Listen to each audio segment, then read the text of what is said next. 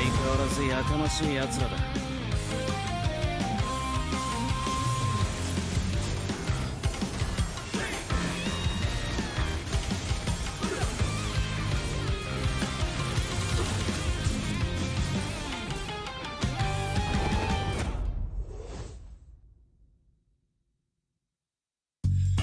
You keep scratching the surface for dandruff? But the problem lies deeper. Use Head & Shoulders. It goes 5 layers deep to defeat dandruff and itch. Be up to 100% dandruff-free. Head & Shoulders. Dermatologically tested. みんなを守るために私はもっと強くなる。やっしゃなら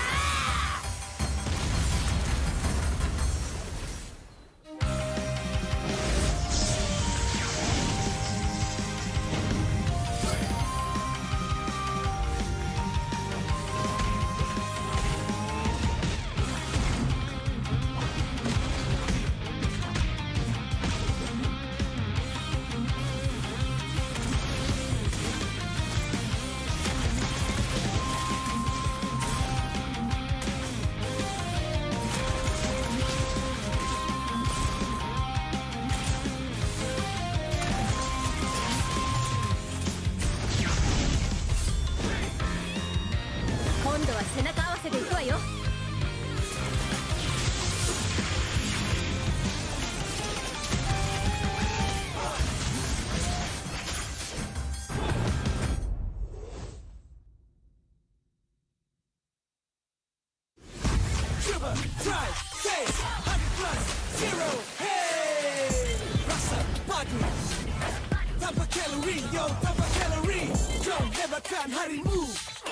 Dengan 100 plus zero.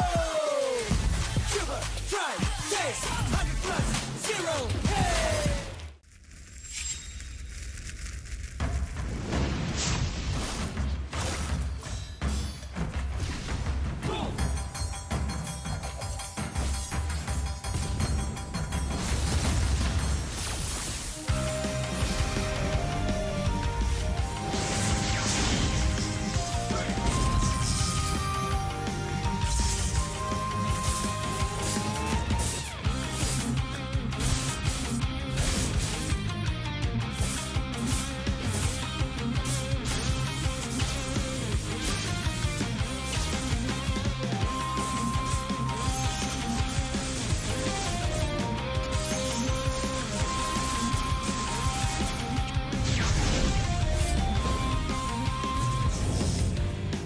ここは俺に任せて。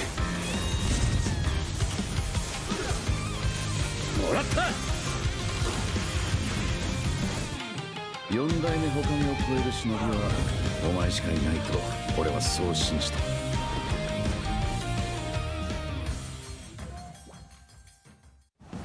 Jiwa perwira, setinggi semangat gagah sang harimau. Medan bertarung walau di mana, kita berdiri sama perkasa. Biar lawangan kita bergema satu dunia. Perwira dan pertiwi, bangkitlah dan terus berjuang. Marilah kita bersorak, harapan pasti ada. Ayo Tim Mas, kita mara bersama. Kita semua Tim Mas.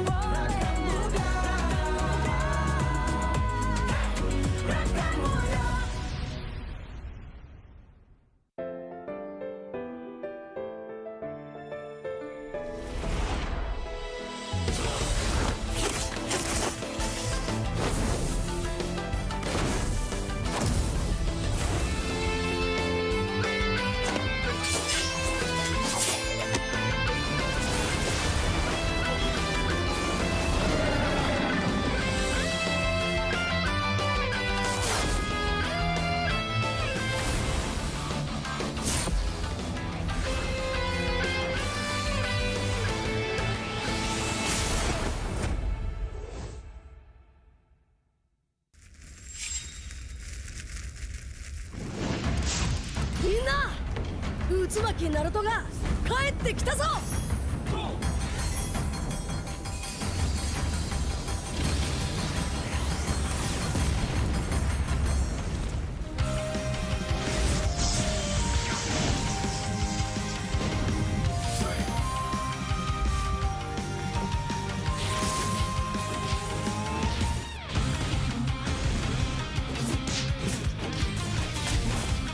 クラマ力を貸してくれ。よ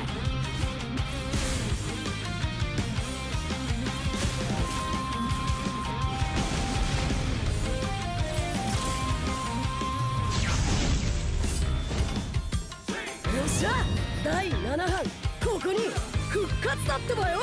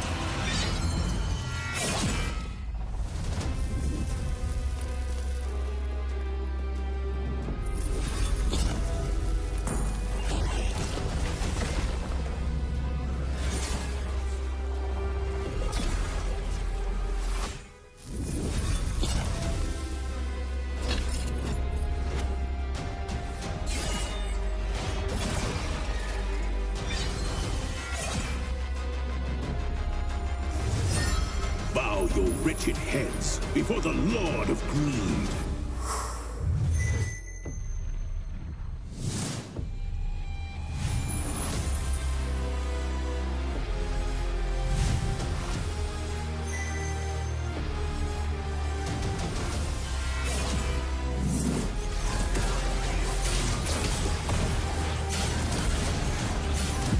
Be freed from your mortal coil.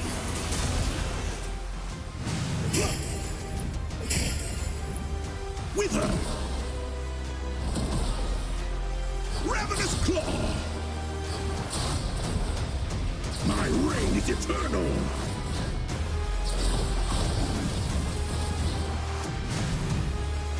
In the end, you achieved nothing.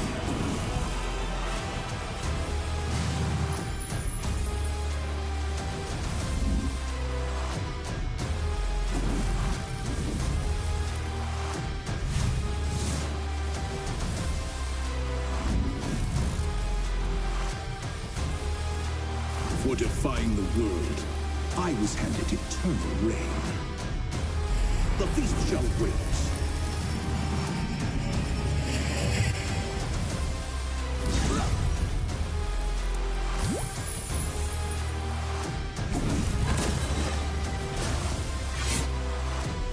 All will praise his name.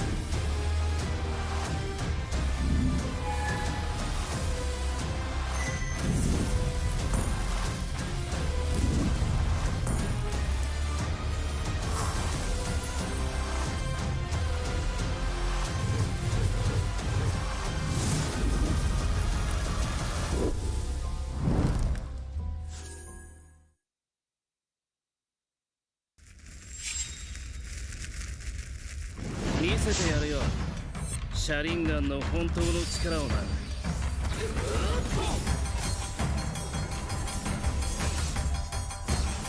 力が湧いてくる。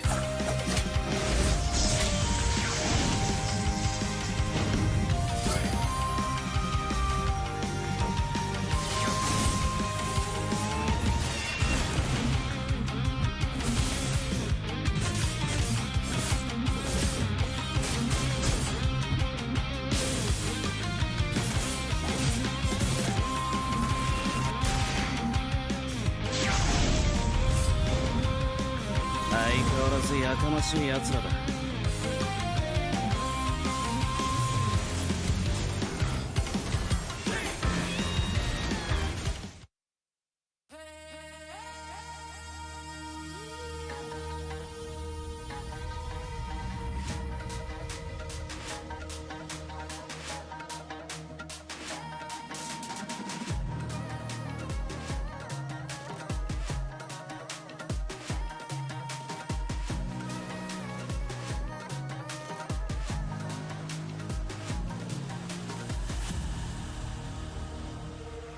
hembus kata si Mas.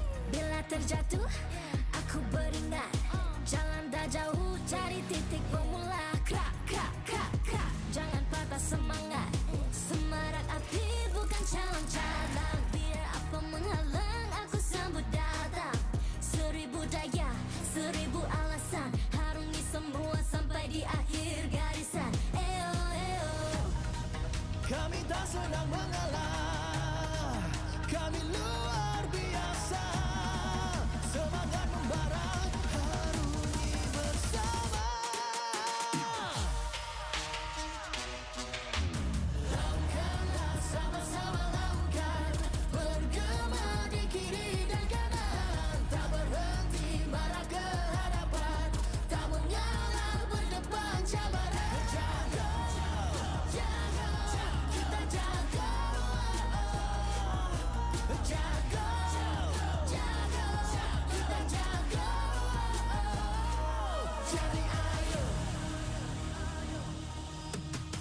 See me, watch me, hype me, gotta give it all. Don't matter how many times I fall, gotta get back up. Yeah, yeah, gotta go. I can hear them calling, now I gotta serve. Mess with my clique, now you get what you deserve. We keep it tight, we keep it cool. They got me and I got them too.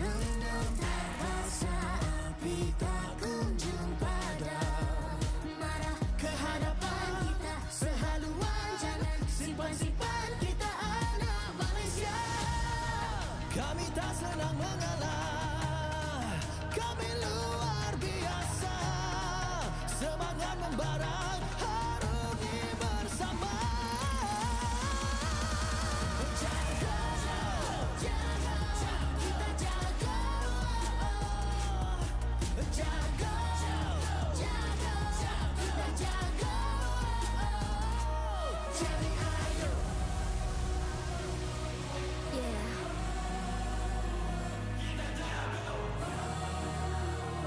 Are you ready?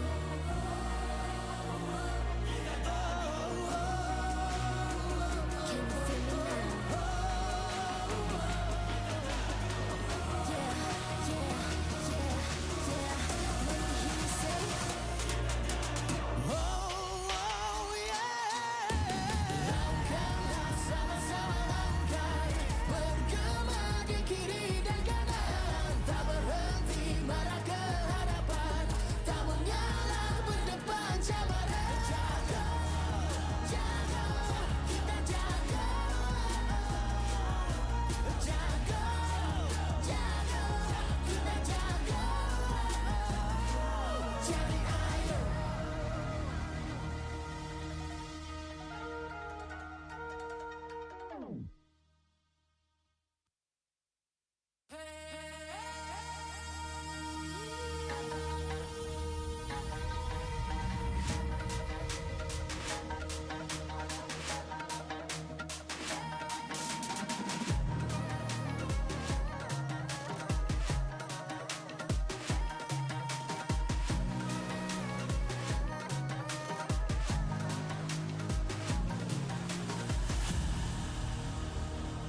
Aku hembus kata si Mas.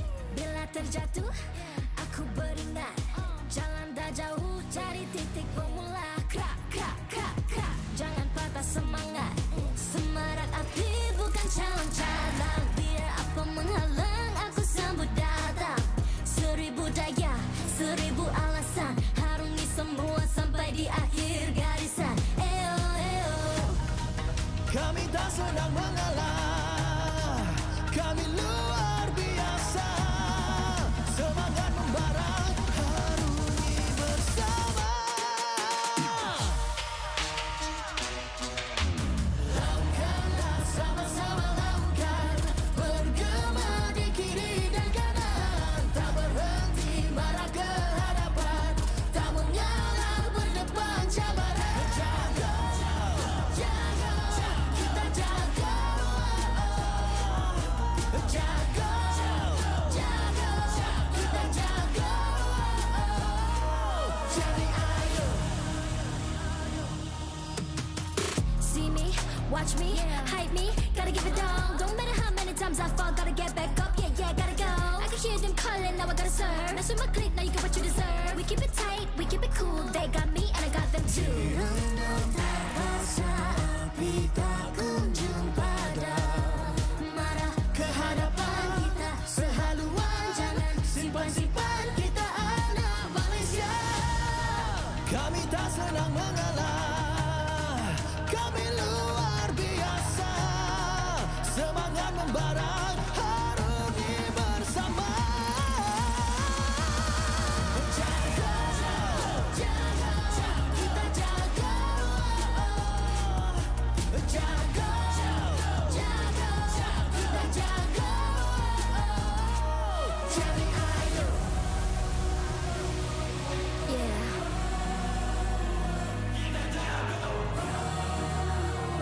Are you ready?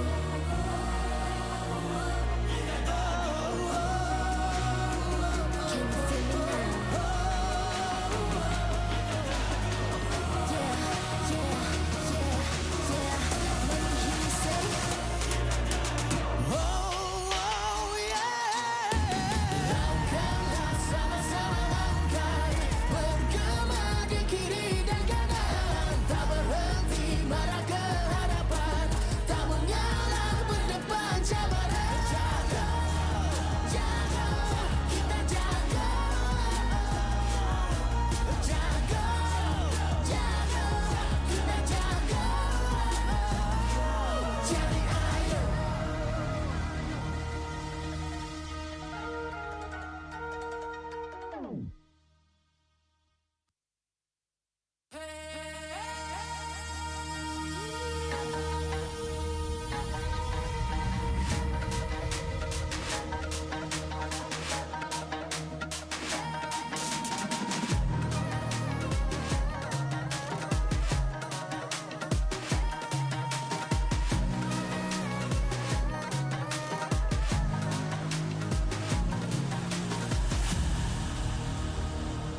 Aku hembus kata simas. Bila terjatuh aku beringat. Jalan dah jauh, cari titik bermula. Krak, krak, krak, krak. Jangan patah semangat. Semarak api bukan calon cadangan. Biar apa menghalang, aku sambut datang. 1000 daya, 1000 alasan. Harungi semua sampai di akhir garisan. Eo, eo. kami tak senang mengalah, kami luar biasa. Semangat membara, harungi bersama. Langkahlah sama-sama langkah, bergema di kiri dan kanan, tak berhenti marah ke hadapan, tak mengalah berdepan cabaran. Jaga, jaga, kita jaga. Jaga, jaga, kita jaga. Jadi idol.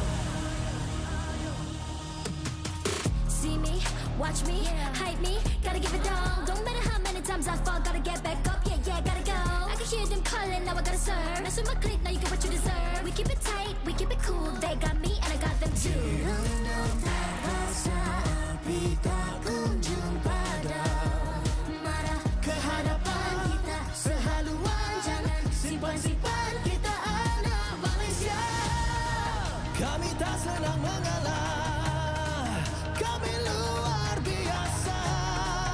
Semangat membara, harungi bersama.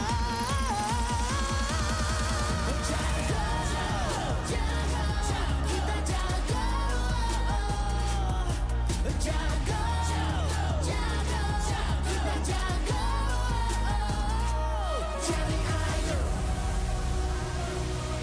Yeah.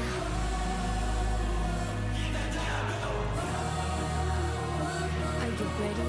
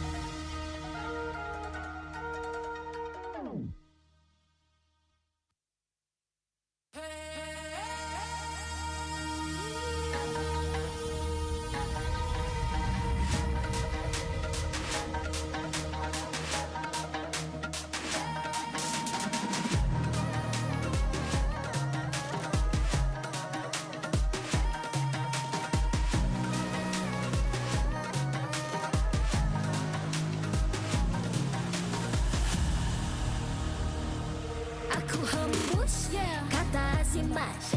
Bila terjatuh, aku beringat. Jalan dah jauh, cari titik bermula. Krak, krak, krak, krak. Jangan patah semangat. Semarak api bukan calon cadangan. Biar apa menghalang, aku sambut datang. 1000 daya, 1000 alasan. Harungi semua sampai di akhir garisan. Eo, eo. Kami tak senang mengalah, kami luar biasa. Semangat membara, harungi bersama. Lakukanlah sama-sama lakukan, bergema di kiri dan kanan. Tak berhenti marah ke hadapan, tak mengalah berdepan cabaran. Jaga, jaga, kita jaga. Jaga, jaga, kita jaga. Jadi ayo. See me, watch me, hype me, gotta give it all. Don't matter how many times I fall, gotta get back up. Yeah, yeah, gotta go. I can hear them calling, now I gotta serve. Mess with my clique, now you get what you deserve. We keep it tight, we keep it cool. They got me and I got them too. Rasa api tak kunjung padam. Marah Ke hadapan kita, sehaluan, jangan simpan-simpan kita anak Malaysia. Kami tak senang mengalah, kami luar biasa. Semangat membara, harungi bersama. Jaga, jaga, kita jaga. jaga, Jaga, kita jaga. Jadi ayo. Yeah.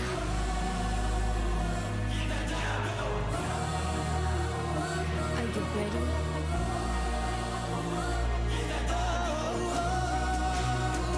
Can you feel me now? Yeah, yeah, yeah, yeah. Let me hear you say. oh yeah. Lakukanlah sama-sama lakukan, bergema di kiri dan kanan. Tak berhenti marah ke hadapan, tak mengalah berdepan cabaran. Jaga, Jaga, kita jaga. jaga, Jaga, kita jaga. Jadi ayo.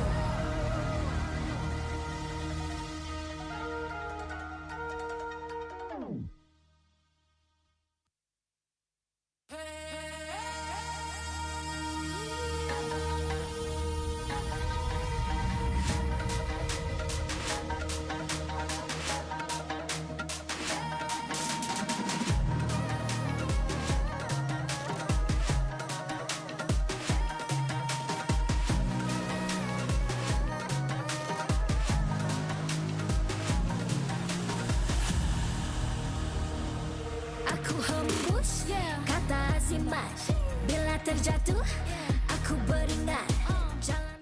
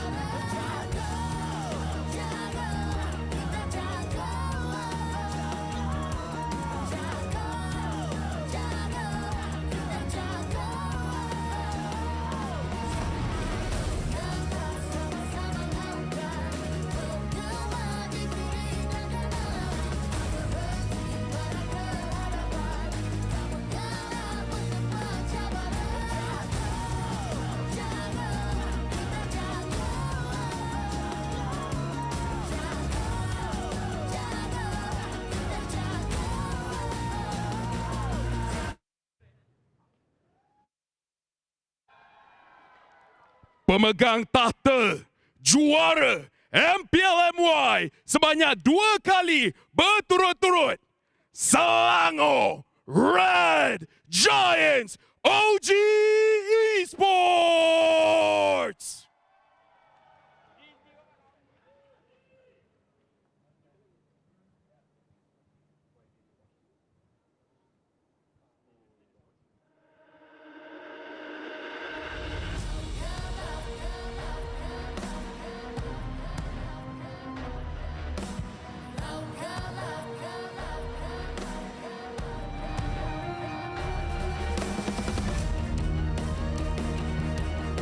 Pencabar tahta terkuat musim ke-14, Team Vamos!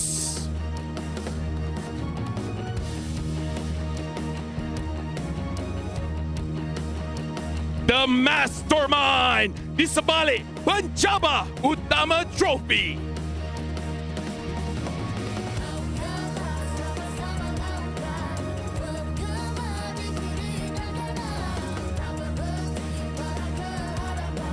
Pencabar-pencabar utama yang akan merebut trofi dan slot ke MSC.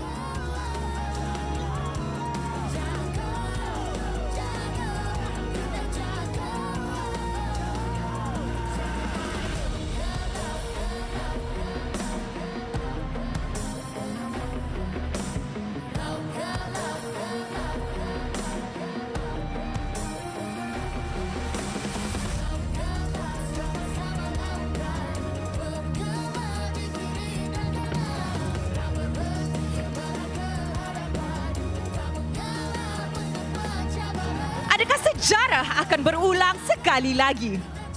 Atau adakah juara baru akan dilahirkan pada musim ini? Segalanya akan terjawab Di pentas kebanggaan MPL Malaysia musim ke-15.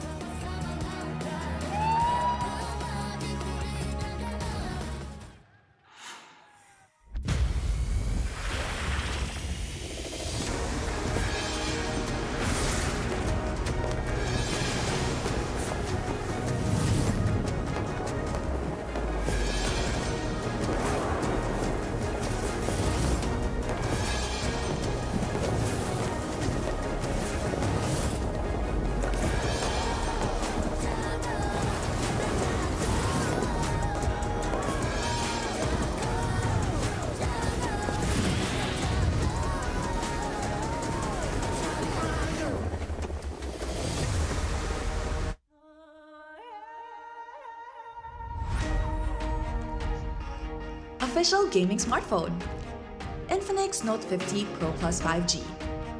Equipped with a trendy and sleek design, made with premium-looking metal alloy. With 100-watt fast charging and a 5,200 mAh battery, you can stay in the game longer. Our esports partners, Head & Shoulders, up to 100% dandruff-free and itch protection. Head & Shoulders is dermatologically tested, penetrates 5 layers deep to eliminate dandruff. Get yours now. And thank you to all our strategic partners. 100 Plus, Players, Astro Arena, MPL Merchandise, MPL Ticketing. Supported by KBS, ESI, Makan Muda, MESF, PSM.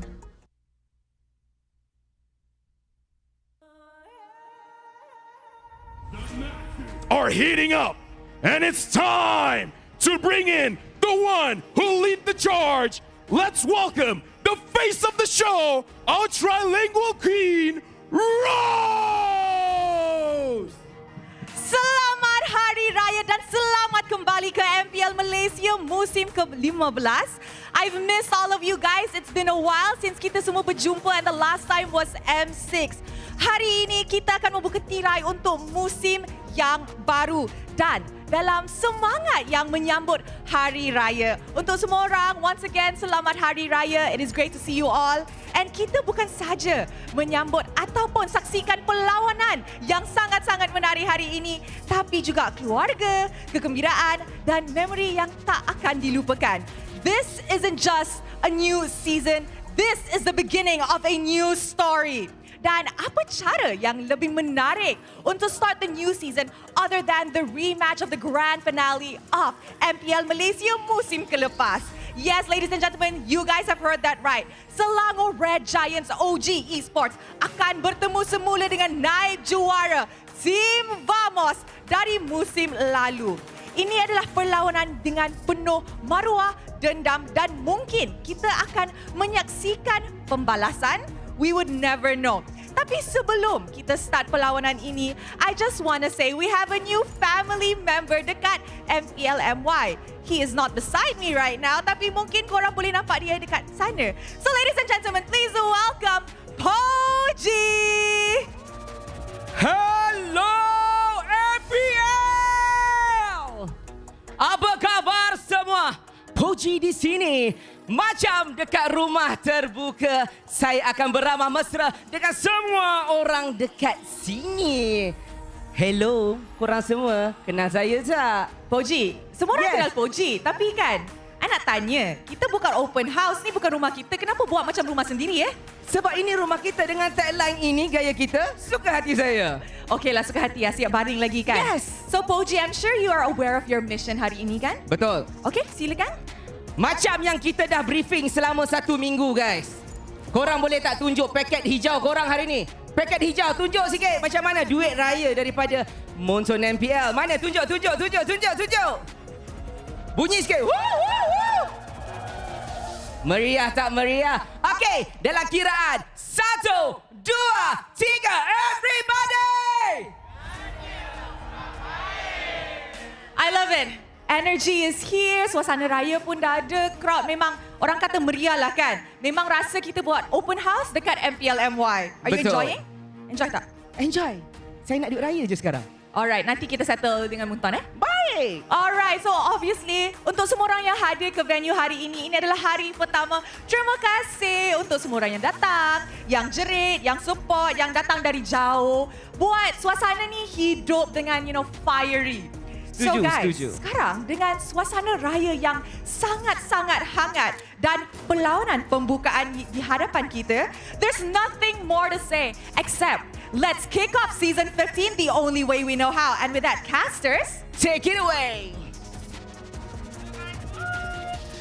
Thank you to our wonderful hosts. And Selamat Hari Raya to everyone watching online. We welcome all of you to a brand new season, a brand new starting line, a brand new era of MPL Malaysia for season 15. Can you guys imagine? It's already been 15 seasons of all of this. My name is Stafa and I'm joined on desk today by Gideon as well as Husky. So another great year, another great season. We have had quite a 2024. We made it back to 3rd place on the world stage. We've set the bar locally, and now we got to start the day with another Grand Finals rematch from season 14. I think we're heading in the right direction, but this year is only going to get tougher. Yeah, I mean, the expectations are always going to be set higher and higher every single year, but it's crazy to imagine, like Stafa said, 7 years worth of MLBB and still counting, and MY is still there in the scene. I really thought we were going to fall off last year, but whew, it was a good year for us. That's a very pessimistic view of things. Hey, I'm Mr. Glass half empty, unfortunately. But understandable. But, well, I think we've got something to be very optimistic about today, and that is none other than our opening match, our first match of the entire season. Gonna be the Grand Finals, a rematch between SRG, now with a brand new OG Esports slapped on for a brand new coat of paint alongside their old rivals, Team Vamos. And of course, that's not the only match happening today, right, Husky? Yeah, we also got DXS taking on Ocean Black for our second best of 3, 2 teams that came from MAL, and then Team Ray against JP9 to close it out. All of these matches are going to be pretty epic, especially with the new patch update. For those of you who have not been keeping up with MLBB, don't worry, we're going to keep you informed. With the new hero, Kalia, absolutely tearing it up in the Land of Dawn, but just a general summary between hero adjustments, emblem adjustments, and battlefield adjustments, the game is significantly faster.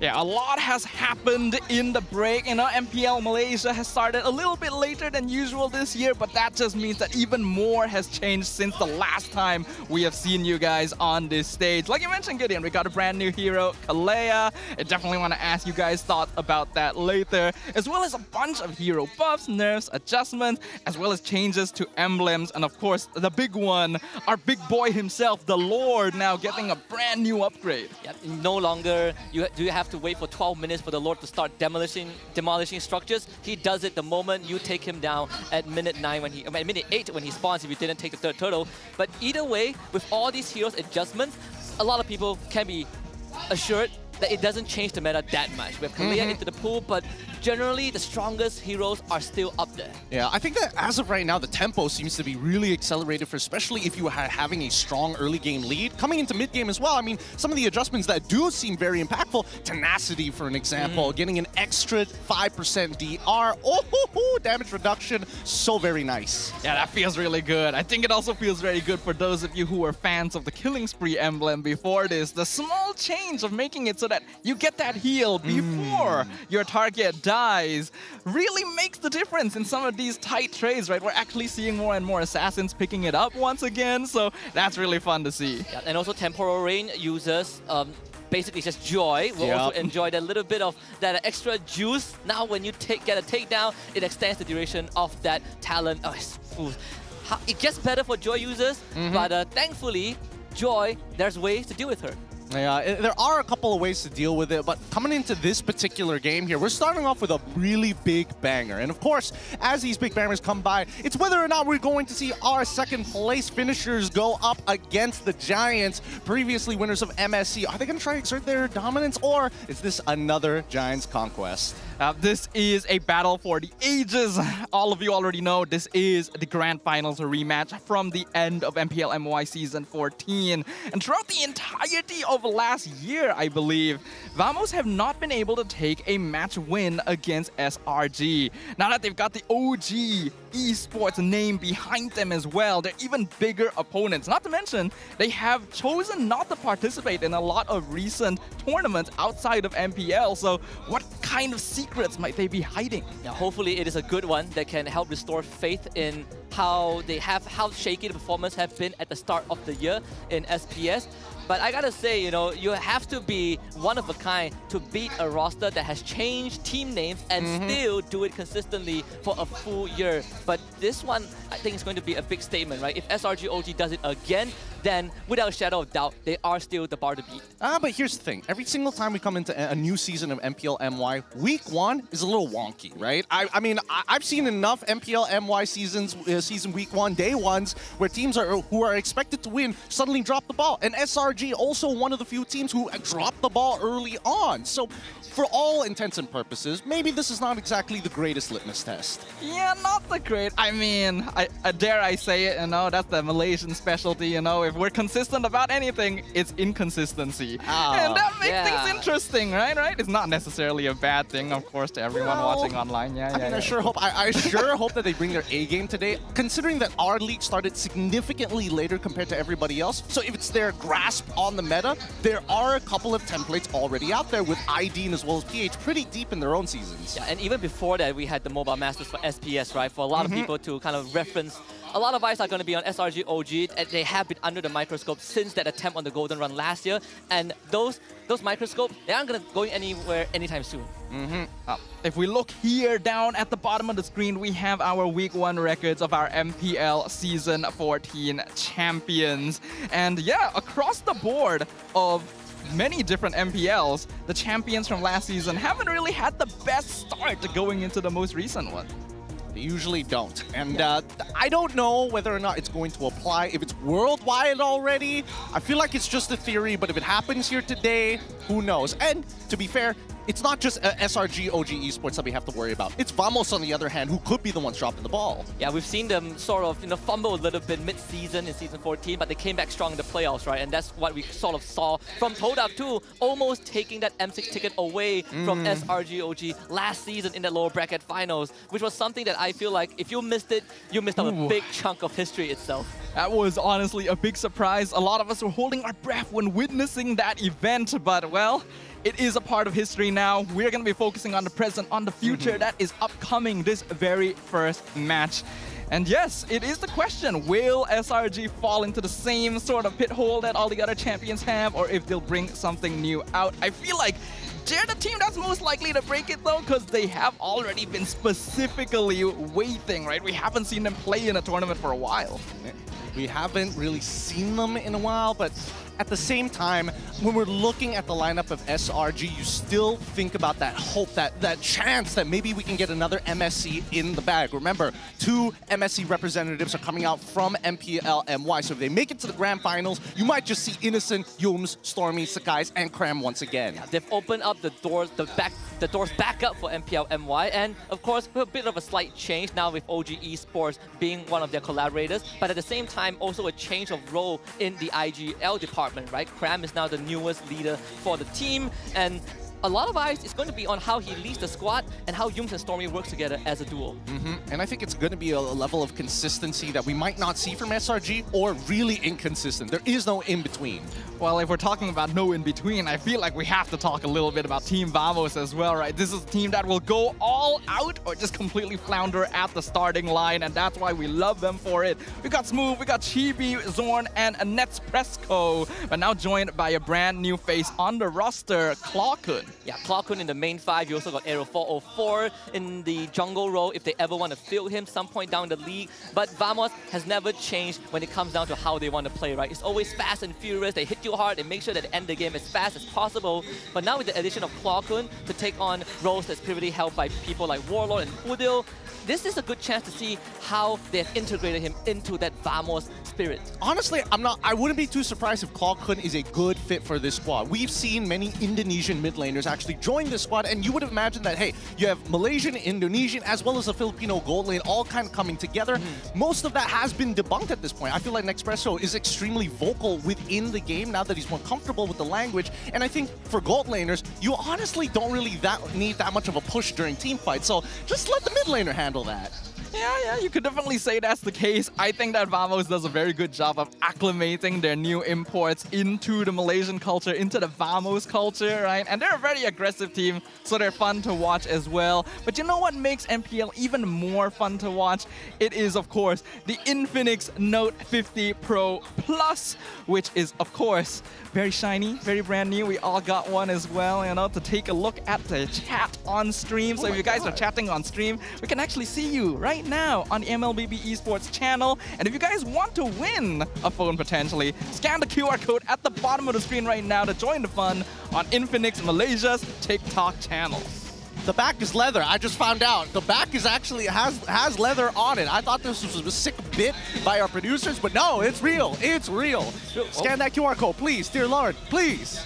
Oh, I mean, it's getting loud already, right? Again, every time SRG, OG, and Team Vamos are going up against each other, you can barely hear yourselves, but hey, this is how we set the mood for the start of Season 15, and I gotta say, I've been dabbling around a little bit with the Infinix phone, dabbling around with the new meta. I'm excited to what these two teams have to show. Yeah, I'm especially excited because the game is faster. Technically, that kind of benefits like Team Vamos in this sector because they were the early game team. Yeah, but that doesn't mean that late game scaling heroes are completely off the table. No, like we still see plenty of Granger, we still see plenty of Cecilion. They actually benefit a little bit about this brand new accelerated meta as well, right? So we gotta keep our eyes open. There's a lot of new stuff coming. Our fans are already ready, but we've got a video for you guys to check out first. So feast your eyes on this. Inilah dia tuan-tuan dan puan, the back-to-back champion. Untuk season ni, saya rasa SRG masih one of the team yang kuat lah. Cuma rasanya level kita orang dengan dia tak jauh beza. Sebab last time diorang main dekat Snapdragon, so boleh nampak yang diorang punya performance tu tak sama macam MSC. Robots will end Selangor Red Giants' life in SBS. After losing Snapdragon, we have more times to group up and then actually prepare for what's coming next. We have been in this schedule where it's really tight together, so it's always forward. The Malaysian teams are really getting good. I can see that this MPL is not gonna be easy. In the performance in Piala, they are the one that is like dominating. There's no other teams that like really come close with Vamos. For now, I think it's around 70 to 80%. If we can dominate our match against Vamos, maybe it's 100% that we can get repeat in MPL MY. As long as our preparation is good, I think the history will repeat and we will win again. I think if we can beat SRG in first match, we can win the championship.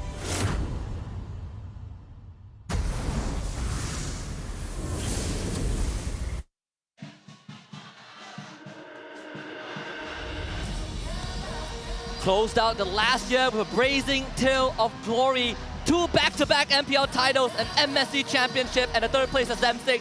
Welcome, Selangor Red Giants OG Esports!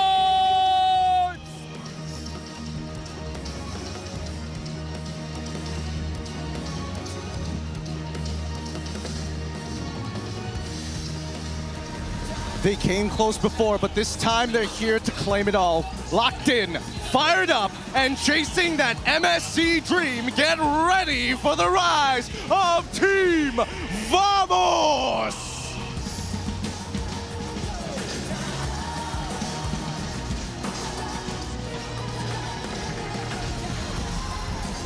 Introducing the coaches and analysts of both teams alongside our head of League Ops, Franklin, that will ensure fair play and professional integrity in the matches.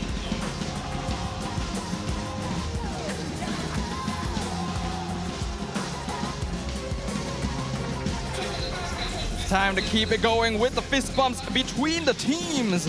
A true sign of professionalism. This is how we roll. This is Malaysian sportsmanship. This.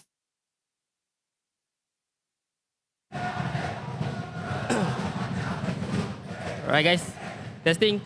Assalamualaikum semua. Saya dekat sini nak kita semua sedekahkan Al-Fatihah untuk Allahyarham Abdullah Ahmad Badawi, bekas Perdana Menteri kita guys. Al-Fatihah. Auzubillahi minasyaitonirrajim. Bismillahirrahmanirrahim. Alhamdulillahirabbil alamin. Arrahmanirrahim. Maliki yaumiddin. Iyyaka na'budu wa iyyaka nasta'in. Ihdinas siratal mustaqim. Siratal ladzina an'amta 'alaihim ghairil maghdubi 'alaihim waladdallin. Amin. Semoga Allah tempatkan arwah di kalangan orang-orang yang beriman. Amin.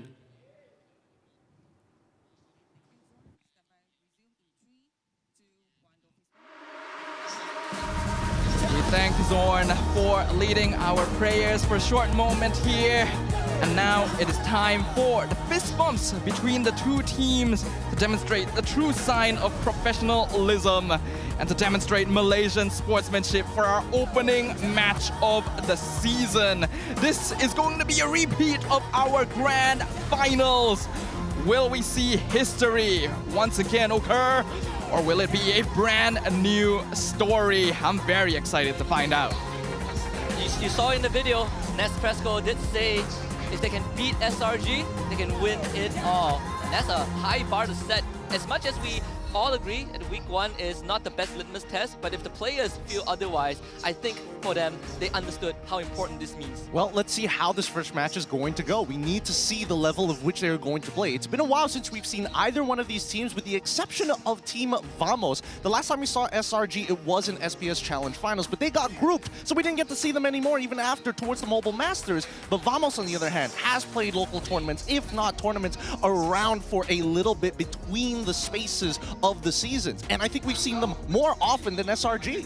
Yeah, we got to witness their gameplay in the Piala Esports. We got to watch them in the recent IESF qualifier.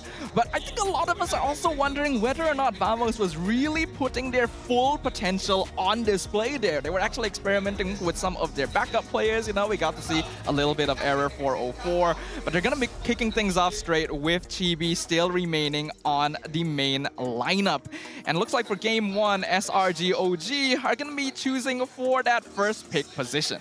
Which is great right now, I think, the current meta. In fact, I feel like blue side, as much as it has always been great, the balance between blue and red side has been kind of smoothened out a little bit, right? Thanks to Kalea entering the pool, now we have more options on both ends, but SRG on blue side has always been I feel something that Vamos can exploit a bit more, because Vamos has a lot of cheese picks. They love being on red side and having that final say. I totally agree with you, but I think this really boils down to whether if SRG decide to go on blue side, it means they have a power pick so strong, it doesn't matter what you throw at them afterwards, that you're able to find some form of counterplay, some kind of advantage, which we've seen a lot in the current metagame.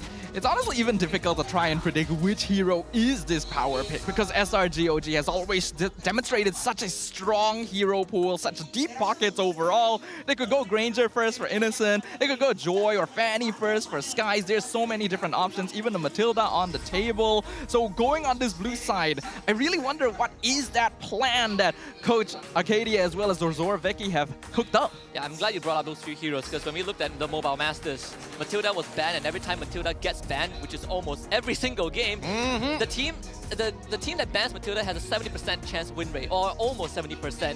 Fanny, on the other hand, is more like doing a service, right? Like, you don't want them to go through. And of course, we got Daniel Sanders on the scene as well, the CEO of OG Esports here to witness the premier match. Oh my goodness, that man hasn't looked like he's aged a day in his life. He's seen an organization win 2 internationals, and he still looks exactly the same. I'm telling you, winning trophies keeps your youth to it. I mean, I think it would keep me youthful, in fact. And it's not just him as well. We've also got the COO of OG Esports.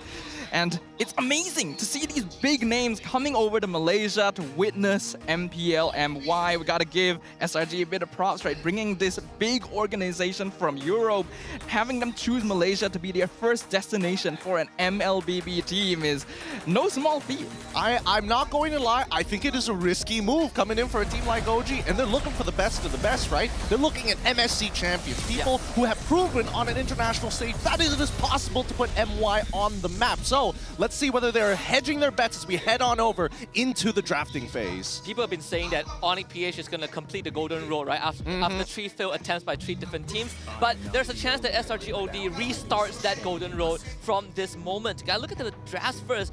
I personally want to see Suyo gone. I've had enough of Suyo, especially blue side. But then there's the Granger, right? Like, Innocent broke 4 records with Granger alone against RRQ during M6. Do you really want to give it to them? I think there's a lot of things to worry about. And honestly, looking at the side of Vamos, especially with their head coach now being Zaya, he's got international experience underneath his belt. He is a very smart drafter. I'm just curious whether he jives with the team to be able to kind of bring out the best in them, or whether he's going to fall back into the metagame. Based on what we're seeing so far, it looks like they're up to date. Zushin bans on the blue side, as well as the Phobius bans, are very, very common these days. Zaya making sure that, hey, red side, I don't want to see that Fanny anywhere near, but the question is whether or not they're going to open up that Suyo. Yeah. We also seen Team Falcons PH kind of go down this route to shut down King Kong when they faced off against Onyx PH in the SPS playoffs, which was you target ban junglers in the first phase on red side, right? You make sure the Fanny doesn't go through, and if blue side bans out a jungler, you get 4 in a row. So that is something that I feel maybe Zaya can approach, depending on this second ban, of course. But overall, I feel like if you want to look at SRG OG, the jungle role is very important. Yeah, I think that's a really good shout, actually, because there are only about 4 or 5 really commonly picked meta junglers in the current form of MLBB gameplay anyway, and Skies has already shown that he'd like to rely on these meta fallbacks. So if Vamos decides to go in that direction, it wouldn't be too bad, but they decide to get rid of the Hari first. And now here's the thing, as much as we want to focus on the junglers and how great both GB and as well as Skies have earned themselves MVPs in their own right, I think the gold lane is just as narrow as the jungle as of yet. And I would argue even more devastating than the jungle itself, because the 2 top picks that we've seen across the board always is Harith and it is always Granger. Now that Harith is gone, this could be a potential trap being set up by Zaya. It really depends here, right? Because Coach Arcadia is going to be looking at this. Hey, all right, if Granger is open, is this first pick worthy, or do we focus on Skies? Yeah, because there is a chance that these first 3 bans, or at least particularly Phobius and Hilda, is gearing Skies up for either a Suyo or a Joy pick, right? Like there's a very good chance we go down that route. Now Zaya has a very important decision to make. Do you go for that trade? Kalea is most likely going to be open if they don't ban it. Do you take that on red side? Because it feels a lot more smoother to pair Kalea up with a +1. Well, based on some information that we actually know of, Zorn might not be the most comfortable on Kalea as a hero. I can't remember who mentioned this to me. No way. I heard it from somewhere, but apparently it's just not really his style. But Xayah going in a completely different direction than Moskov. Right. Here's targeting Innocent. Here's the gambit. Now the gambit is we could look for Innocent to get his natural Granger. They could go for Kalea first pick. If they go for Kalea first pick, we guarantee that Xayah is going to get 2 strong picks on his head. One of which is probably going to be Suyo. I'm going to put it out there. Suyo has one of the highest win rates so far across the regions. I don't think it's going to be different here in MPL MY. Yeah. But on top of that, they will get the Kalea. So this is the gambit that both sides are rolling for. But if you're trying to gambit for the Kalea, that Joy pick now looks a bit iffy, right? Because Kalea gets to control the Joy as long as she doesn't get the out of. Let's see that first pick. They are going to take Kalea on blue side, so now they guarantee themselves a strong jungler. And even if Suyo goes over the Chibi, Sakai has an option. Yes, he does have an option. Now, the only indicators that we have that Kalea was going to be that first pick is that Zhu Xin Bang. Claw Kun, specifically coming in from Indonesia, and based on what we've seen in their own MPL, it seems to be the common way to deal with Kalea.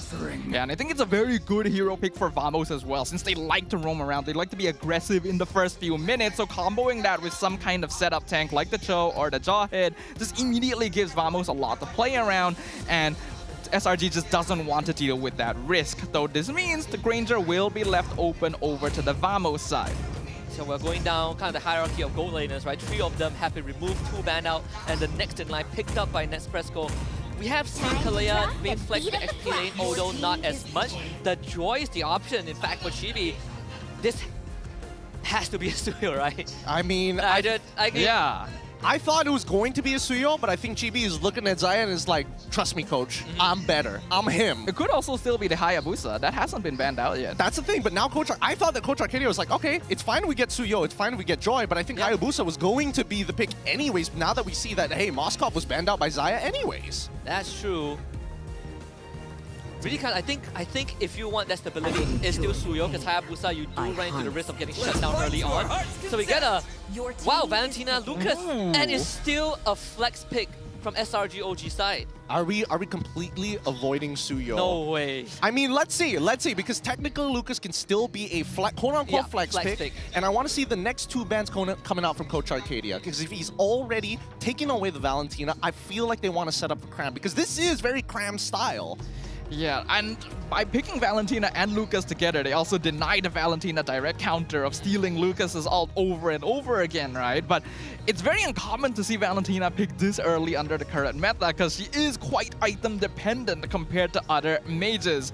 By doing this though, SRG does leave the option open that, like, we may not have picked our jungler yet. You may have to ban out Suyo and Hayabusa in your next phase. And then the next question is, how much deeper do they want to go down this route, right? We've seen examples of, oh, I want to play this flex pick drafting, and then because you're on blue side, you're going to end up getting stuck in the last 2 picks, and that's something that SRG OG needs to figure out. I like the Sicilian pickup. Plenty of late game damage from the side of Team Vamos.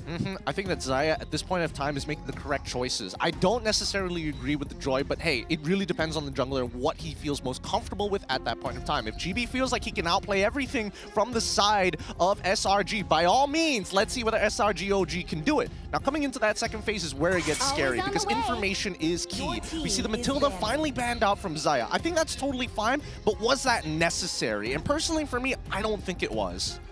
Yeah, it would mean that Kalea would go into the EXP lane if SRG went for the Matilda there. And while she's pretty good at trading early on, she does fall off a little bit later. But it's time to take a step back, right? Look at history a little bit.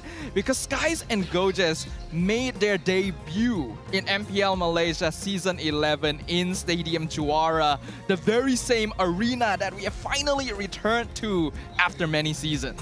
And to add on top of that, Sakai is the only OG member left in the roster, right? Up to this point, everyone else has gone through a transition. You know, Nets wasn't here, well, not Nets, Innocent wasn't here in the beginning. Same as Cram, we had Super Pancake yesterday, we had Super Red back then. So it has been quite a journey for this star jungler.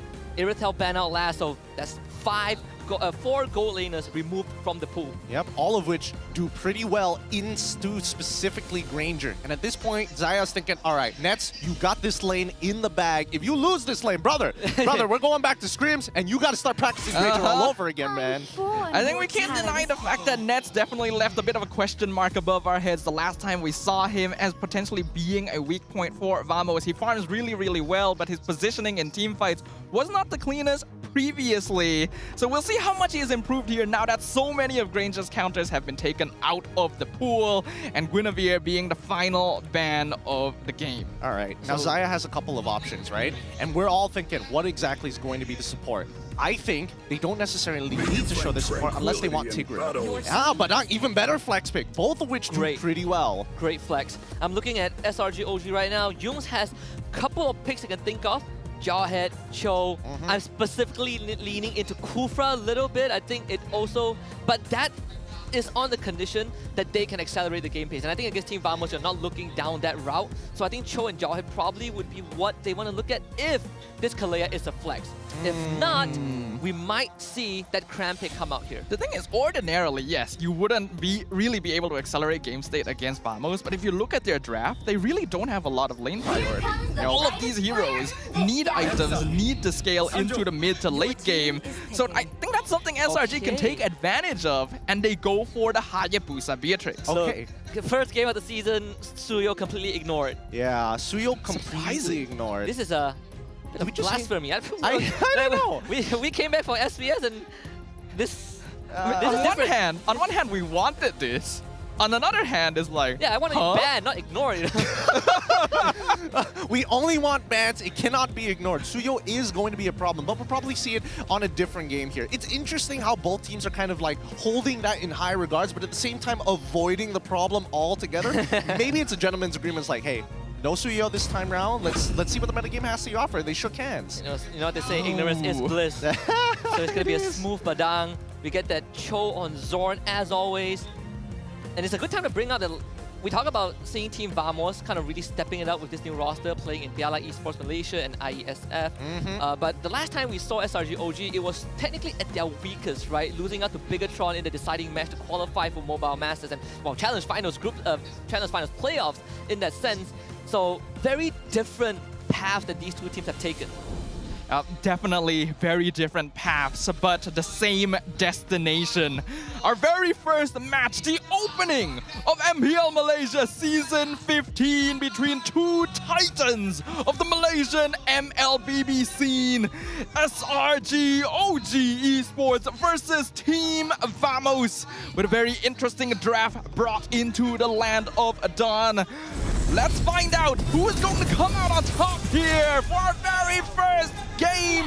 Will it be our defending champions or the antagonists directly challenging their throne? All right, welcome to the land of Dawn. The very first game here at MPL MY. Get excited for this one, especially with these two high-caliber teams. We're expecting a lot out of them, and the fact that Suyo was not picked up is a big question mark, but hey, at least we might experience a metagame as if it didn't exist in the first place. Now, speaking of compositions, right, as Stefan mentioned, Team Vamos, they're not going to find a lot of priority other than the mid lane, and that's highly dependent on the skill level of this 2v2.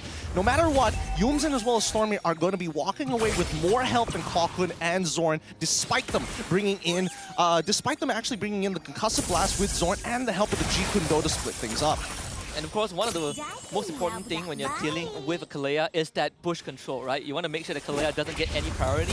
If not, she can get a lot of cheeky engages, especially on this mid side.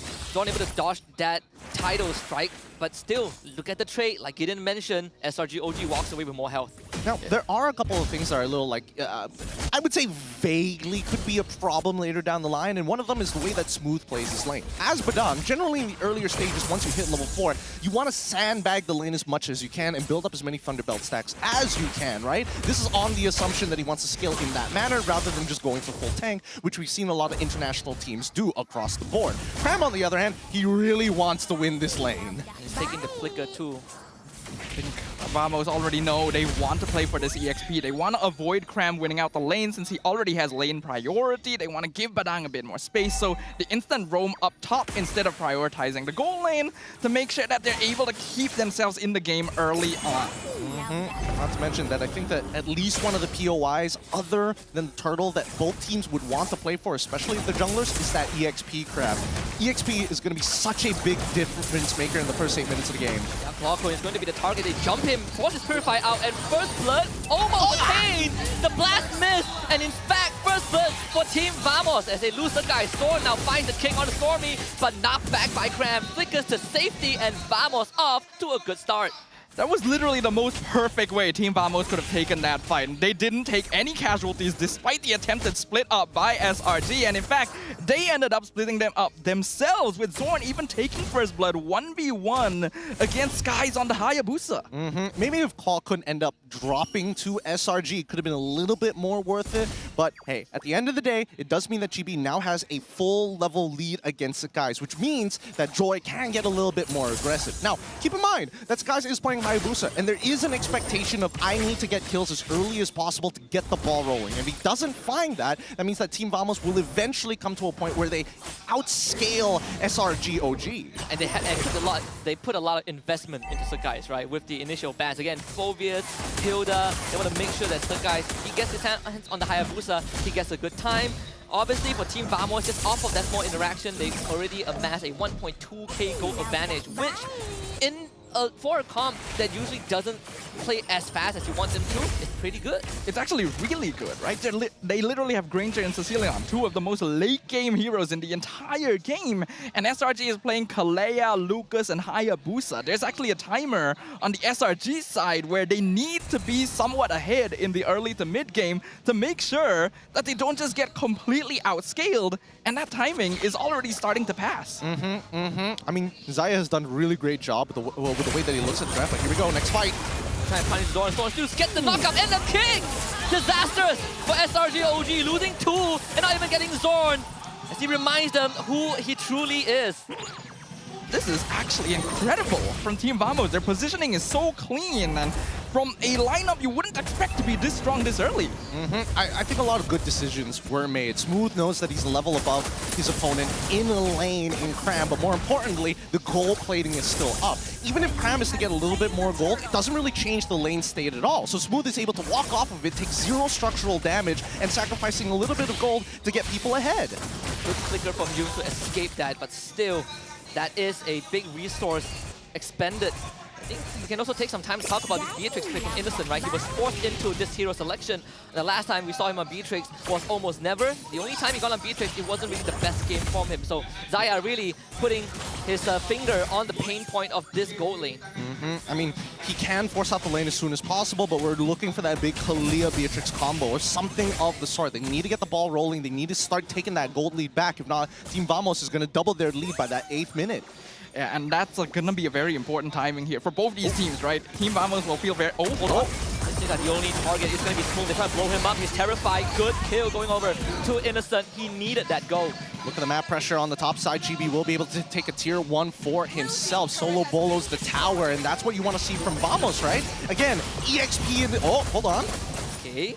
Able to make a quick retreat in the mid side, thankfully. Wow, I'm surprised that Zorn didn't go for the kick there. I think they had enough resources to force it out, but I guess trading Sacred Beast for a Flicker Way of the Dragon might not be the best. Yeah, I think they were in a bit of a transitory period as well on the map, right? TV was just coming back from that top lane after pushing it up, so I don't think the team was in a state where they really wanted to force a fight just yet, even though it seemed like it could have been a pretty easy pickoff. And Team Vamos is quite comfortable with this, right? They're already notably ahead quite early on. And they're trying to go on to Chibi, who is now caught completely alone. Flickers forward from Stormy.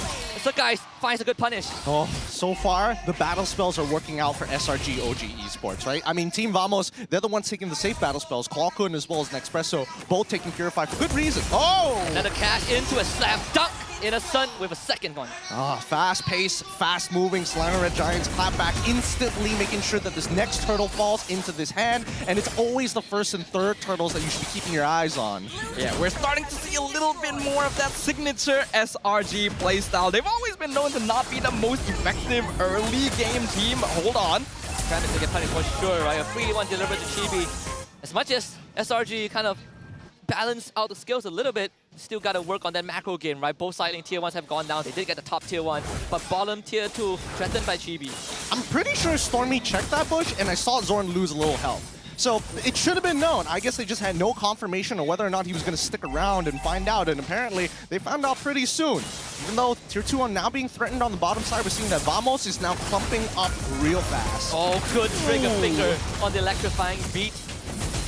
Excellently done. Team Vamos really showing themselves here. This is a team with a recent tournament experience, and we've already seen signs of their improvement. They've always been striving to reach the top, the heights of MPL MY once again, and I'm really starting to see signs of that. And when you fall short of the trophy 2 seasons in a row, you gotta really start feeling something inside. I don't know. 2 seasons sounds like an understatement considering the history of all these players known to like not make it to groups, known to not even make it to playoffs, to now consistently hitting playoffs but not getting championships. It's a tough journey, but they're getting there. Again, if they take down SRG OG in this opening series, that is gonna at least secure them the point that they otherwise would have struggled to get. Looking at the goal difference right now, obviously still leaning a little bit towards the Vamos side. They're still sitting on a roughly a 2K goal lead, though a lot of that actually going on Nespresso. We have to remember, the Granger and Cecilion have just been racking up assists slowly in the back line. They haven't really even been threatened this entire game. And it looks like, oh, this T2 is going to fall as well. Nicely set up by Team Vamos. At the same time, it feels like as much as their macro feels a little better here, their execution seems to be very sharp, and it looks like maybe the first time in a long time that we're seeing that week 1, day 1 games are going to be high quality. So you start off on a good note for the opening one, right? I mean, it's a Grand Finals rematch. Can't go anything worse than that. Although I would say the SRG needs to start looking at these side lanes, right? Because Vamos, they're playing into what they're good at, these sideways management with that Joy, with the Granger. It's making life for SRG OG's life, making life for SRG OG hard, especially with this Lord coming up. Yeah, I really love the way that Vamos has been approaching the macro this game. Every time they're doing something, they're trading for something else on the opposite side of the map. They lose a body, they get a tower, and it is so worth it for them every time. Because remember, this is a lineup that actually doesn't mind being a little behind in goal, and they're ahead. And that's going to be Stormy eliminated. Deleted by Zorn once more. Nespresso finds the kill, and Lord is open. Let's try. Yum goes in, tries to get a grab into full combo, but that is smooth. He's going to eat all of it up, and Chibi dances on the Yums. Backline threat, Nespresso somehow gets away. Cram will look for a retreat, and as SRG OG, hang on for now, but maybe not Cram, who leads the way. And they're able to stall out the Lord take. Really nice reaction time coming in from Smooth, man. Making sure he drops that ult to delay Kalia, giving the rest of the team Vamos a heads up about the engagement. And it's giving him so much space, right? And Vamos just zones them out. They get the Lord. Vamos is playing this clinically. It is so impressive to see how much they've improved. Hey, he's playing with fire. Whoa. He's playing with all fire. He's like, a couple more stacks, please. And Cecilion is like, sure, you can have the final hits. Just let me impact it one more time. Now, looking at the items, funny thing, most people, and especially when we look at Badang players, right? Thunderbelt, Oracle immediately after to make sure you have max CDR as soon as possible. Instead, he goes for the Brute Force Breastplate, meaning that Smooth does want to be somewhat of a threat if he ever catches Stormy, if not Innocent in these engagements. Yeah, Shadow Q to clear out the mid wave just to delay that push a little bit. They understood how important that tower is to them. But hey, it's good to see that Smooth has finally integrating himself fully into the roster, right? Play fast, play aggressive. We saw him 8 at full Banner's Rage, and he still survived with half health. Yeah, having that item advantage really helps a lot, especially against a hero like Beatrix that does need those items. And Nespresso already starting to be a pain in the butt. Stormy just taken out of the fight through pure poking without being able to do much about it himself. All of the towers in the side lanes are now gone, and that is so much space for Vamos to start working on the middle ones. Yep, this is where it all starts to crumble. This is what we expect to see from Team Vamos, especially with the first Lord of that game. You get so much, it already can charge in. T2s are basically known as econ towers. They're free gold for you to take on the map. However, that mid T1 and T2 are by far the most important structures in the map because it opens up the entire jungle on the enemy side. And with that being said, now Chibi can play a more assassin-like behavior, right? Hopping over walls from multiple angles to try and spread apart SRG. And Zorn gonna get kidnapped into a full combo. They need to blow him up, and he has immortality! The item switch at the last second, Zorn somehow gets out of it. Hume will also escape the Death Sonata. What a reaction from Zorn. Sakai still wants more though, hops in, goes to the Shadow Kill Chibi, disperses it, and Sakai finds nothing. Unlucky. Somehow no casualties on either side. Really good reaction timing from both teams, but the pressure clearly in favor of Team Vamos.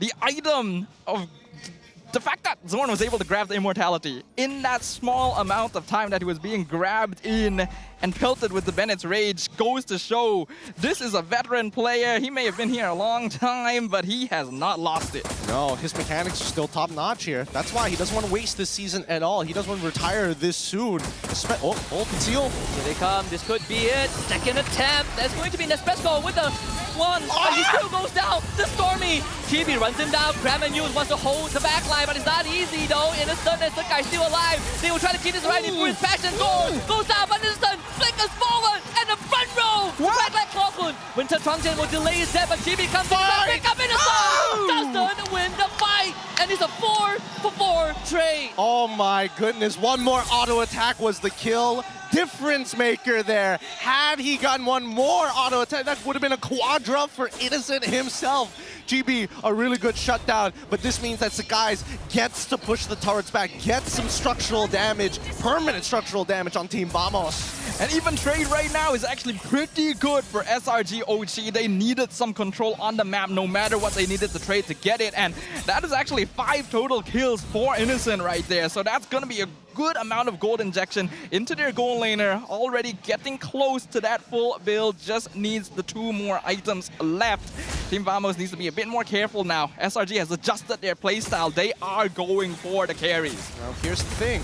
Although the carries are going to be afraid, are very fearful here, I think that Clockwood making a defensive build. Oh, hold on. Kidnap on the Zorn, no immortality this time. Go down. Lord dropping low. Less than 10k HP. Sakai wants to arrive in time. Finds the steal.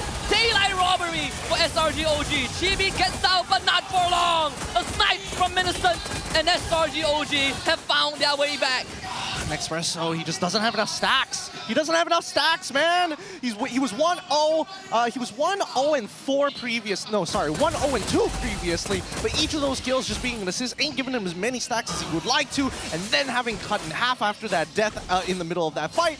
It's just so many things are slipping through their fingers, and SRG now with the second Lord of the game are looking for inhibitors, and that's going to be some serious damage. Yeah, in one fell swoop, SRG has reversed the gold lead, and despite the space that was created the entire time for Nets, he hasn't been able to build up that true threat potential. Unfortunately, Oh no, they kidnap Zorn again. That's a flicker out. Ibiru, Phantom's Rage, everything used. The kick on the Sakai. Zorn! How do you do that? And Krams now baited under the turret, has to fall back with the help of Stormy, but they have bought some space. Move doesn't want to let up, but he has to let Kram go. Dude, Sky's just got not today, kid, real quick. He manages to flicker out of here. He puts himself underneath the turret, and unfortunately, Sakai forgets about the Way of the Dragon, thinking that he could get the shadow kill off faster. Zorn says, not today. It's just that subconscious thought, right? Surely he doesn't have his ult in this moment. Surely I can get one more hit in before I commit the OG shadow kill. So those small moments make all the difference against a player like Zorn with that kind of experience on show. Team Vamos regaining a bit more control now. The net worth is even between these teams. Oh, they're looking real sharp today. 45.8 to 45.8. 9 to 10, 15 minutes into the game. I'm thinking that this is going to break into the 20 minutes, of course. This next Lord is trying to be set up here. Yulums is looking for a pick. Another kidnap on the Zorn. He does have Immo this time, so he will send Yus back into his team. Sakai comes in for the flank. Falcon and Espresso endangered, but they will still get out. Move, eats up all the damage. Crab in the backline, finds it. Falcon goes down, and Innocent uncontested. And now Crab will have to do as much work as he can. Innocent with the passion! Blows all of them up! And once more Innocent will be the hero for SRG. 2 shots. OG, a savage in the opening game of MPL MY Season 15 for Innocent. That's our MVP right there. Continuously breaking records non-stop. The Innocent Beast, a savage on the debut match, the debut game of MPL Malaysia Season 15. As SRG defies the odds and takes game number 1. SRG OG, they botched the engagement. Smooth finds the counter engagement. Vamos able to try and turn that situation around, but they just weren't in the optimal position to land in the bad impacts to take him out. That is an absolute clutch god coming in from Innocent once again. I'm sorry, Innocent, I questioned that Beatrix because we didn't see it enough. But I think we all have seen enough after this game 1. What a comeback from SRG OG. Oh, certainly man. Embodying a bit of that OG esports DNA, you know, we've seen them come back from the brink in their olden days as well. And now you combine these two titans. Woo! What a start, dude. What a game. What a game. Look, in general, on average, per player, I would say Vamos is looking much better. If we're talking about the height of it all, oh boy. Cram, he is saving this game. Cram, Innocent, like, honestly, we thought that SRG was in such a bad position. They were losing early to a Sicilian Granger, but then they clawed their way back. That's the thing about SRG. They are tenacious. They find a way no matter what. And Innocent still making miracles happen. I still remember what happened in the group stages at M6. This man knows how to keep your heart beating fast. He knows how to clutch it, but even so, it's disappointing to see that it's come to this, right? That engagement at the very end there, that should have been a winning counter engagement from Team Vamos, like guaranteed, but no. Zorn got a good kick, Smooth got a good, isolation, and still gonna keep them down. Man, Innocent stopped us from being grouped at M6 and brought us to 3rd place, and now he has done it again, getting the first game off of Team Vamos as the win streak for SRG OG against Team Vamos continues. We pointed how during the early to mid game, Nespresso as well as Clocken were just given free space to farm. We thought that they were going to come online and become absolute beasts, but when we look at the gold in the end screen here, Innocent just completely bypasses them by leaps and bounds with this Beatrix, sporting an 11-1-1 KDA. They were forgetting about him as well. Yeah, they were forgetting about him very, very often. I think Clocken had his eyes, but it was never in the perfect amount of distance to get maximum damage off of his bat impact. And most of the time, you see that Innocent either rolls out of that range or rolls into that range with the tactical. So, again, very well played by Innocent himself. I can't say the same for the rest of his team, though. They had good ideas, but the engagements were always botched up. Either the follow-up was a little slow coming in from both Cram as well as Sakai's, and I think the only person who was taking the initiative as quickly as Innocent had to be Yums. But I would give Cram and Sakai their flowers in that last fight, right? Because they threw their lives for Innocent by disrupting that backline. They made Ness and Clockwin's life incredibly hard.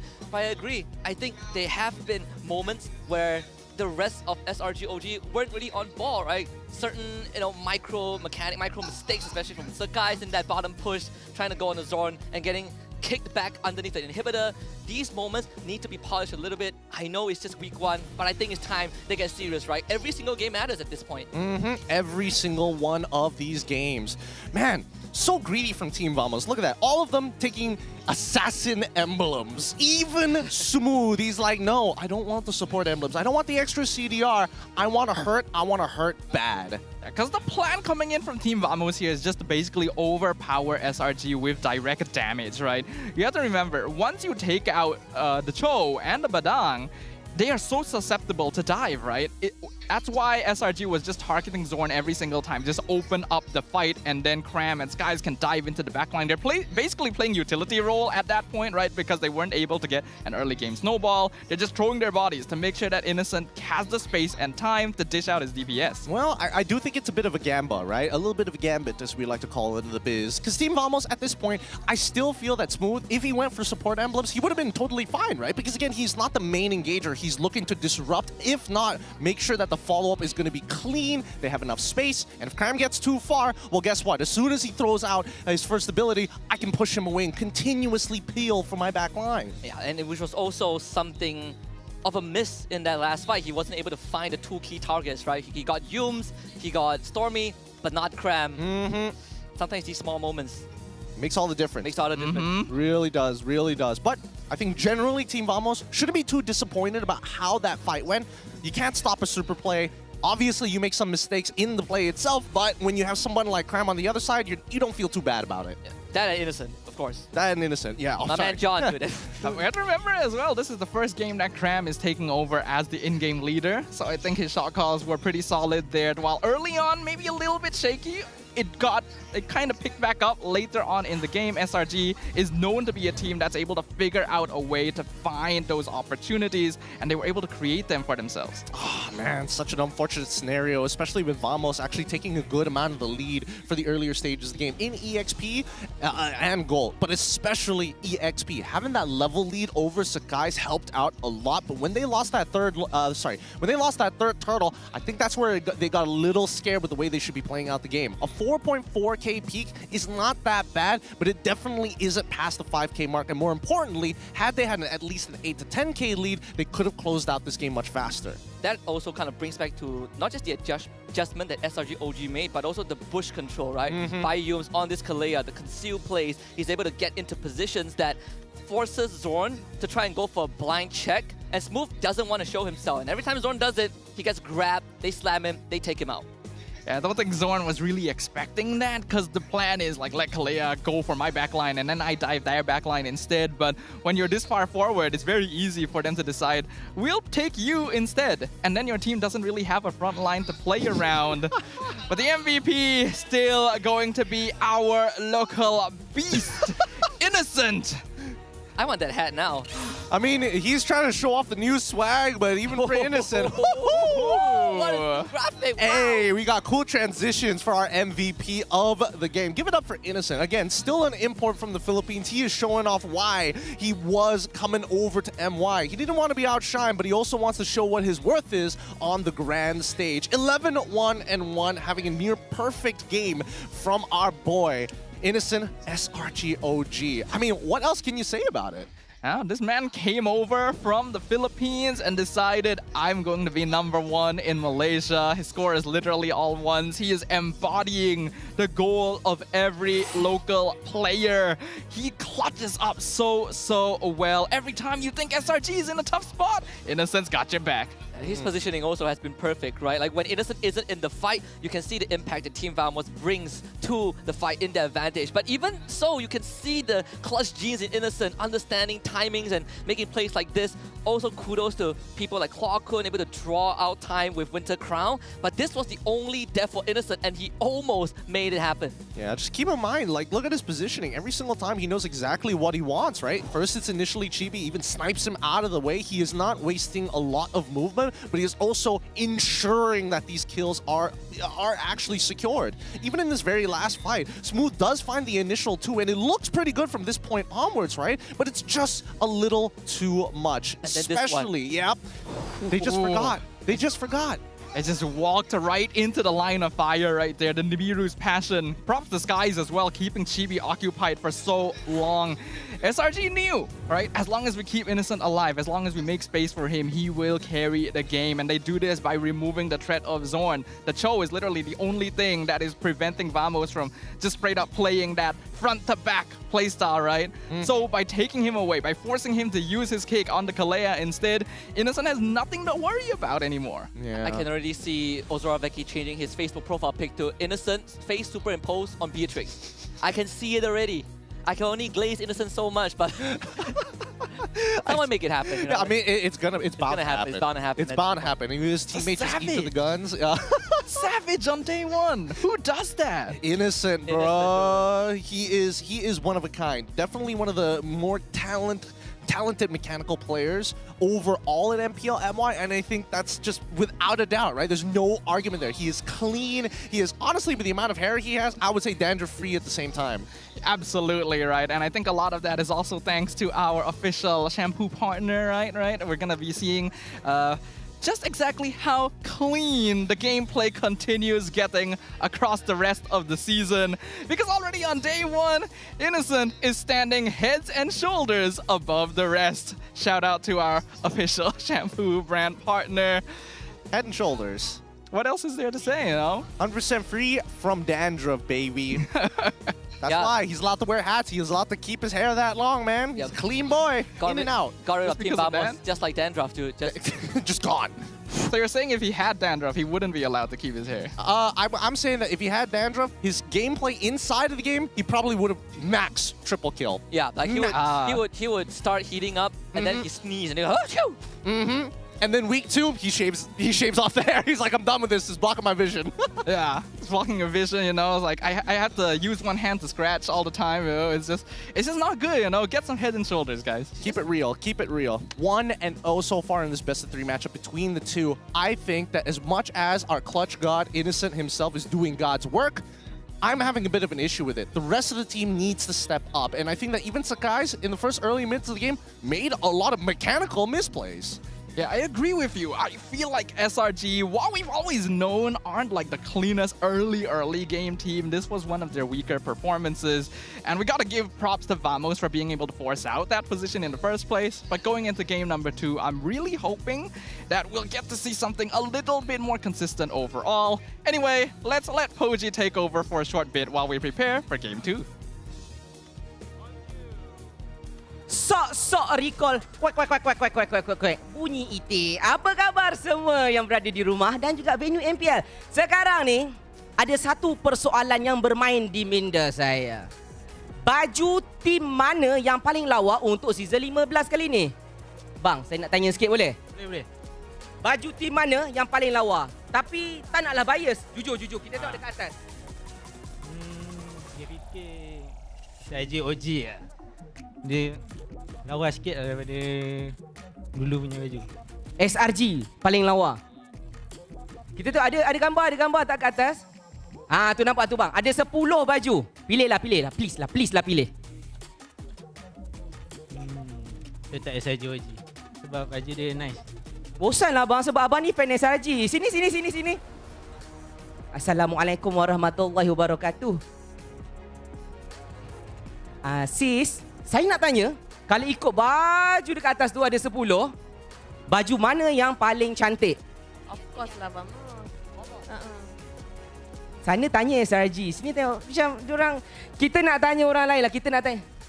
Ini ada Vamos 1, SRG. Mana? Okey. Kita nak sini yang tanya. Okey, ni bang. Okay, kat sini. Baju mana yang paling handsome? Todak. Sebab saya peminat todak. Pakai baju Homeboys. Tapi ini yang kita mau. Pakai baju Homeboy sebab design dia cantik je. Tapi setia kepada todak. Alright. Kita nak tengok orang dekat belakang. Kakak, how are you? Selamat Hari Raya. Baju mana paling cantik? SRG. Tapi kalau kita dekat sini lah, kita dah tanya 4 orang. SRG ada 2, Vamos 1, Todak 1, baju Homeboy. Susah nak fikir. Tapi baju cantik macam mana sekalipun, performance dekat dalam Land of Dawn yang akan menjadi penentuan. Tanpa kita melengahkan masa, let's go back to the caster. Silakan. Personally, my favorite jersey is the one I can get for free. Team Liquid Indonesia, thank you very much. Look, allegiances can be bought on this table. We are not dedicated to just patriotism alone. Oh, man. Loyalty won't pay the bills. Yeah, loyalty don't pay the bills. A jersey will, apparently. Well, Innocent paid his bills with loyalty. Or maybe loyalty paid his bills. Hey. I mean, look, let's see what the first selection is going to be. It looks like Vamos is deciding to be on first pick, which is blue side in this particular case. Also, did you notice that Poji's glasses actually has eyelashes? I only realized that until just now. I did not see that, actually. Don't worry, the next time he's up on screen, just keep a quick look at his glasses. I'm pretty sure it's not his actual lashes, but I could be entirely wrong. Maybe they're just that long, you know, that it looks like it comes from his glasses. That's what I thought initially, but you know, we'll double check in just a bit because this game is going to be intense. Now, if we're talking about reasons, Zorn had a quick thank you to his family. Because again, he did initially think that last season was going to be his very last, last season upon last season before he goes into retirement. He thinks that it's going to be a waste of time if he keeps on doing that. So yes, he is thankful for his family to actually take care of his child. Yes, he is a family man, for those who don't know. Yeah, thank goodness he hasn't retired yet. Or would have missed out all those plays we saw in game 1. Really keeping the entire team together, right? We tout Innocent as the hero for SRG OG. Zorn was the hero for his own team too. Zorn has been the hero of MPL Malaysia for a very long time, in fact. Still the OG, the only OG, all the way from season 1. Hey, Zyme Senpai is listening to us. Your favorite player? Oh man, really? Yeah, he's Smooth as well, has been playing Really? since season 1 as well. Yeah. Hey, I haven't been here since season 1. He used to play for Mystic Assassins, bro, MYA. Okay. Days. Looks like I need to refresh my history class. Oh, trust me, you won't find VODs of that anymore. They're gone. They're long gone. Also, can I just say that that Fanny Blue Side ban tells us all we need to know. Some things don't change. Hey. Hey, look, if you know, you know. Hey, look, if Arab 404 was playing, that ban probably wouldn't be there. I hope. I've been saying that. Some people are just not fans of Fanny, you know? It's actually a requirement for most team trials nowadays. If you can't play Fanny, you're out. It's just too strong in the current metagame, right? Especially if you have a really good Fanny. It doesn't matter what kind of odds or tools that you have on the enemy side. You can basically outplay them with the way that the cables work. It's just the kit of the hero and not the numbers itself. At the very least, it means that I have like a similarity with a pro player, right? Yeah, both not good at Fanny. Yeah. This is as close as I get. Yep. This is the peak right here. Look, I won't be able to kiss King Kong's shoes, but I will, you know, touch the forehead of Chibi at some point. At some point. We both lock in Martis in jungle at some point in our careers. All right. Coming in Matilda ban, though. Yeah, I think the bans are all right for now.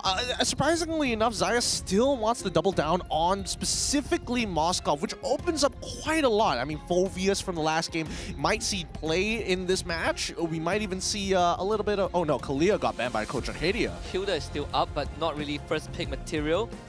That can be a threat to Coach Zaya, in fact, right now that SRG OG is on their red side. They did ban Hilda third pick. Yeah, they did. They specifically banned out these heroes that could invade early. Yeah. Harif is left open for now. I think Nets is okay with that, right? Nets coming into MPL MY his very first, previously in his very first seasons. I mean, you give him that Harith, he wins games pretty hard before he started getting his hands on Granger. Now that they banned out Phobias too, it seems pretty obvious, right? They want the Harith for Innocent. Take it. I mean... You can first pick Harith on blue side too. Yeah, unless you want to give Coach Arcadia the choice it takes to you. For the ultimate okay. Look, this is where Leo will say, and Merkel will say, Harith Suyo. But this is MPL MY. So I will go on a limb and say, Chobadang. You're right. I was wondering what you were going to say, but you are correct. Take it one step further. That is the essence of MPL MY. Yeah, take it one step further. Blind pick Valentina Badang. That's the flex, man. That's the flex. We may as well bring in some of that pub energy, right? Let's lock in Hanabi. No, Hanzo. No, pub energy is Layla. It's Layla, Mia, Hanabi. You know, it's that trio. It's the marksman trinity. I swear, dude. In the negative way. It's bad. I don't know. I don't think that there's anything wrong with the Hilda in this pick. It's just that there are other things that are stronger. And why would you give over... Thank God. The two top picks across MPLs to a team like SRG OG. I was about to start a Reddit thread if they don't go for these two picks. Hey, don't worry, they don't check Reddit. They only check X, the everything app. All right, but looking at some facts here, Zorn has actually previously played for SRG OG in MPL MY Season 11, back when it was in Stadium Juara as well. There is a little bit of experience there playing with some of these players.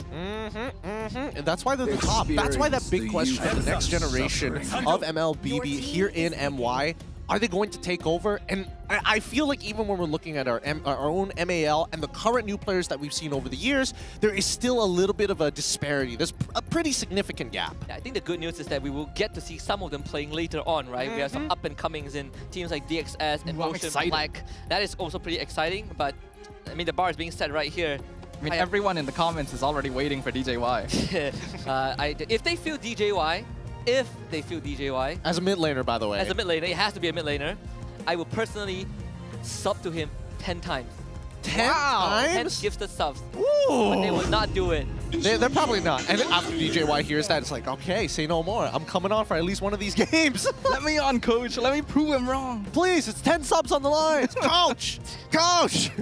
I'll give you 5 subs. Actually, that does sound like DJY. That makes a lot of sense. Chat, is this real chat? I'll be playing. Is this real? All right, coming back into the game. Now that we see the first 3 bans, as well as the first 3 picks come on in, it makes so much sense for Coach Arcadia to go for this Jawhead, right? It goes well into some of these picks, and it forces Granger to actually take the Purify once more. If not, yeah, we don't have to deal with Hilda, but now that the Jawhead is coming into play, Hayabusa still has to be a little careful.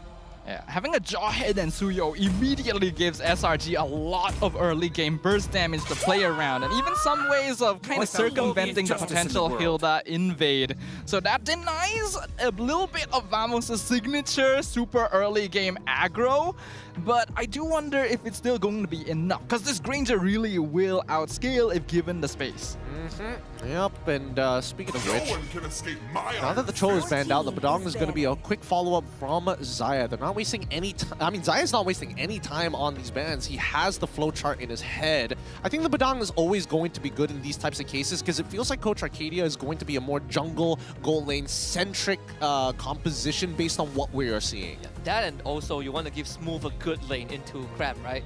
The Lucas is still open for SRG OG if they want, but this last ban, I wonder if they'll dedicate it for Valentina. No, they'll go for Clock with Sicilian instead. I like it. I like the ban. I personally really hate going against Granger, Sicilian, and Pubs just because they will always scale up, right? As long as you're not pressuring, they're farming somewhere, and they just completely outscale throughout the game. In the last game, they were able to deal with that somewhat, having the consistency of Beatrix's damage, but Harif is a little bit more limited by that Zaman Force, despite having higher burst potential. So they're not going to want to deal with that overall. Coming into the final bans, let's see what Xayah wants. Not as quick as a response as I thought, but the Hylos going to be a quick follow-up here. And I don't think it's that bad, right? Because at the end of the day, from Xayah's mind, he's thinking, all right, if they're going to be playing super jungle gold lane oriented, that means somewhere has to sacrifice. In this case, he wants to make sure that Cram is going to be in a more volatile state. Cram is used to being in a position where he has to be the sandbag, where he has to be the one that sacrifices himself.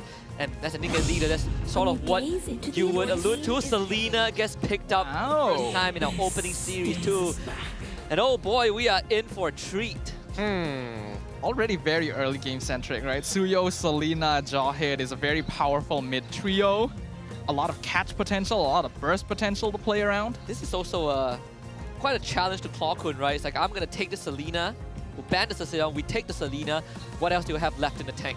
Yeah, I think he goes Farsa. I think he's got a number of options, but he probably will or might have to take the Purify regardless. I'm more concerned that now that you have Selena Jawhead as part of your mid trio, how do you keep control over the mid lane? Do you just sacrifice it for the first couple of seconds? Like, what is the opener? Is it Jawhead, Suyo, power jungling together and Selena on her own, or do we get the Jawhead to move off after the second buff? Or you could take the Khalid for Cram, someone that can clear out waves pretty quickly. It's not really much option left. Ooh, Guinevere though. Guinevere Farsa. I mean, Farsa was to be expected. Guinevere, on the other hand, I guess it fulfills the role of Cho with the initial pickoffs, but it can drop it on a dime every 8 seconds. And Guinevere, anytime you jump in and then you dash out, you do leave a clone behind. So that's a potential unit that can bait out the ejector if the Jawhead doesn't play it correctly. So it's a way for Zorn to go in and out of bushes without too much danger to himself, because otherwise he'd have to rely very heavily on that Shunpo, and Cho is not even in the pool already. Now SRG needs to finish off with a pretty solid front liner, and Glue definitely fits that bill. Yeah, Glue is super safe here, has ways to cancel Farsa at the same time, has a displacement effect, some sort of placement effect. Sorry. You got there eventually. Woof! Dude, I don't like Glue. I personally don't like Glue. He is a really tough matchup for a lot of tank-style EXP laners, and he kind of just sustains forever. He's kind of like Uranus, but at least a lot harder to deal with, and takes a bit of skill to use. And I think Team Vamos don't really necessarily have the most damage to take him out early to mid, right? So they will take some time to take care of Cram, which is what he wants. That's how he fulfills his role. Yeah, I really like that they left Glue until the very last pick, right? Just so they could avoid the counter pick of Aramis or Vexana coming in from Plakun once he had locked in the Farsa. And that immediately gives Cram one goal. Sandbag the Hilda. Don't let Smooth leave lane and try to invade. And that instantly gives SRG so much early game control. But early game is the realm of Team Vamos. And they're going to be eager for some revenge after what happened in game number 1. So let's see if this champion derby will go all the way. And we'll jump into a quick pause in the meantime. All right, at least we're getting these out of the way fast, right? It was bound to happen at some point of time. I'm glad that it happened now, just before we get into some actual action. Fair enough. It's MPL MY customs. We have to have a pause on the first day.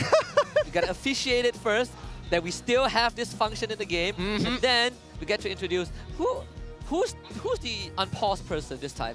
All right. Oh yeah, do we have a new unpaused person? I'm not entirely sure, but it looks like it's a Type 1 issue, so this will be pretty quick. Now. No, Cran split into globules at level 1. What is that? Oh boy. Hopefully, luckily it's not like, wrong emblems or bugged emblems in this case. Thank God we don't have that as often anymore. But I think generally it should be fine. The teams look pretty comfortable. And he knows what's up. He knows what's up. He knows what's up. That's my man right there. That is the question. Do we have a new one? Do we have a new one? I don't know. Do we have the old one? I have no clue. It's actually a mystery this season. No one knows. Nobody knows. Nobody knows. Look, looking at the compositions and based on what we've seen in the previous game, I don't know whether this is going to be like very fruitful for either side. I'm expecting like early fights and like prior to level 4, mid lane control is going to be in nobody's favor. I would say more so for Vamos, but it's going to come at a cost. And I want to see how much of a tax they have to pay. Yeah, then also, I think you can also expect XRG OG to move first, right?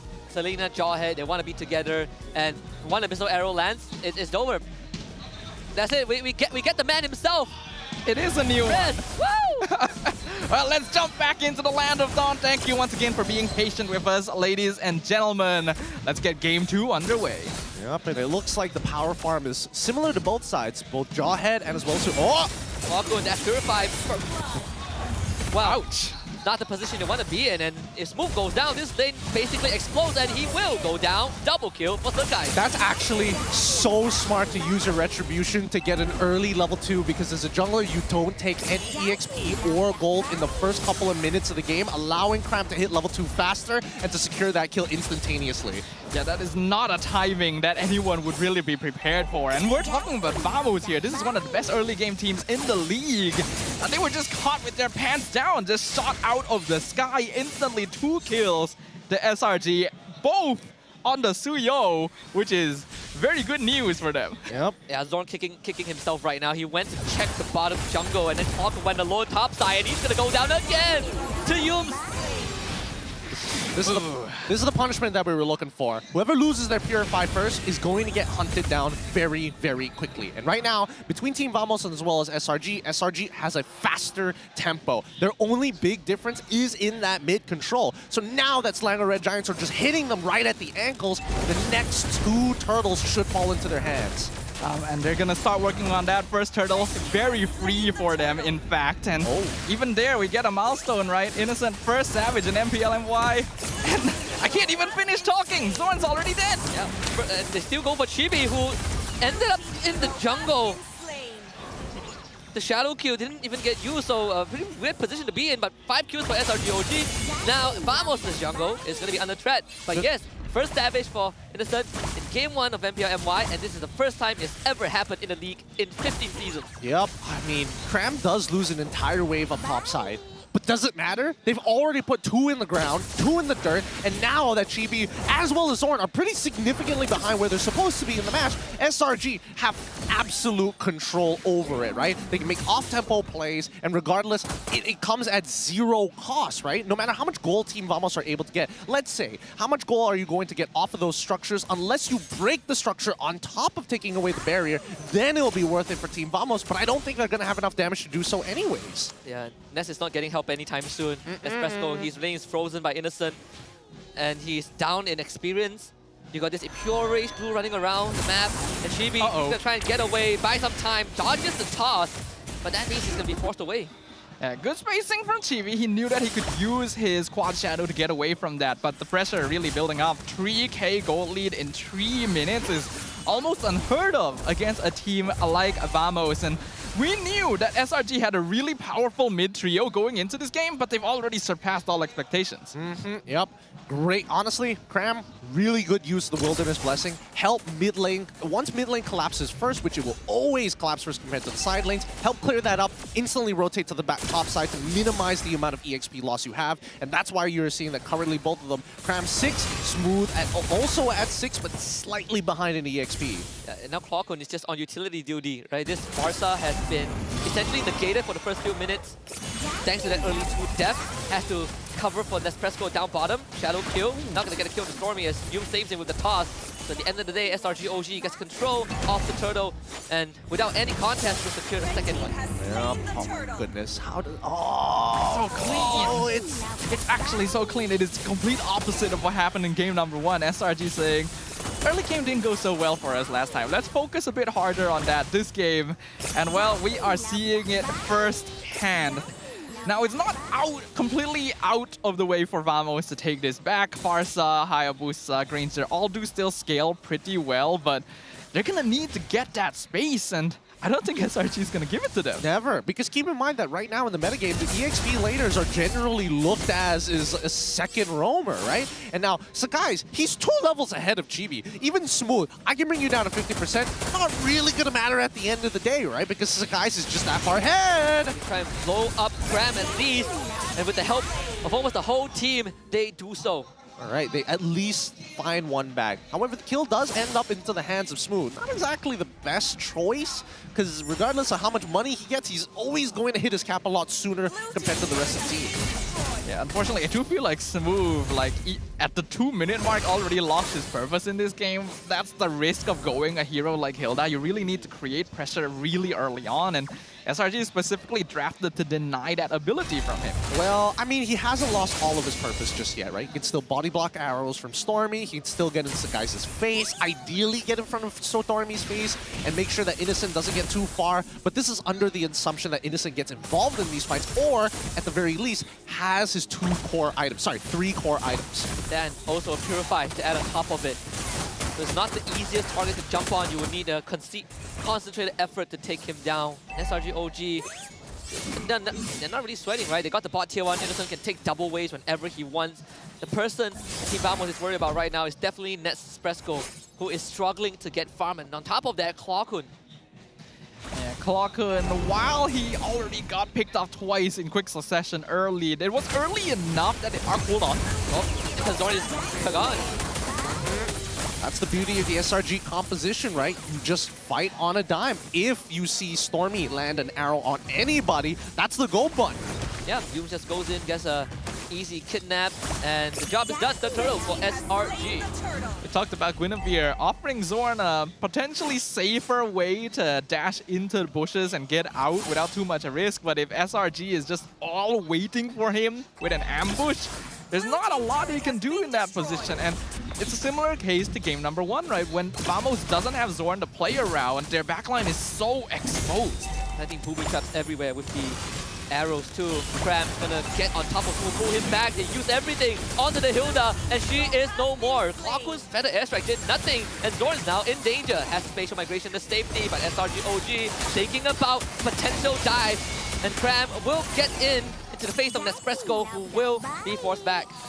Interesting. At the same time, if you look towards the bottom side, GB, he's trying to make the best of the scenario, right? He knows that his purple is going to be gone. He's scared to walk into an enemy purple side as well because, hey, there could be a Selena arrow ready for me. If not, at least the trap to give them vision over his position.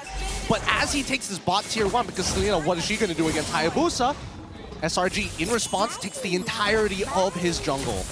Yeah, they're getting so many resources across the map while denying it from Team Vamos at the same time. This is clinical. This is exactly what you're supposed to do with an early game lead. Top players that I queue with take some tips from this here. Like, there's so much you can learn just from the way that SRG is moving across the map right now, and it's denying any chance of Team Vamos to try and accelerate Nets or Clockun at least to take fights easier. I think it boils down to whether Zorn can actually find and engage with the rest of his team. We saw them clump up and he found the initial engage on towards Cram. They have to repeat that process, ideally on a more valuable target or somebody who isn't Innocent, unless they can get Innocent 2 times in a row. One to get us purified, the second time to ensure the kill. And the bad news for Team Vamos is that Cram is no longer a viable target with the Immortality online. You don't want to use anything onto him at this point of time, and he continues to be a threat because this is what Blue does. So 8 minutes and 45 seconds, Lord spawns, and SRG OG gets on top of it. They will potentially trade at bot tier 2, but it's a small price to pay. Yeah, it's a small price to pay, but it's also a pretty big profit for Team Vamos at least. Like, giving up your Lord for a tower, not really worth it most of the time, but in this position, Vamos needs to get whatever they can. And they just found Kwakun again. The Rocket Barrage plus a couple damage from Sukai's will do the job. Espresso, Sinica deals move from the back. They want to hit the SRG. Yun will flicker the safety. Sukai's re-engaged with the Blaze Surge, and Innocent now has space to do damage. Dashes in and finds smooth mega kill for Sakai. And that's why Suyo is a huge problem in the metagame. Here comes Innocent to find another kill for himself. I mean, they're just picking at Team Vamos one by one, breaking them apart. Oh my god, that's actually so smart. Throw in a minion, break the whole shield to get the rest through. I gotta do that. That is actually so good. And mind you, I thought the Naruto collab was still a while away because I swear Yumes just used substitution jutsu in that moment. Like, literally teleports behind Zorn. We saw that trick in the Mobile Masters 2 by the great Christian Widdy the Y. He did the same thing. Mechanics, Chibi has to back off. No angle for this Hayabusa at this point of time. The siege in the mid side. Yoon threatening a potential kidnap again, and he's gladly going to take Smooth's offer. It has the immortality anyways. Will come back to life, so Smooth goes down. Innocent goes in, them to the base, finds the killing spree. Chibi, shadow kill, not going to do anything. Double kill for Sakai, and the rest of Team Vamos have been removed. Chibi tries to run away, but Innocent is on his tail, and the Killua will find a mega kill. An arrow on the Kwakun. But no more. SRG, OG takes the clean sweep, just like they've always done to Team Vamos. That's a 2-0 victory as SRG showed off, hey, game number 1, some of us may not have been playing as well, but in game number 2, we're going to be pitch perfect. We're going to show you why people believe in us. That is actually gross. That is disgusting. We literally said after game 1, we want to see more consistency. We want to see cleaner gameplay from both these teams. And I think SRG OG took that a little personally. It's like, all right, here you go. They wanted to give Vamos a chance in game number 1 and take it away in game number 2. Well done to both of our teams. A good showing, definitely something to think about, especially if you are on the blue side when you are drafting. You cannot let these big ticket heroes go. It baffles me a little bit, but hey, let's see. They have plenty of time to think about this, plan for the rest of the season, but this is definitely a good opening statement from SRG OG. After them being absent for almost 4 months, what a comeback. All right, let's have a look at our MVP of this game. And of course it's gonna be Innocent, right? After what happened, I think we'll just let Rose handle the rest because we are speechless right now. Let's take it to the stage. Untuk match pembukaan MPL MY musim ke-15. Guys, ladies and gentlemen, Stadium Juara, give it up for Selangor Red Giants OG Esports. 2-0, a win that is super duper convincing. And of course, siapa lagi yang kita nak interview selain daripada Innocent, the one who got the first Savage. So first of all, Innocent, welcome back to MPL MY. How are you feeling? Baik. Baik aja. Okay, you're feeling good, right? Okay, now Innocent, in a video, you actually said that if you manage to dominate Vamos, a 3rd peat is possible. A 3-peat championship is possible. Now that you've won against Vamos in your opening match, how is that looking like for SRG heading up into MPL MY Season 15? 3-peat for me, I think it's around 80%. How many percent? 80. 80%. The other 20% will depend after, I'm pretty sure, regular season, right? Season, yeah. Okay, now, first of all, you started with the first Savage. Opening match, first game. And you already got a Savage. So, what's your goal this season? This season, maybe... O sige, Tagalogin mo na lang. Siguro, mabalik namin yung momentum and confidence namin na dinala namin sa MSC. Kasi yung MPL namin nung bago M6 kasi sobrang shaky, di ba? Tapos siguro wala kami momentum sa MPL na to para back-to-back MSC. Alright, so dia kata actually, goal dorang untuk musim ini adalah bring back the chemistry and the confidence yang dorang ada masa dorang menang MSC. Dia cakap season sebelum M6 itu adalah satu musim untuk mereka yang sangat-sangat shaky, mana dorang tak actually sangat consistent, dorang ada drop matches dan ada kalah juga. So this time around, their goal is to just get back on track and hopefully get that ticket to MSC. Alright, maybe Cram? Captain. Okay, kita ada captain baru sebenarnya. So, hi Cram, how are you? Welcome back to Malaysia. I'm good. You're good. What, did you have a good vacation? Yes. Yes. Okay, now Captain, how is it like being a captain this season? Again, sorry. How is it like being a captain this season? Just normal. Just normal? Ya, biasa. Biasa je. Okay, how did you as a captain change the team? Do you scold them a lot? I always mad at them. You're always mad at them. Jadi ke guys kalau dia marah? Jadi? Tak jadi. Nampaknya memang nakal lah dorang semua ni. Alright, before that, we would actually like to invite a special guest. We would like to invite Simon up on stage.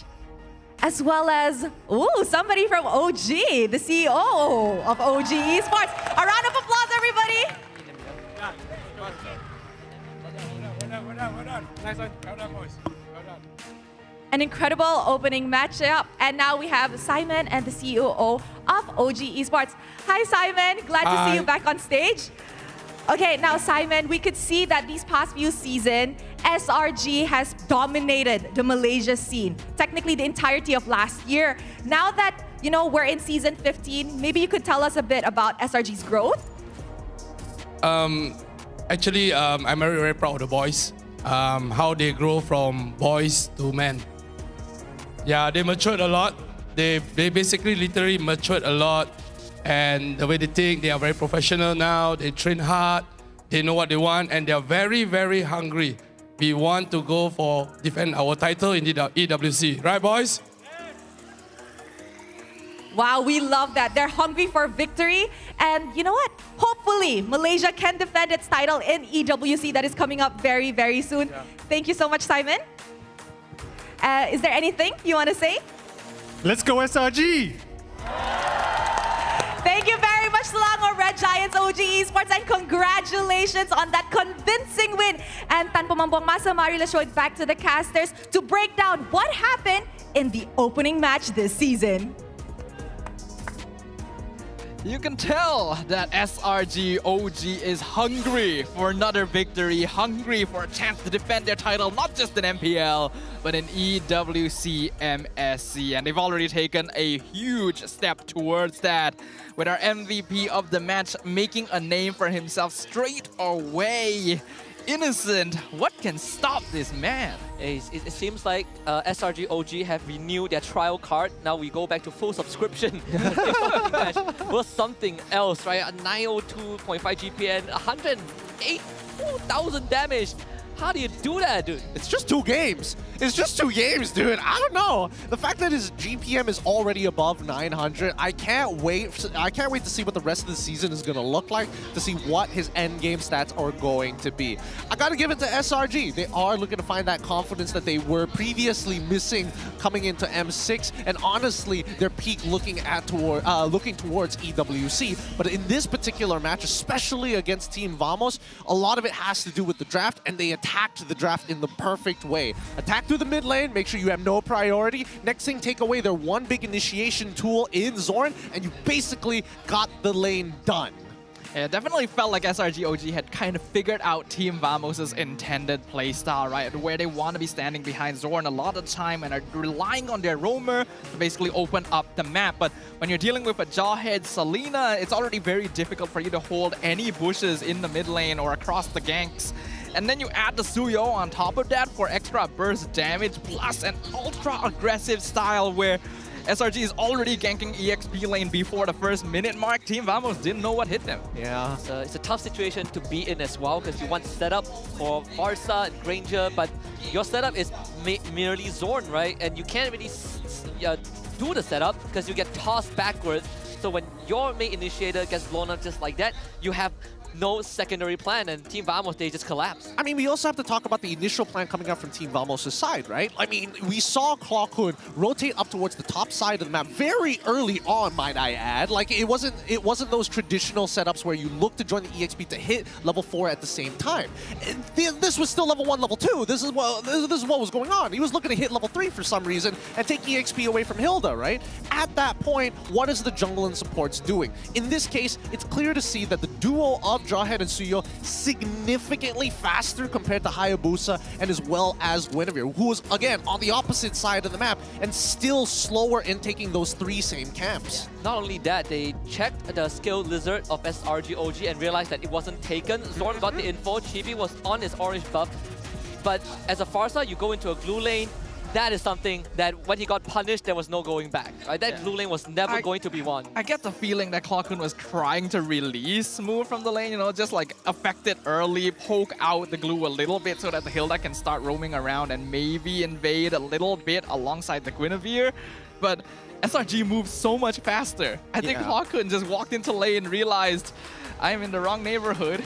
And that was just it. I think it was a waste of time. I think if not, go down towards the bottom side of the map and then force out, at least zone away Innocent from at least 1 or 2 minions or something of that sort if you are looking for a value rotation. Because no matter what, Hilda into the glue, it's a glue favored matchup unless, you know, you're able to get a great trade and somehow glue is knocked out of position. Yeah, you will only release the Hilda from the lane if the glue decides to do so, right? Like, he's naturally pushing the wave anyways. I agree with what Gideon said.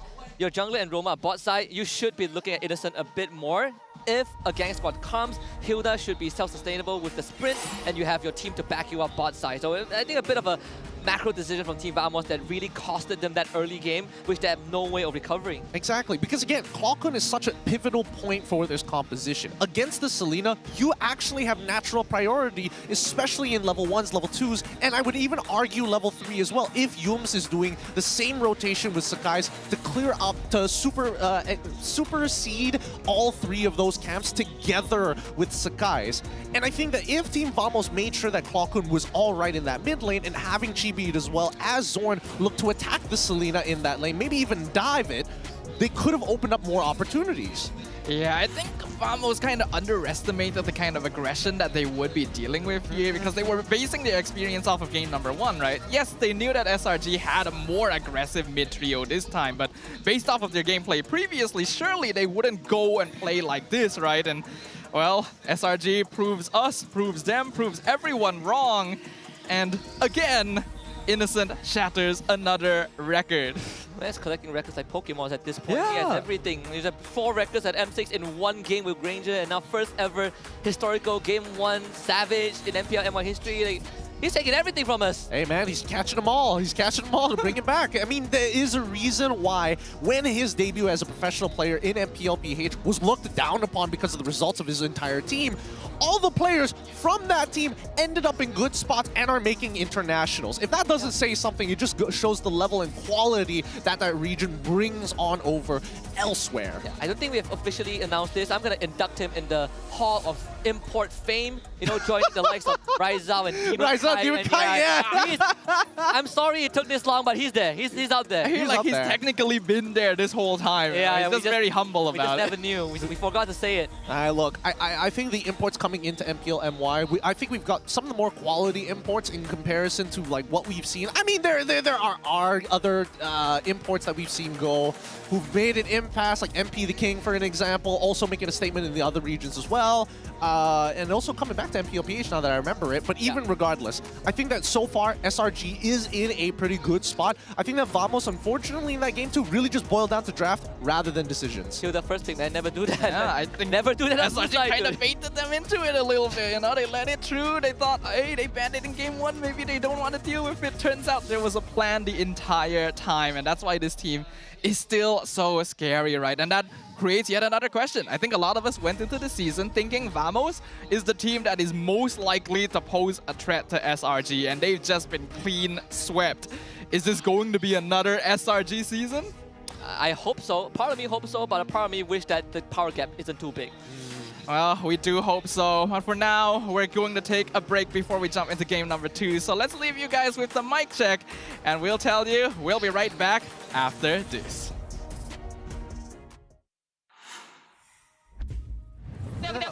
Aku di mob guys. Dah guys, depan.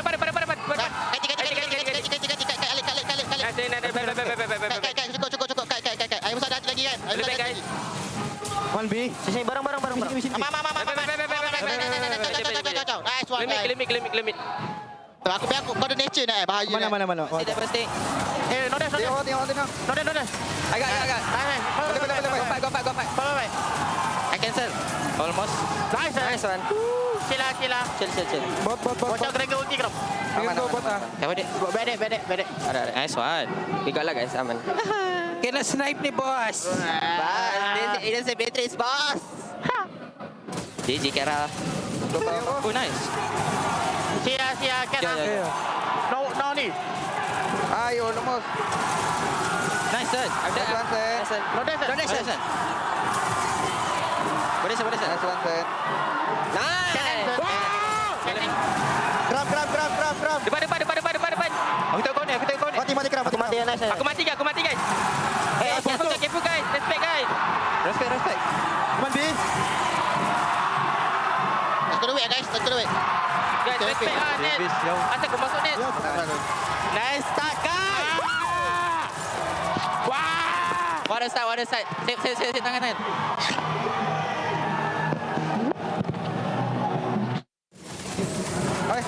No jam. Aman. Angin belakang. Okay, want to go? Just go.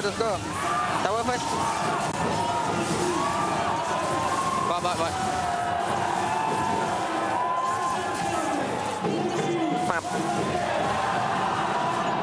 Oh my god. Easy game.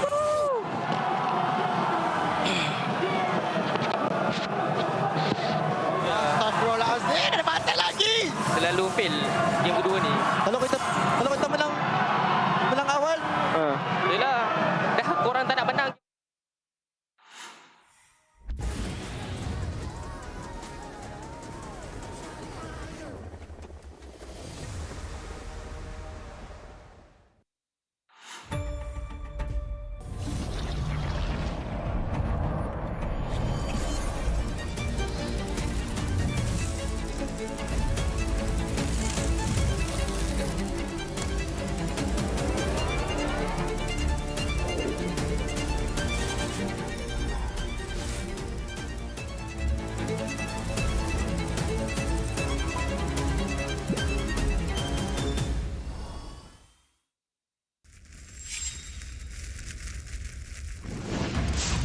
Minna!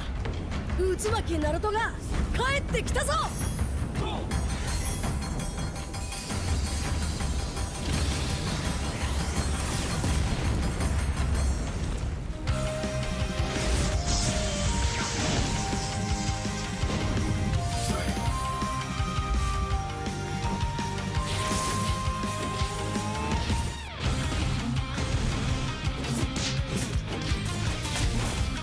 Kurama! 力を貸してくれ!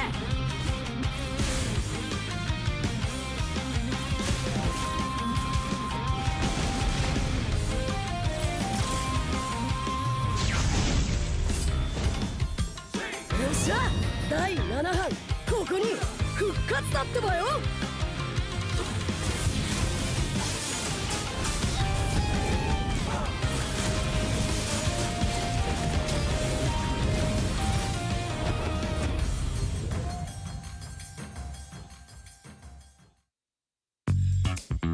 Menggaruk kulit kepala disebabkan kelumumur, masalahnya lebih mendalam. Gunalah Head and Shoulders menembusi 5 lapisan untuk membasmi kelumumur dan kegatalan. Bebas kelumumur sehingga 100%. Head and Shoulders diuji secara dermatologi. 見せてやるよ。シャリンガンの本当の力をな。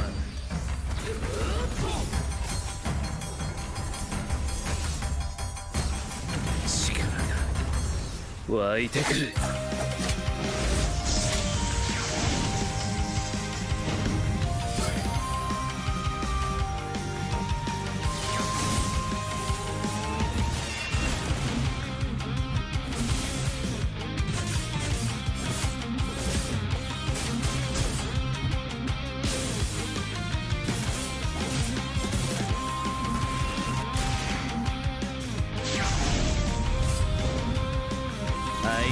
ずやかましい奴らだ。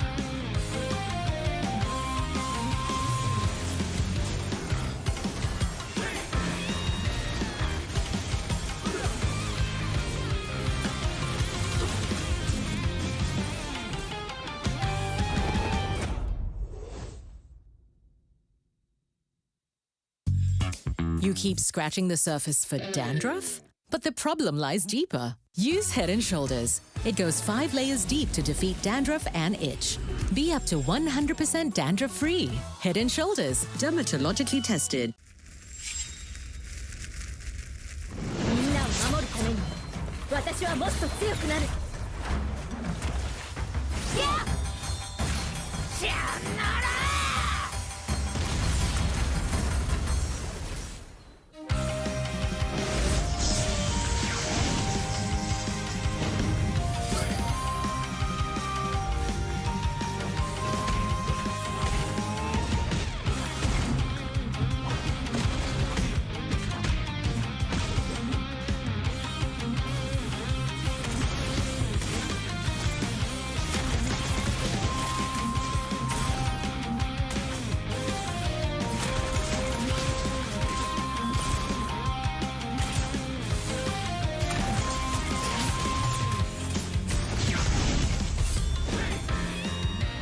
今度は背中合わせでいくわよ。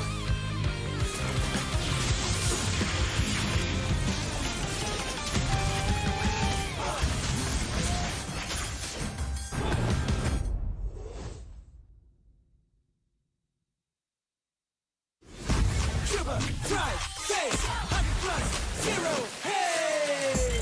Rasa, pagi, tanpa kalori, yo, tanpa kalori. Don't lewatkan harimu dengan 100 plus, 0. Shiver, drive, face, 100 plus, 0, hey!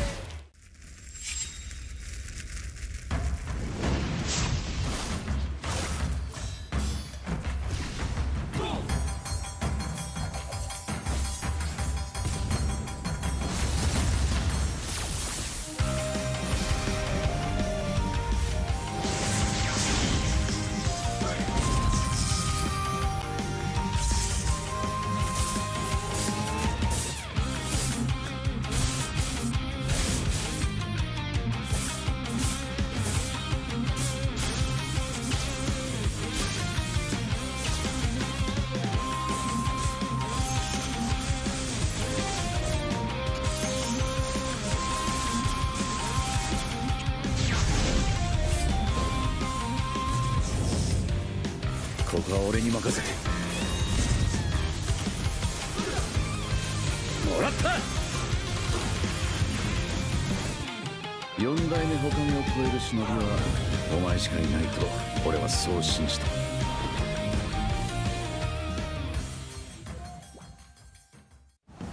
Jiwa perwira, setinggi semangat gagah sang harimau. Medan bertarung walau di mana, kita berdiri sama perkasa. Biar lawangan kita bergema satu dunia. Perwira dan pertiwi, bangkitlah dan terus berjuang. Marilah kita bersorak, harapan pasti ada. Ayo Tim Mas, kita mara bersama. Kita semua Tim Mas.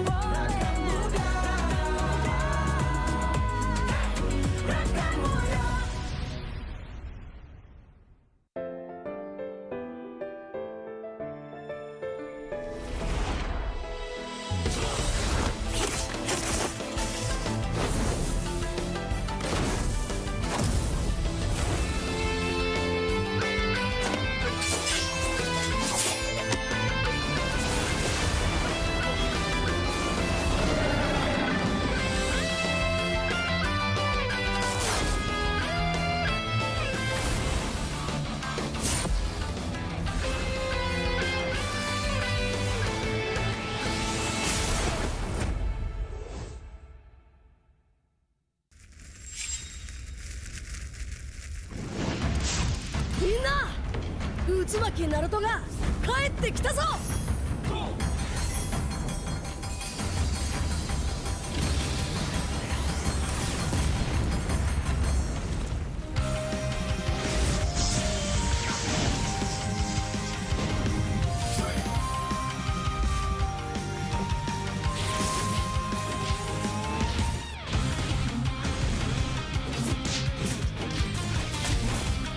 クラマ、力を貸してくれ。よ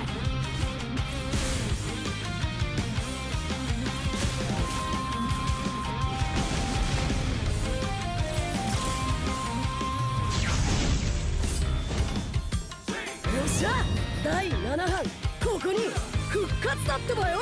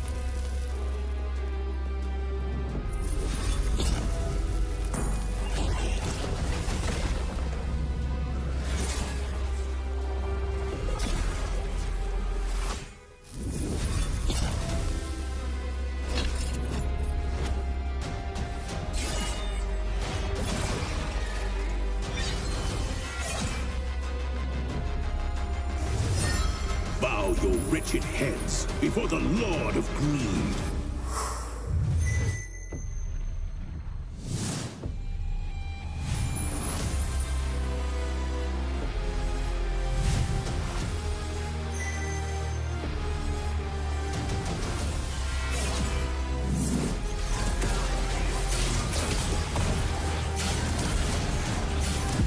Be freed from your mortal coil.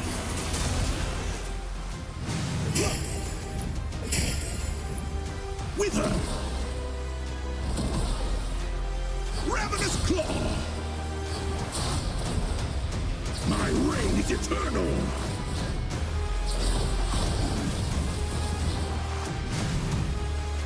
In the end, you achieved nothing.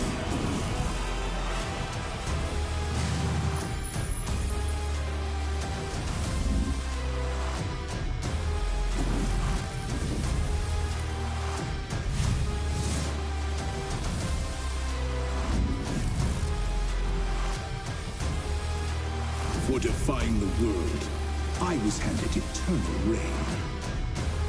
The feast shall wait.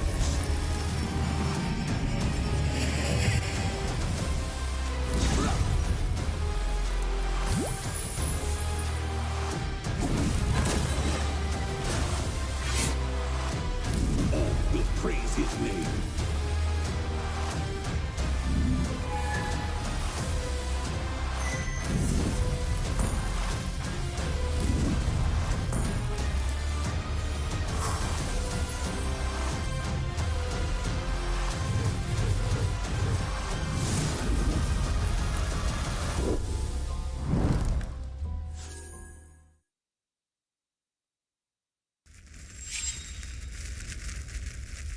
Mise te yaru yo. Sharingan no hontou no chikara o na.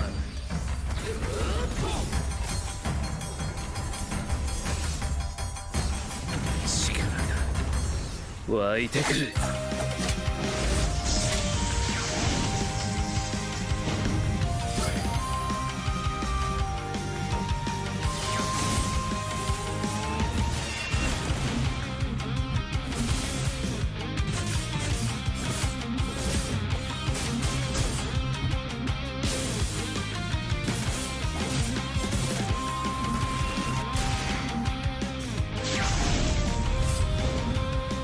相変わらずやかましい奴らだ。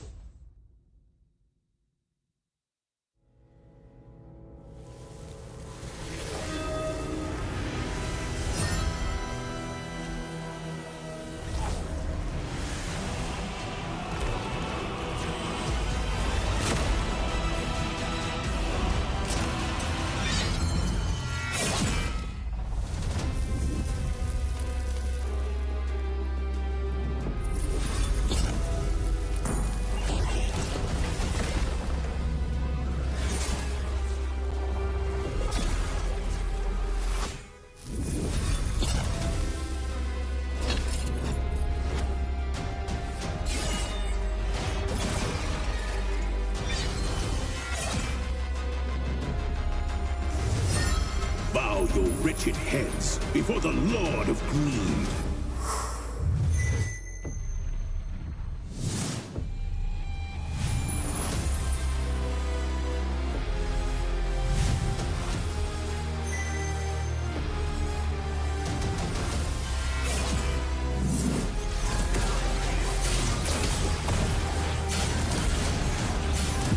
Be freed from your mortal coil.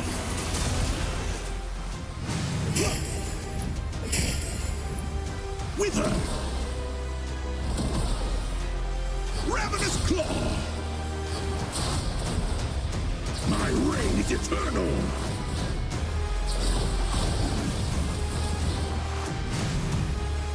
In the end, you achieve nothing.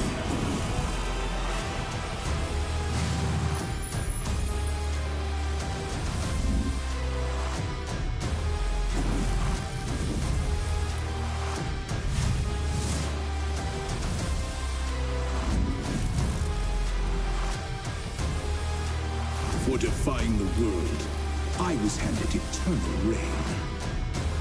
The feast shall wait.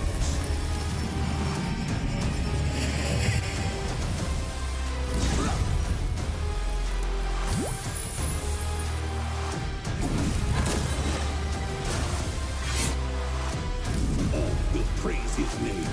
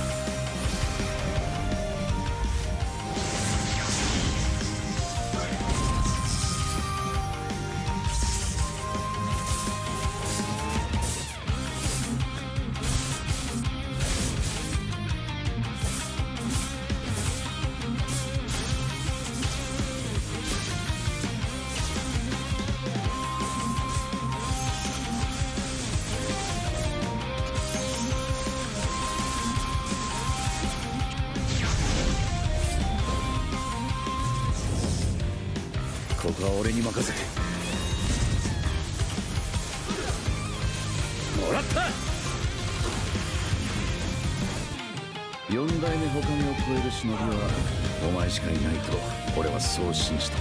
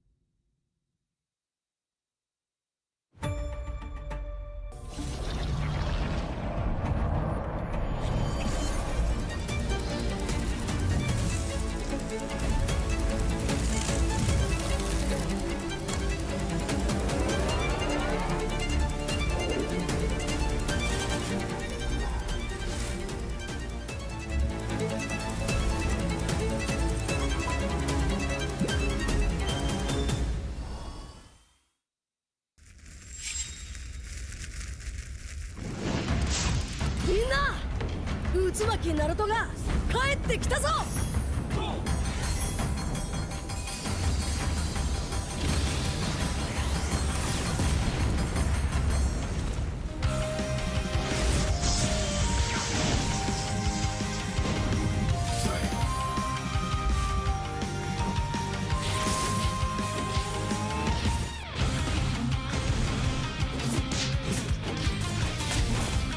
クラマ、力を貸してくれ。よ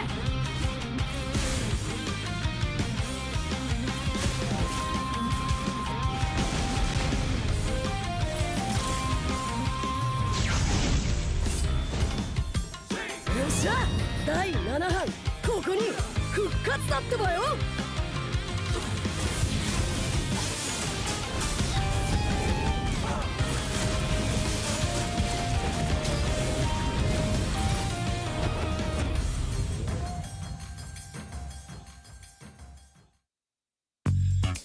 Kerap menggaruk kulit kepala disebabkan kelumumur, masalahnya lebih mendalam. Gunalah Head and Shoulders menembusi 5 lapisan untuk membasmi kelumumur dan kegatalan. Bebas kelumumur sehingga 100%. Head and Shoulders diuji secara dermatologi. 見せてやるよ。シャリンガンの本当の力をな。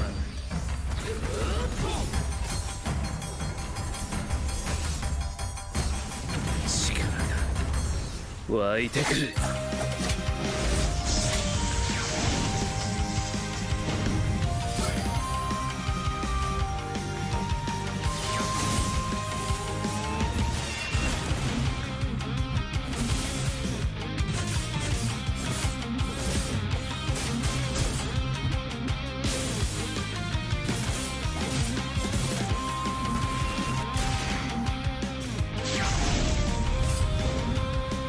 相変わらずやかましい奴らだ。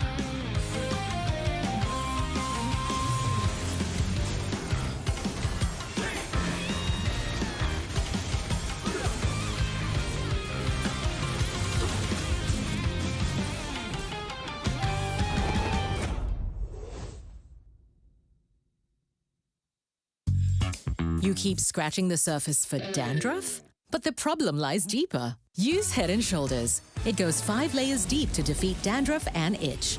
Be up to 100% dandruff-free. Head and Shoulders, dermatologically tested.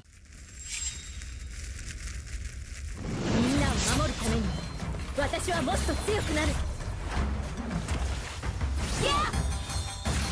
しゃなら。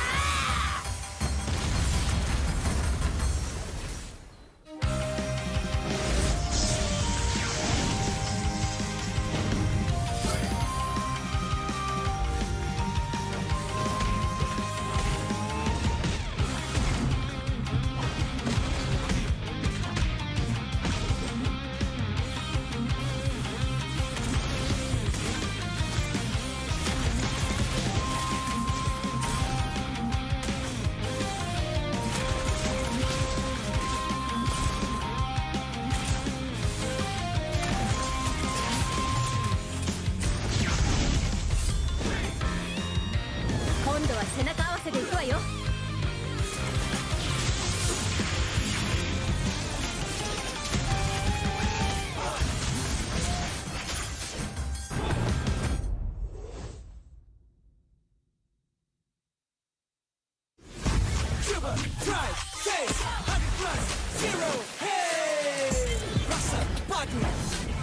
Tanpa kalori, yo, tanpa kalori.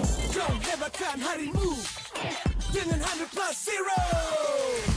Coba, try, taste 100 + 0. Hey.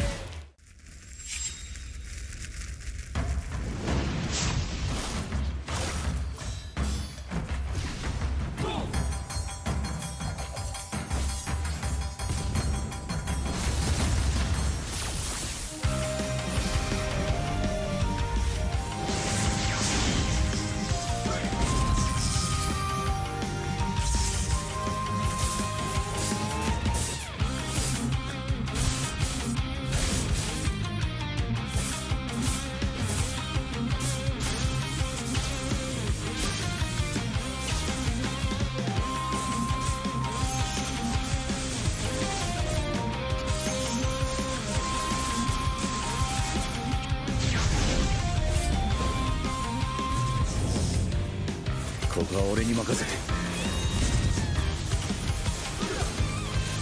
もらった。4代目他目を超える忍びはお前しかいないと俺はそう信じた。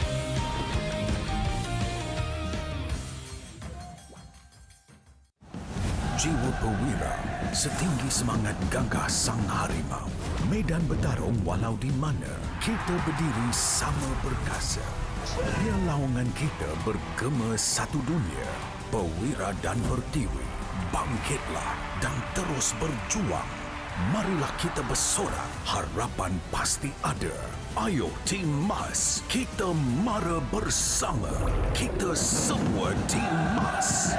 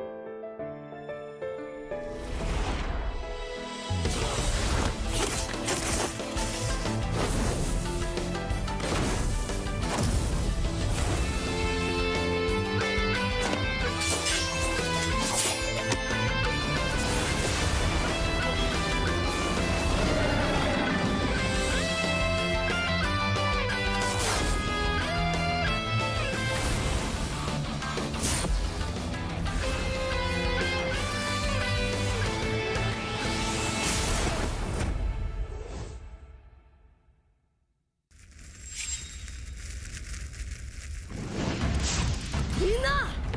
渦巻きナルトが帰ってきたぞ!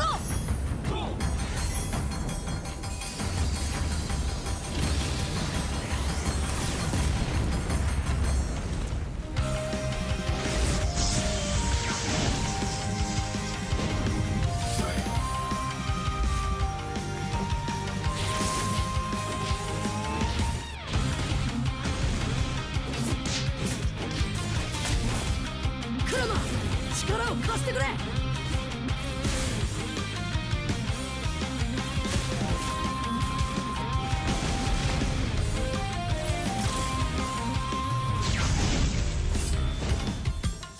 っしゃ第7班ここに復活だってばよ! 「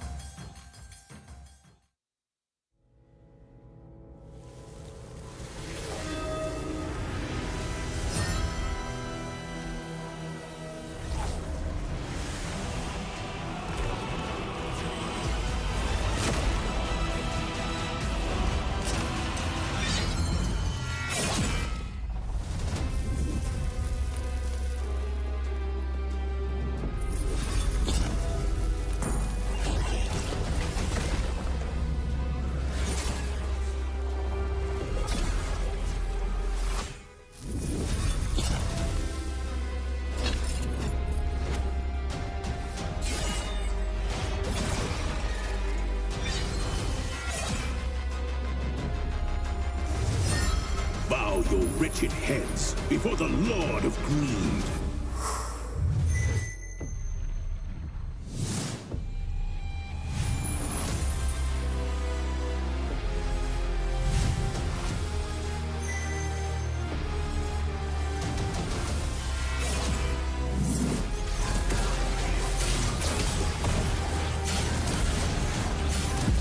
Be freed from your mortal coil.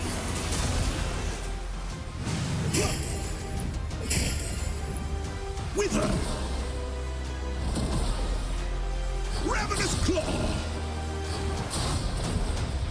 My reign is eternal!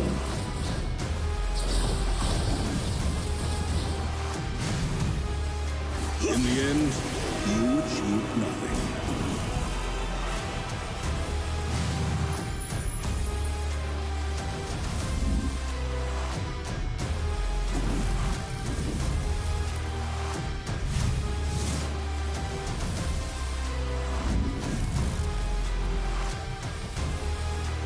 For defying the world, I was handed eternal reign.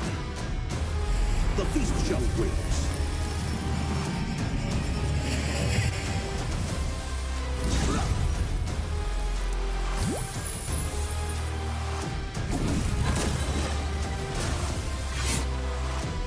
All will praise his name.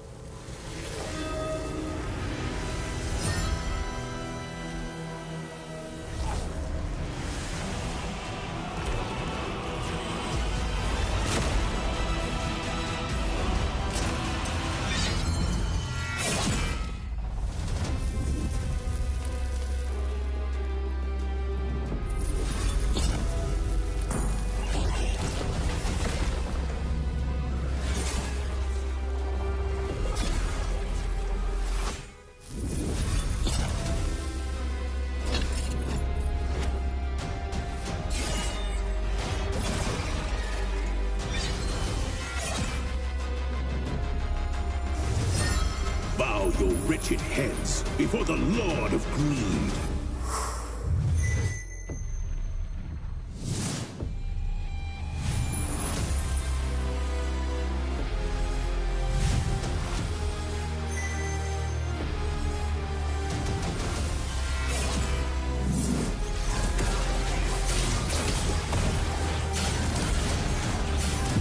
Be freed from your mortal coil.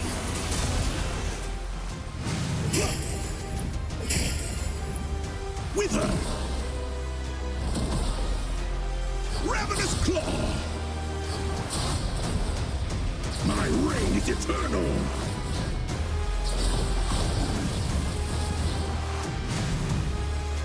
In the end, you achieve nothing.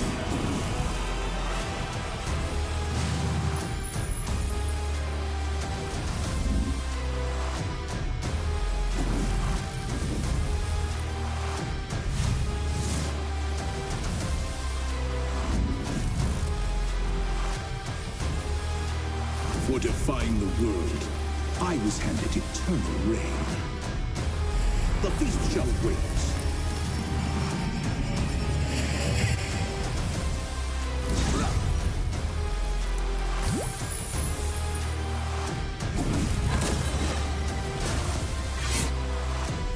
All will praise his name.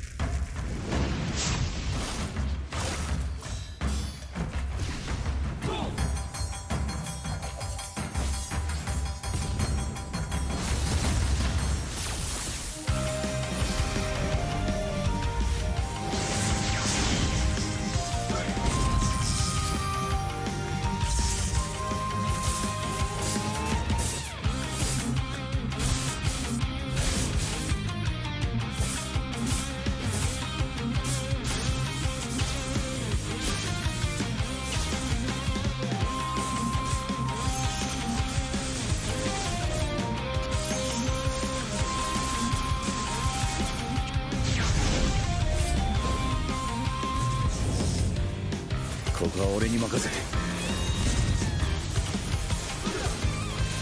もらった。4代目他目を超える忍びはお前しかいないと俺はそう信じた。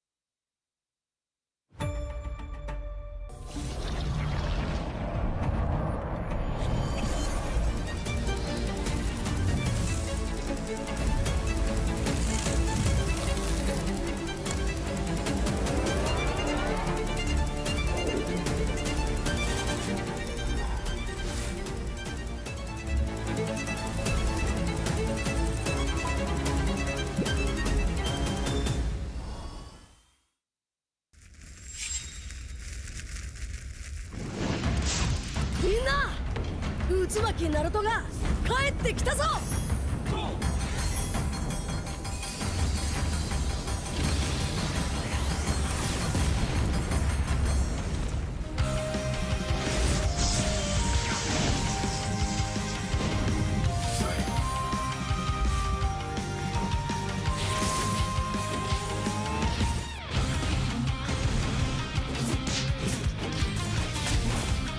クラマ、力を貸してくれ。よ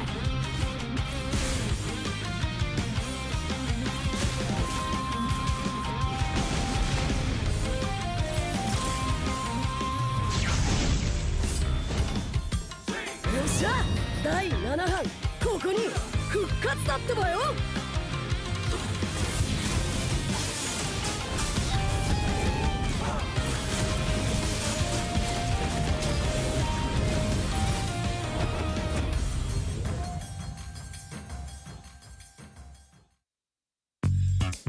Kerap menggaru kulit kepala disebabkan kelumumur, masalahnya lebih mendalam. Gunalah Head and Shoulders menembusi 5 lapisan untuk membasmi kelumumur dan kegatalan. Bebas kelumumur sehingga 100%. Head and Shoulders diuji secara dermatologi.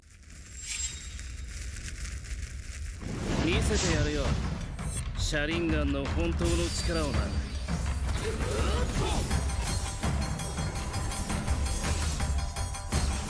力が湧いてくる。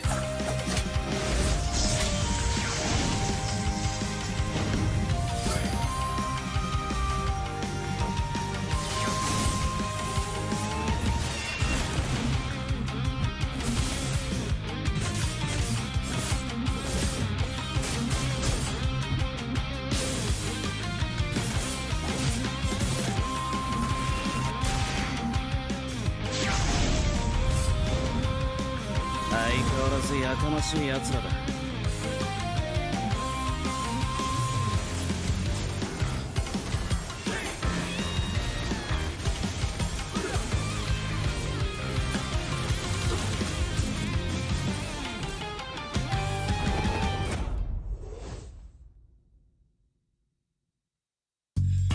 You keep scratching the surface for dandruff? But the problem lies deeper. Use Head and Shoulders. It goes 5 layers deep to defeat dandruff and itch. Be up to 100% dandruff-free. Head and Shoulders, dermatologically tested. みんなを守るために私はもっと強くなる。やっしゃなら。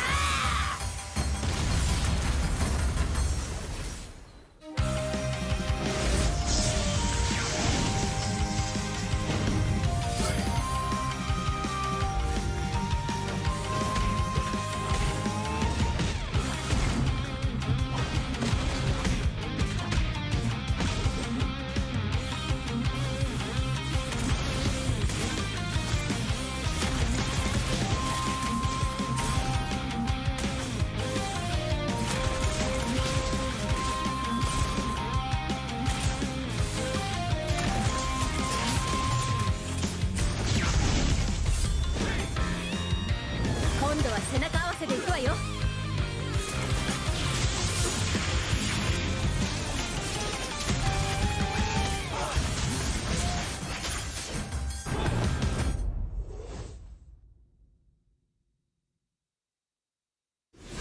Shiver, try, chase, 100+0, hey! Rasa, pagi, tanpa kalori, yo, tanpa kalori. Yo, hebatkan harimu dengan 100+0. Shiver, try, chase, 100+0, hey!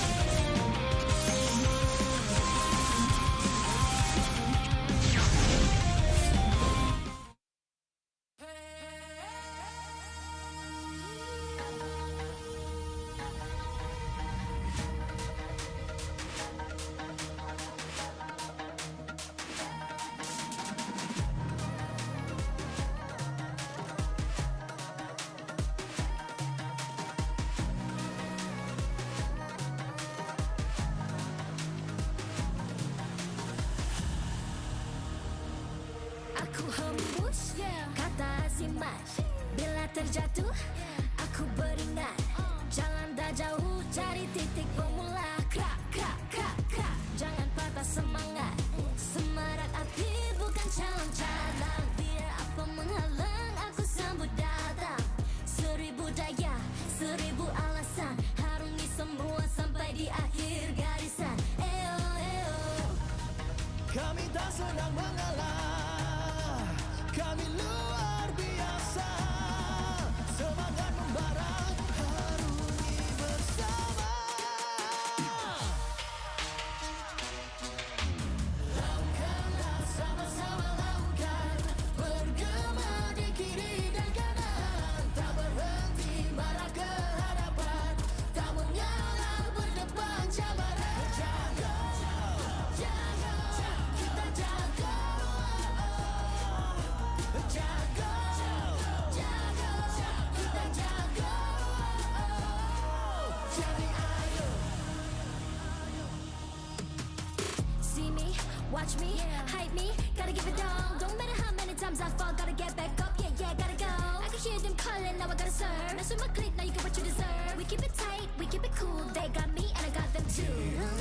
Tak rasa api tak kunjung padam. Marah ke hadapan kita sehaluan. Jangan simpan-simpan kita anak Malaysia. Kami tak senang mengalah. Kami luar biasa. Semangat membara. Harungi bersama. Jaga, jaga, kita jaga. Jaga, jaga, kita jaga.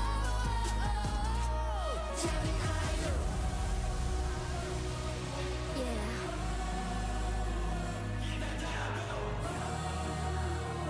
Are you ready?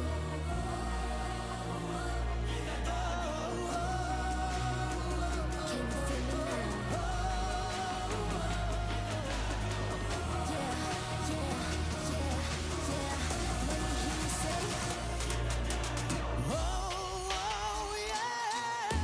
Lakukanlah sama-sama lakukan. Bergema di kiri dan kanan. Tak berhenti marah ke hadapan. Tak mengalah berdepan cabaran. Jaga, jaga, kita jaga. Jaga, jaga, kita jaga. Jadi ayo.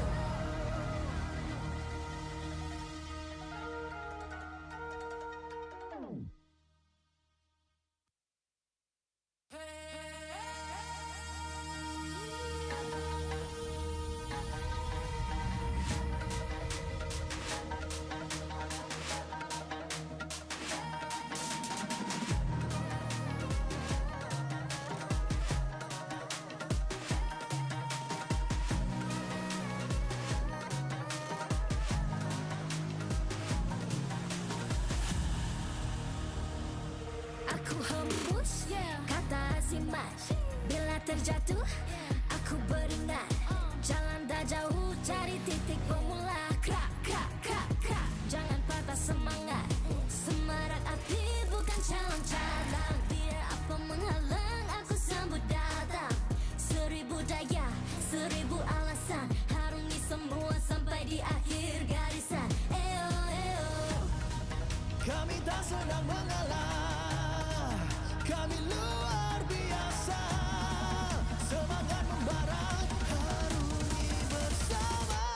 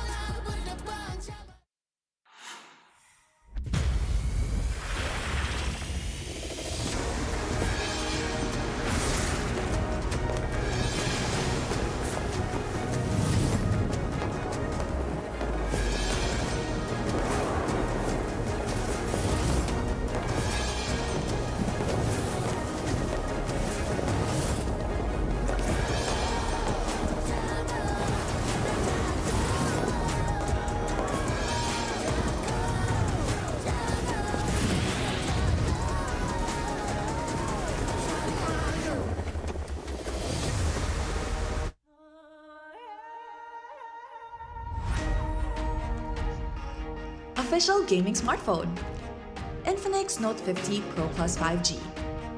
Equipped with a trendy and sleek design, made with premium-looking metal alloy. With 100-watt fast charging and a 5,200 mAh battery, you can stay in the game longer. Our esports partners, Head & Shoulders. Up to 100% dandruff-free and itch protection. Head & Shoulders is dermatologically tested, penetrates 5 layers deep to eliminate dandruff. Get yours now. And thank you to all our strategic partners. 100 Plus, Players, Astro Arena, MPL Merchandise, MPL Ticketing. Supported by KBS, PSI, Rakan Muda, MESF, PSM. Just because we already got a Savage doesn't mean the show is over yet, folks. We still got 2 more matches for our debut day of MPL Malaysia Season 15. You're watching the English broadcast, and thank you very much, ladies and gentlemen, for joining us once again. My name's Stafa, and on me with the desk, I think I said that wrong, but is Husky as well as Gary. Welcome, boys. Once again, we continue day 1 with more games, and this time round, we're going to see 2 new teams, new faces even, joining us in the arena. But honestly, these teams came from outside of the arena, right? Yeah. I mean, the fact is, most are thinking whether the MAL is even worth putting. And I think today's the day where we actually get to see where they are amongst the league and where they could be against the older generation. This is technically the second season we have an MAL team, well, in this case, 2 MAL teams coming into the MPL to prove their mettle, right? Last season it was Red Esports, didn't pan out the best, but right now we got DXO and also Ocean Black featuring some new names, but also some familiar names as well. We've got some old faces here, especially Rippo as like the big name there, looking to be able to carry some new blood through the realm of MPL. But we'll be able to talk a little bit more about the rosters that they've got a little bit later. For now, let's focus on the fact that the young bloods are colliding and we could be witnessing some new kings in the making. This is the first ever season of MPL where we have 2 teams from MAL making it onto the main stage. And it will be interesting to see where they're going to be at. Obviously, we're looking for some up and rising comers who are, could look to achieve what SRG has done in the short span of time that they've been here in the MPL MY. And not to mention, even before SRG, Homeboys was a lineup that was in the making for over 2 years to get to the point where they are right now. Yeah, it took them almost 3 years to win the title, and then afterwards they did go on a slump last season, but it's also a lineup that I think a lot of people are looking forward to this season, which we will see tomorrow. But there are some standouts, there are some up and rising stars that I personally am excited to see from both Ocean Black and DXO. Tier 2 monsters, I've heard. Tier 2 monsters. We've got a lot of really strong players here. They made it all the way through MAL, and now they want to really prove themselves on the main stage of MPL Malaysia. So I'm really excited to see what will happen there. But in the meantime, have you guys checked out the new Alpha skin, right? We got the Revenant of Roses. The skin trailer is out on YouTube as well, and it is very, very cool. The skin itself is very, very cool too. It has a little cinematic when you're loading into the game, baby. It's one of the few skins that are giving you more than what you're paying for, on top of the serial number. Yeah. I saw Mars got it recently. Muntan, why did he get it? What about me? What about us? Diamonds, please. Diamonds. What about us? Well, to be fair, I've already. You got yours. I paid for it. I paid with cold hard cash. I was like, I'm already this deep into it. I have to commit the rest of the way. Yeah, I got the Neo Beast Farsa. Yeah, I went the other way. Yeah. Nice. But does it have a cool splash art that you can show off in the middle of the game? Yeah, but you can't show off if I killed you. Also true. That's true. Yeah, Alpha can be quite the threat to Farsa depending on the situation though, so who knows how well that'll work out. But speaking of threats, I think the main threat for this particular matchup is going to be DX. I think they're the team that a lot of people have eyes on because they've definitely made quite the impact comparatively in recent tournaments, right? And as both of these teams are getting set up, I have to ask you guys, do you have the same sentiment?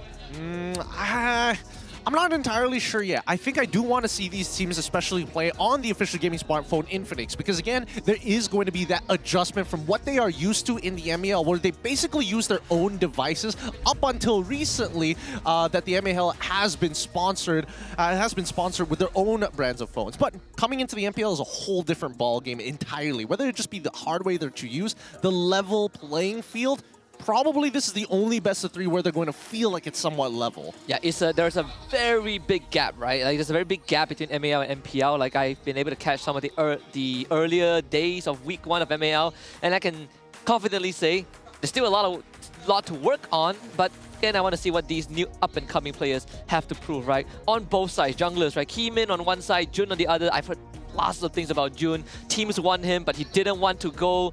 Siska as well in the XP lane. So yeah, I'm pretty excited.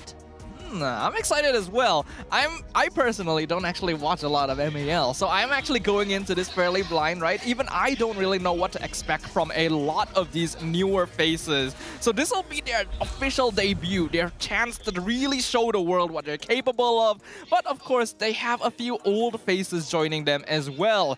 On the side of the X-Soul, we have some familiar faces in SkyZ, Rasi, and Stome, joined by the new bloods, Keemin and Siska. Siska's my boy to watch, right? We've seen Storm and Rasi, but I'm looking at Siska. When I first saw him, I think it was at the MSL Championship to qualify for MAL. He was an absolute beast. Benedetta, Paquito, Lapu Lapu, fighter type kind of heroes. Obviously, the meta right now doesn't demand that, which I have seen him struggle. So I hope he has adjusted to it. But either or, he is a very dominant XP laner in the tier 2 scene. Now it's time for him to prove himself up against someone like Ripple. Ooh, that will be quite the matchup to look out for, and Rippo will indeed be taking the field. He's going to be joined by Jun, Diff, as well as Super Susu, and we also have Masako as an import from Indonesia. What do you think about Ocean Black, Gideon? I think that Ocean Black, they're coming in from an interesting position. I'm not going to lie, right? Not a lot of information to go around for some of their players, but at the very least, they have the experience coming in from Rippo specifically to kind of lead that squadron through. Masako, on the other hand, I will say they are looking pretty decent if they're falling onto pillars. Yeah. Rippo has been a pillar of MPL for a very long time and has been beloved ever since he came back from overseas to join MPL MY again. Unfortunately, hasn't quite been able to reach the heights that he'd like. So let's see the teams up on stage. It's the very first team to secure a spot in the MPL this season from the second MAL MY Challenger Conference. It's a new generation that stands tall, but can they shake the thrones of the veterans? Make some noise and welcome DXO!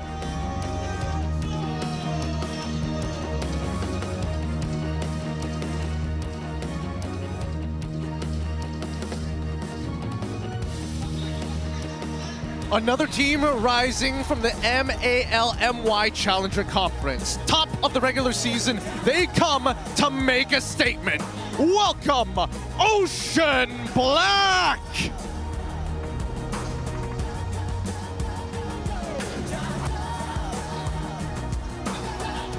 And of course, we cannot forget the brains behind the operations, the coaches and analysts of both teams, alongside head of League Ops Franklin, that'll ensure fair play and professional integrity in the matches. Let's keep it going with fist bumps between the teams, a true sign of professionalism. This is how we roll. This is Malaysian sportsmanship. This is the battle of the new bloods, eager to make a statement on their MPL debut.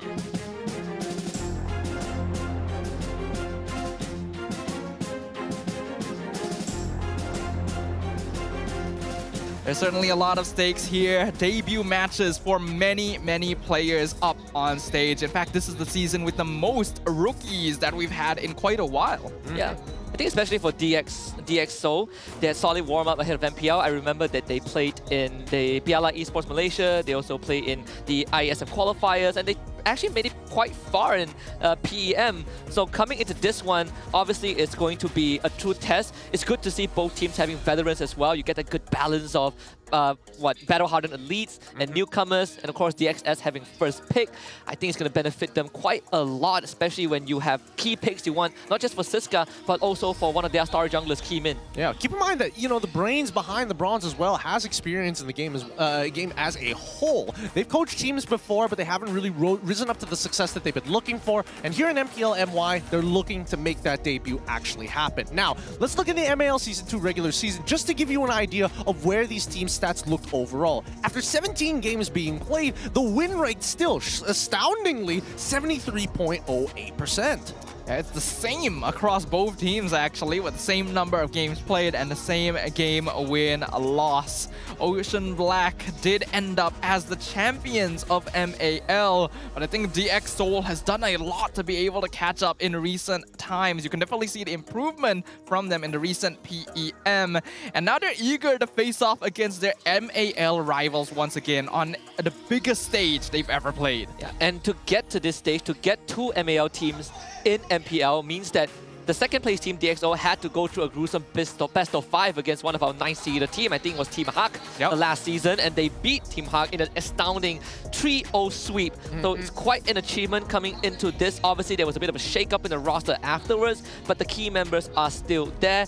I already pointed it out. I want to see Siska against Ripple, but I want to see Keymin against Jun also in the jungle. If Siska is the Tier 2 monster in XP, Jun is the Tier 2 monster in jungle. They all have reputable names in the Tier 2 scene, and I think that right now, we're trying to see which one of these teams is going to last once they make it to the Tier 1s, especially here in MPL, where the competition has been extremely thin.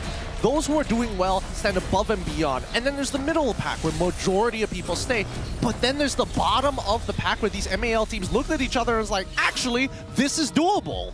I think in most viewers' tier lists, these two teams are going to be coming into this season near the bottom. And now they're going to be eager to prove everybody wrong, that they are true contenders, that they'll be able to match up against MPL mainstays and veterans. But the only way to do that is through direct conflict in the land of Dawn. And as the draft is concluding right here, we can see Phoveus and Hilda being prioritized on the left side and Kalea being banned on the right.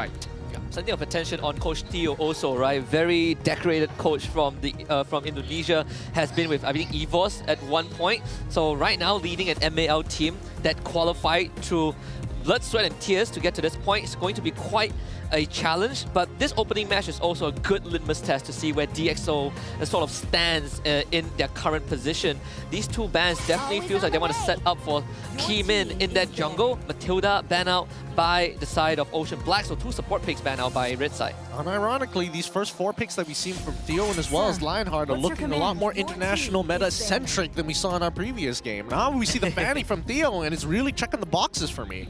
Yeah, but that is a Fanny ban on blue side as well. Not really the ideal position you want to be in, because this is always a threat. It is a hero that you can always force red side to ban out. They decided to get rid of it themselves, but there's still plenty of power picks in the pool. You still have Suyo, the Harif, the Zusin as well. And unfortunately, Ocean Black can only choose one to get rid of. Yep. Ideally, I think if I'm thinking from SPS, I would consider a Suyo ban in this case, but they banned a Harif, which I think is fine, right? Now you're trading Suyo for Joy, either or, not too big of a deal. Jusin is still on the table, but if you are blue side, I still think that Suyo first pick is a must. I wonder if DXO agrees with this. Kind of depends, right? If Theo was willing to ban out the Fanny. All right. All right. So there is faith in their jungler, all right? I was guessing that the most they wanted to give at least SkyZ a better matchup in these types of scenarios, especially when he's going up against Masako, who has technically had a lot more experience considering his background in MDL, in the MDL prior to this. Yeah, it's surprising that they would go for that straight away.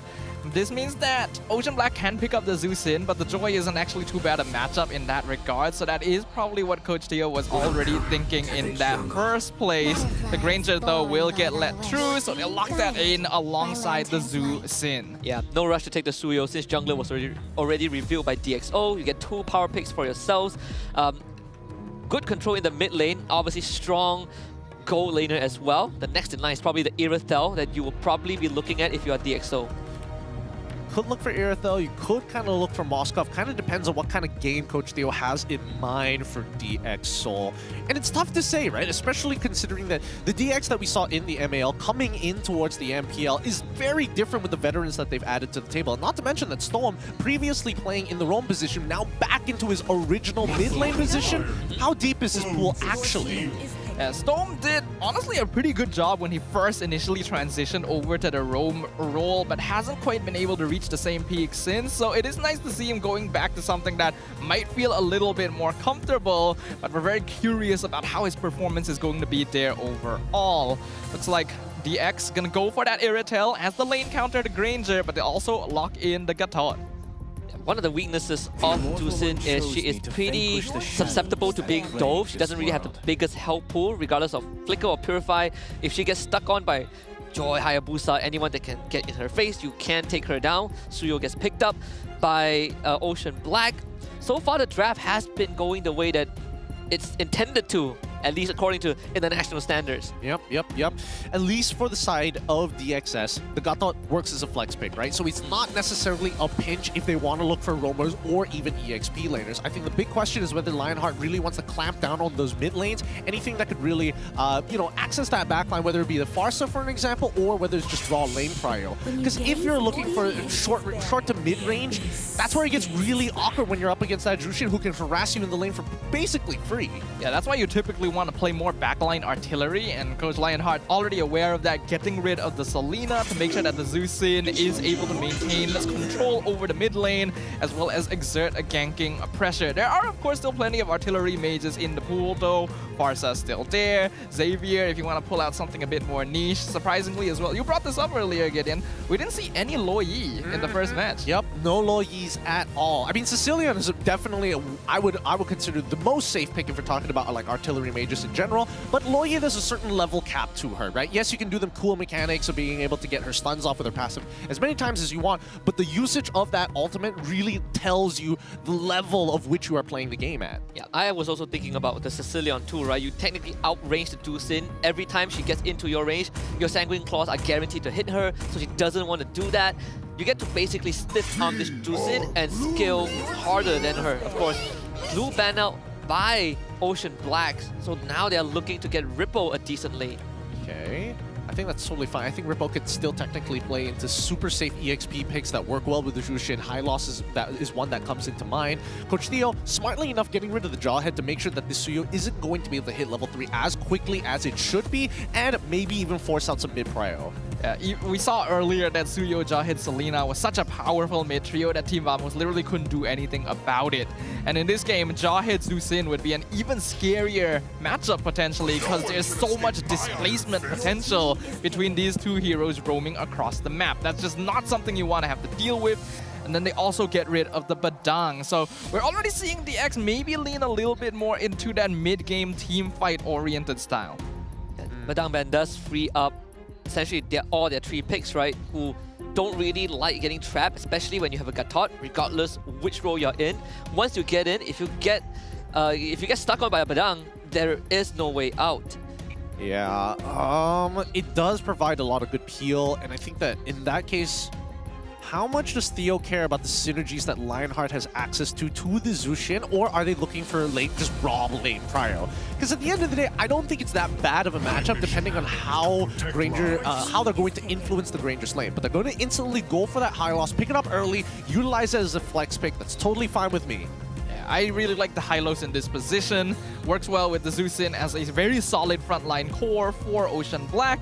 And the Glorious Pathway is a way for his team to engage and disengage from high mobility heroes like the Joy and the Irithel, providing a little bit more teamfight control to match up against the Guardian of the Avatar from Gatot Kacha. Keep in mind that at least with Hylos' Glorious Pathway really affects the Irithel, because Irithel is heavily dependent on her movement speed to proc her passive as many times as possible. So I'm not sure whether Irithel is going to have to take the angle of sprint. If not, maybe even a Purify if the CC stuns the pylon. Yeah, I've seen people take Flicker on Irithel, right? And it does work surprisingly well. So the Cho and the Yve taken out. I do like the Cho pick, because I was thinking whether Ocean Black are going to consider the choke at some point, but now it's removed and you have an Eve as that area denial. It does stop, this high loss, this Suyo from getting in your face too hard. But this final pick will reveal this high loss whether he's going to be a flex. What else is in the roam roll that you can look at? Perhaps a Tigreal, but it's not really the best solution right now. I mean, if they want, they can play CC straight up. Oh yeah, that too, yeah. Yeah, flex high-lows into roam, put CC EXP, would do pretty well into the Gatot as well. It really depends on what they want here. I think like they have Jushin as part of their core, and I think they just need to play around that. So locking the CC here to win out that lane against Gato Gacha is going to create a lot of different opportunities. But instead, they're going to go with the Khalid as a means to an end to stop the RWM if things get out of control. I have to say, Theo has come up with a very synergistic composition, with a lot of it just depending on Kimin's performance. If he's able to bait out more resources, if not abilities, from Ocean Black, they've got nasty wombo combos with the Sky Guardian avatars on top of having the RWM to create these angles for Irithel to attack the back line. Yeah, I would say this is essentially Theo telling DXS, divide and conquer, right? Split them up, pick them off. Yeah, but it does have very synergistic teamfight control as well. Looking at the bans, it seemed like they wanted to get rid of heroes that would be able to separate their team composition, and they've leaned fully into big AoE ultimates as well as some catch that can really play around the Joy and Irithel. On the opposite side, OB does have a lot of dive and catch potential themselves, as well as some control alongside that high-lows. But is it going to be enough? These are two rookie squads balanced out by the presence of veteran players. But only one can emerge victorious in their first foray to the land of Dawn on the MPL stage.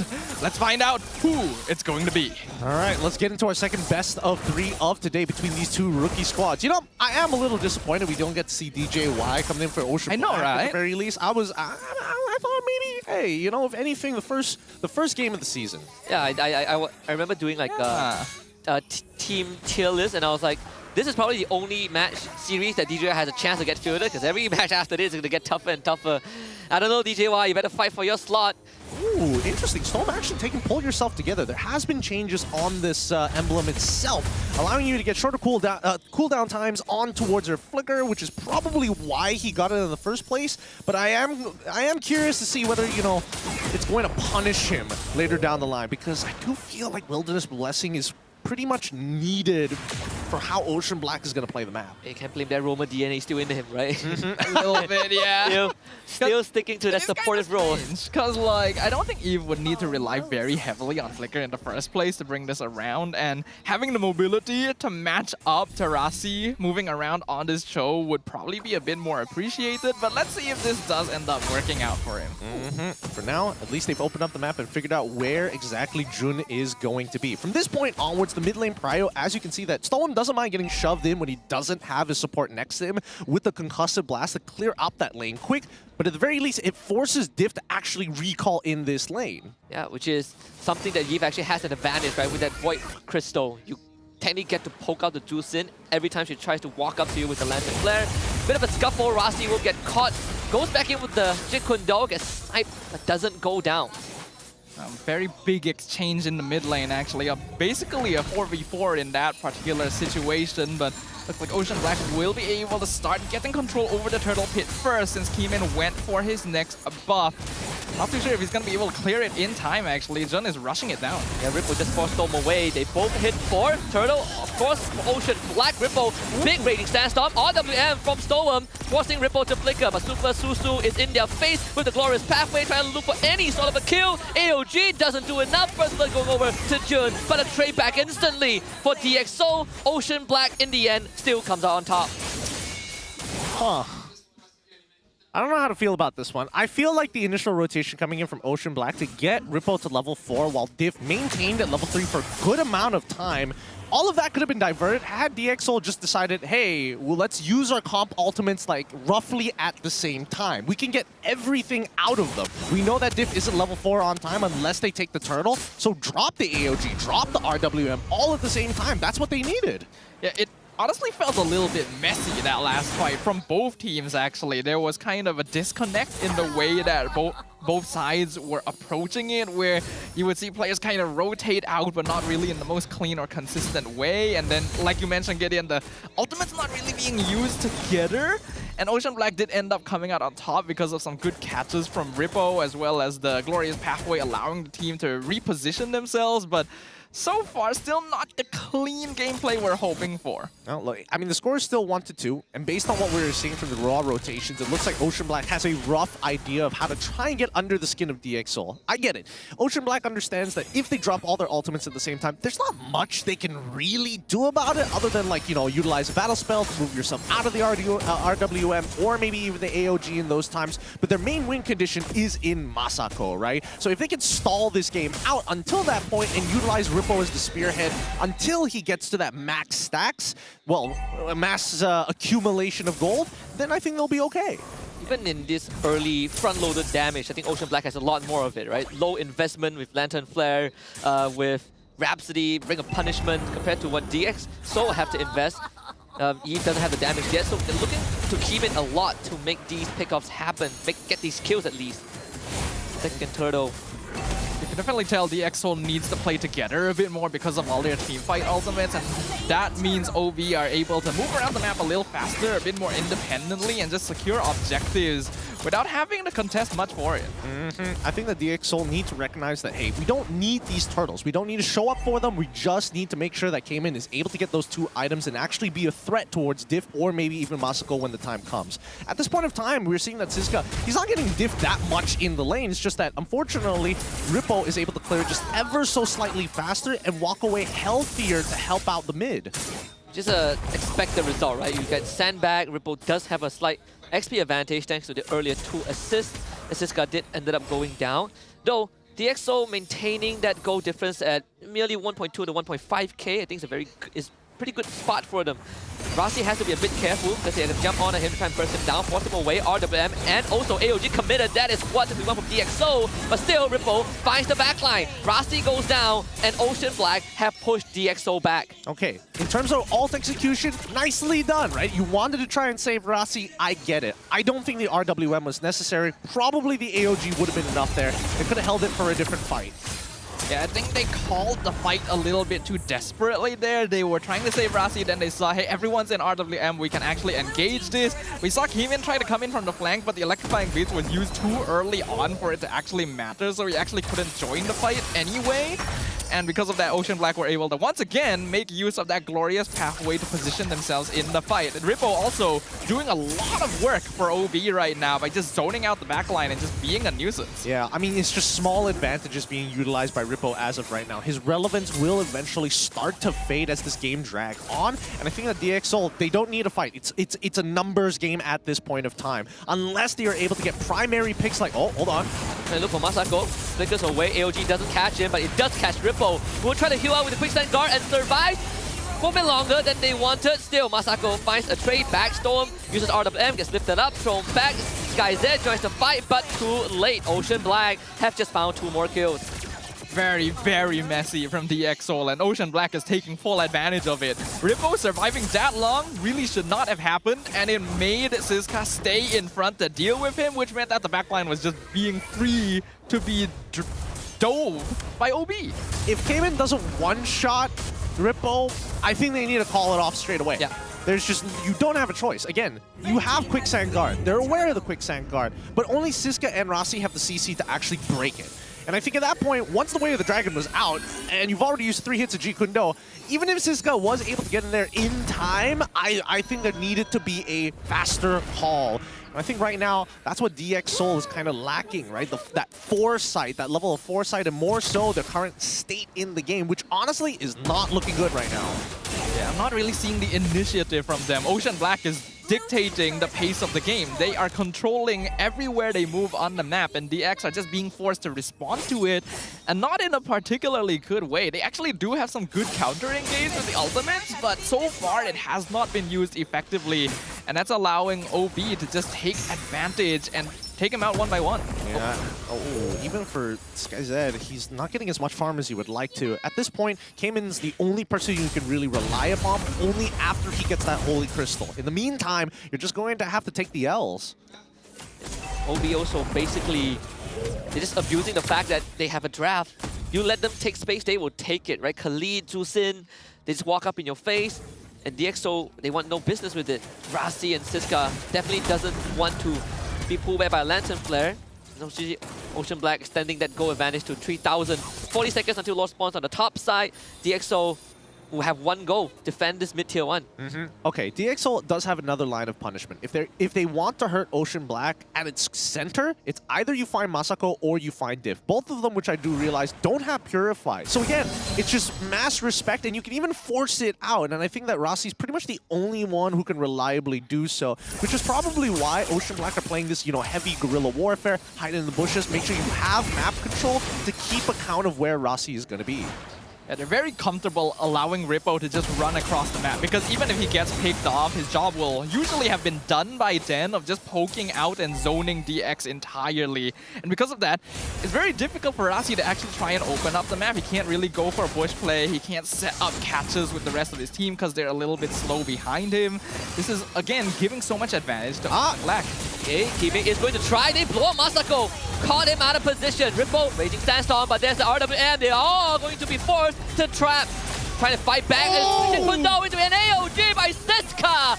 And Kimin picks out Rippo. Finally, Super Suzu turns back and they get a snipe onto Siska. 2-for-1. DxO comes out on top. Hey, what did I say? They found the angle, the experience from Rasi there, coming into play, making sure that, hey, they're not going to be on this side of the map because the Lord is spawning. They want to have control over the Lord. As long as I have my conceal ready to go and somebody shows mid, we can look for the punish because, again, Masako does not have Purify. Same goes for Diff.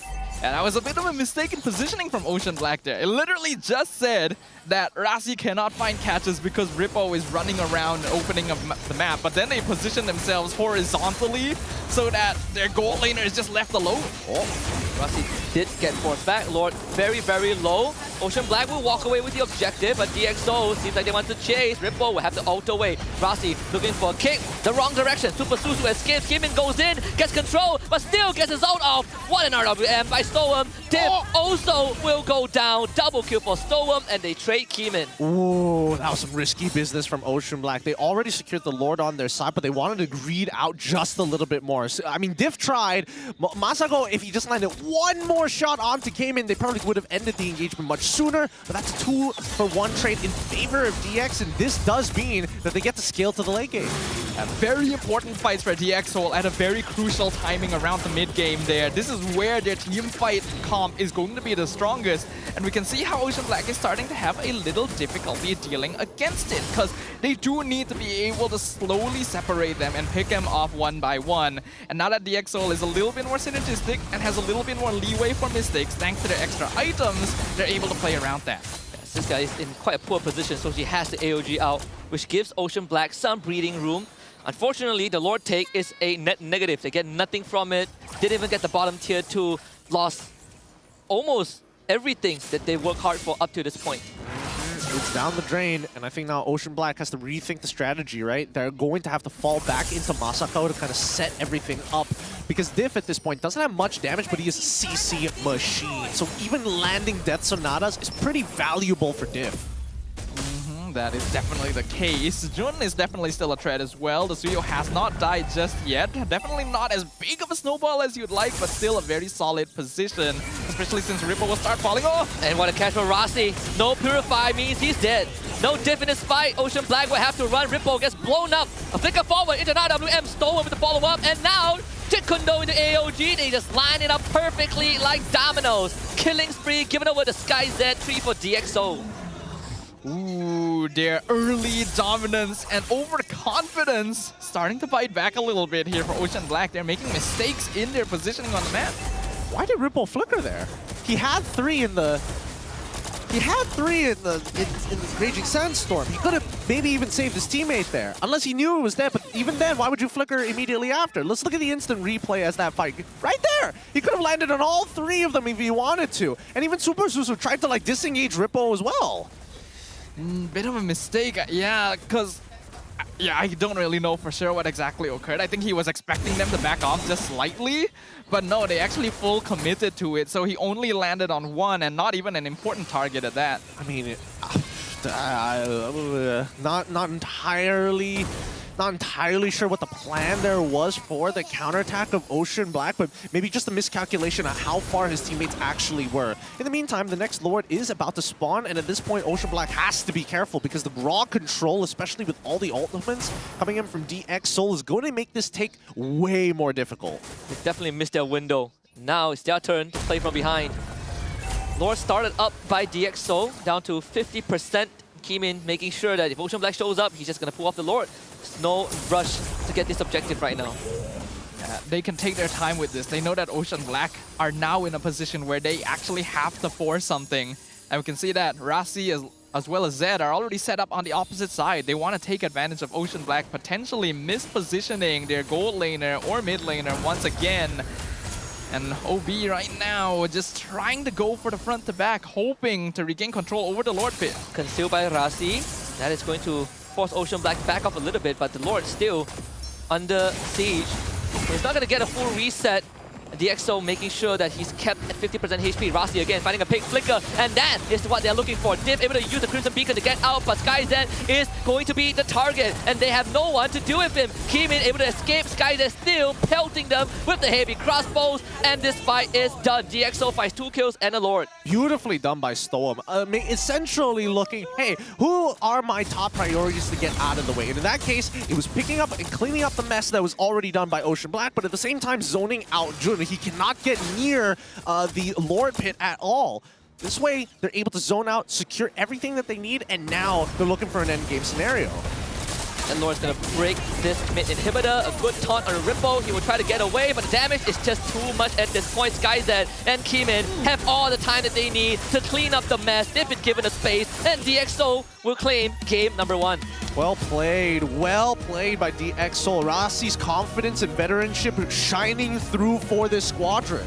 Yep, a clean comeback and really good shot calling from DxO allowed them to claw that game back despite being at a notable deficit in the early game. They knew that mid-game would be their power spike where they could take full advantage of team fights around Lord objectives and where heroes like the Khalid would eventually drop off in overall utility. And Ocean Black just were never able to recover from that. Yeah, I think definitely with the misexecution of that previous fight, I think they need to work on the communication. It's not like Ocean Black made bad choices, but overall they need to be together on some of these choices. Similarly to how DxO initially, like, okay, the ults came one after another, maybe a little late. It could have been a little better, but they fixed it over the duration of the game. Yeah, and you can see the exact moment Ocean Black realized that their timing has passed, right? They've completely missed the window and they have no way to deal with DxO's engages. Masako was not given any space at all. The lack of Purifier really was costing them. It was very difficult for them to actually walk ahead to do damage because once Rippo drops off in terms of his overall DPS, they're highly reliant on Jun as well as Masako, on the Granger as well as the Suyo. Granger is going to try and do as much damage as possible, but he doesn't quite have the stacks yet to be the true main threat. And Suyo just cannot get close because there's too many AoEs blocking him off even with the Glorious Pathway. So things were rough here, and DxO were able to keep their heads intact to make sure that they're able to reach the point where they just take over the game. All right, let's have a look at the item list here, right? Let's see if there's anything interesting or out of the ordinary, because by the end of the game, it's 47,000 to 40,000. One decisive fight. And we look over at the gold lane, that's what they were looking for, right? That 13,260 gold in total for SkyZ, even selling off his boots to get a Magic Blade to have that advantage in the fight itself. And then we caught on over to Storm, right? He's not looking for Wishing Lantern. He's purely looking for raw damage on top of the fact that he wants to survive in the middle of these fights. He knows that Div can't burst him down. The only person who technically can is if Masako lands enough shots so that Jun can execute him.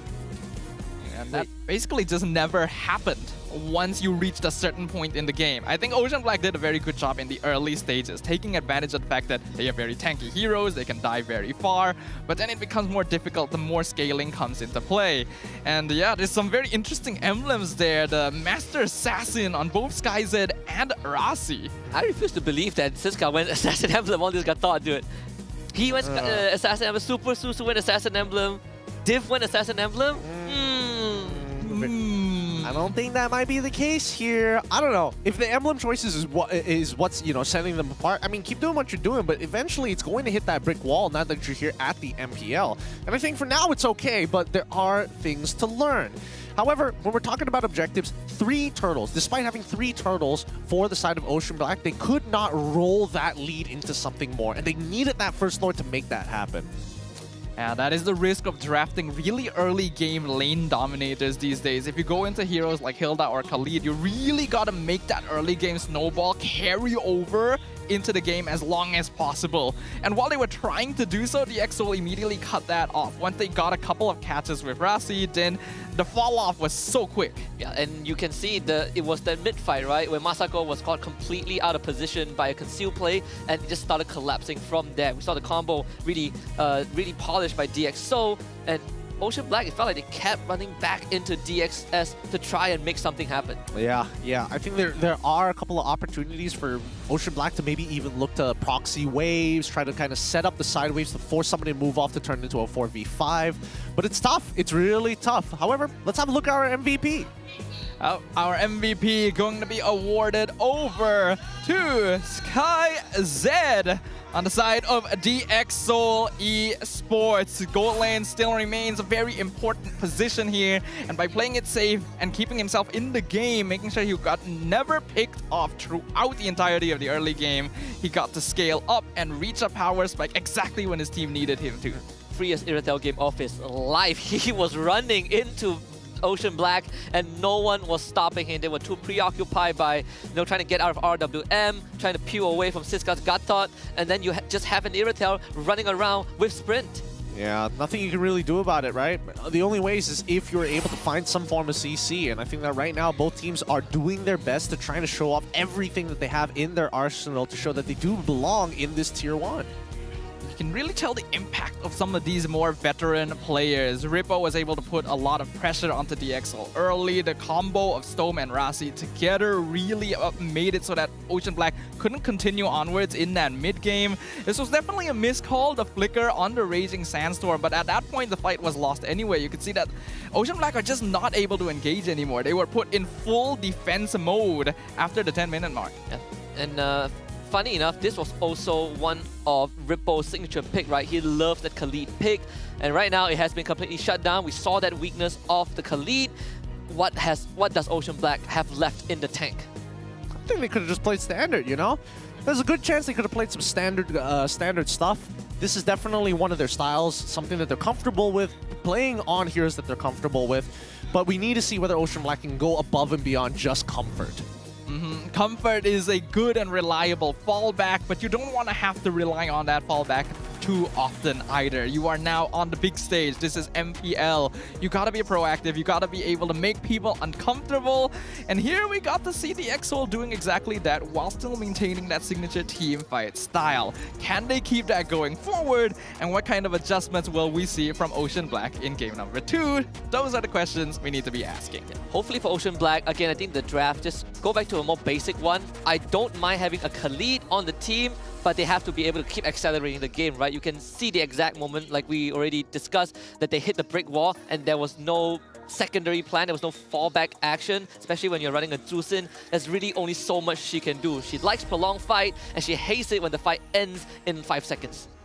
Yeah, getting on top of your opponents with Jushin is going to be key, but at the same time, if they had a plan in mind coming into this game, maybe they fought each other enough in the MAL to roughly understand how they want to be team fighting in the first place, which is what I'm thinking is happening here.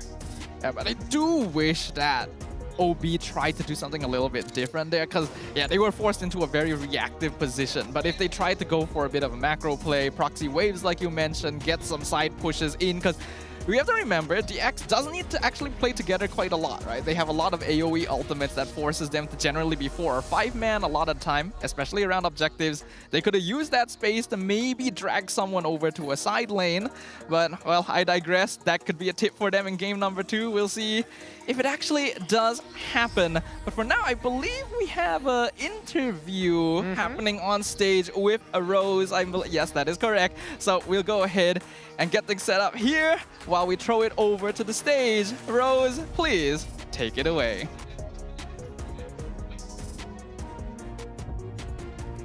Terima kasih kepada caster-caster kita. Hello semua. Dan sekarang Rose ada di atas pentas sebab kami daripada MPL Malaysia ingin menyambut kedatangan tetamu khas yang hadir ke hari pembukaan MPL Malaysia musim ke-15.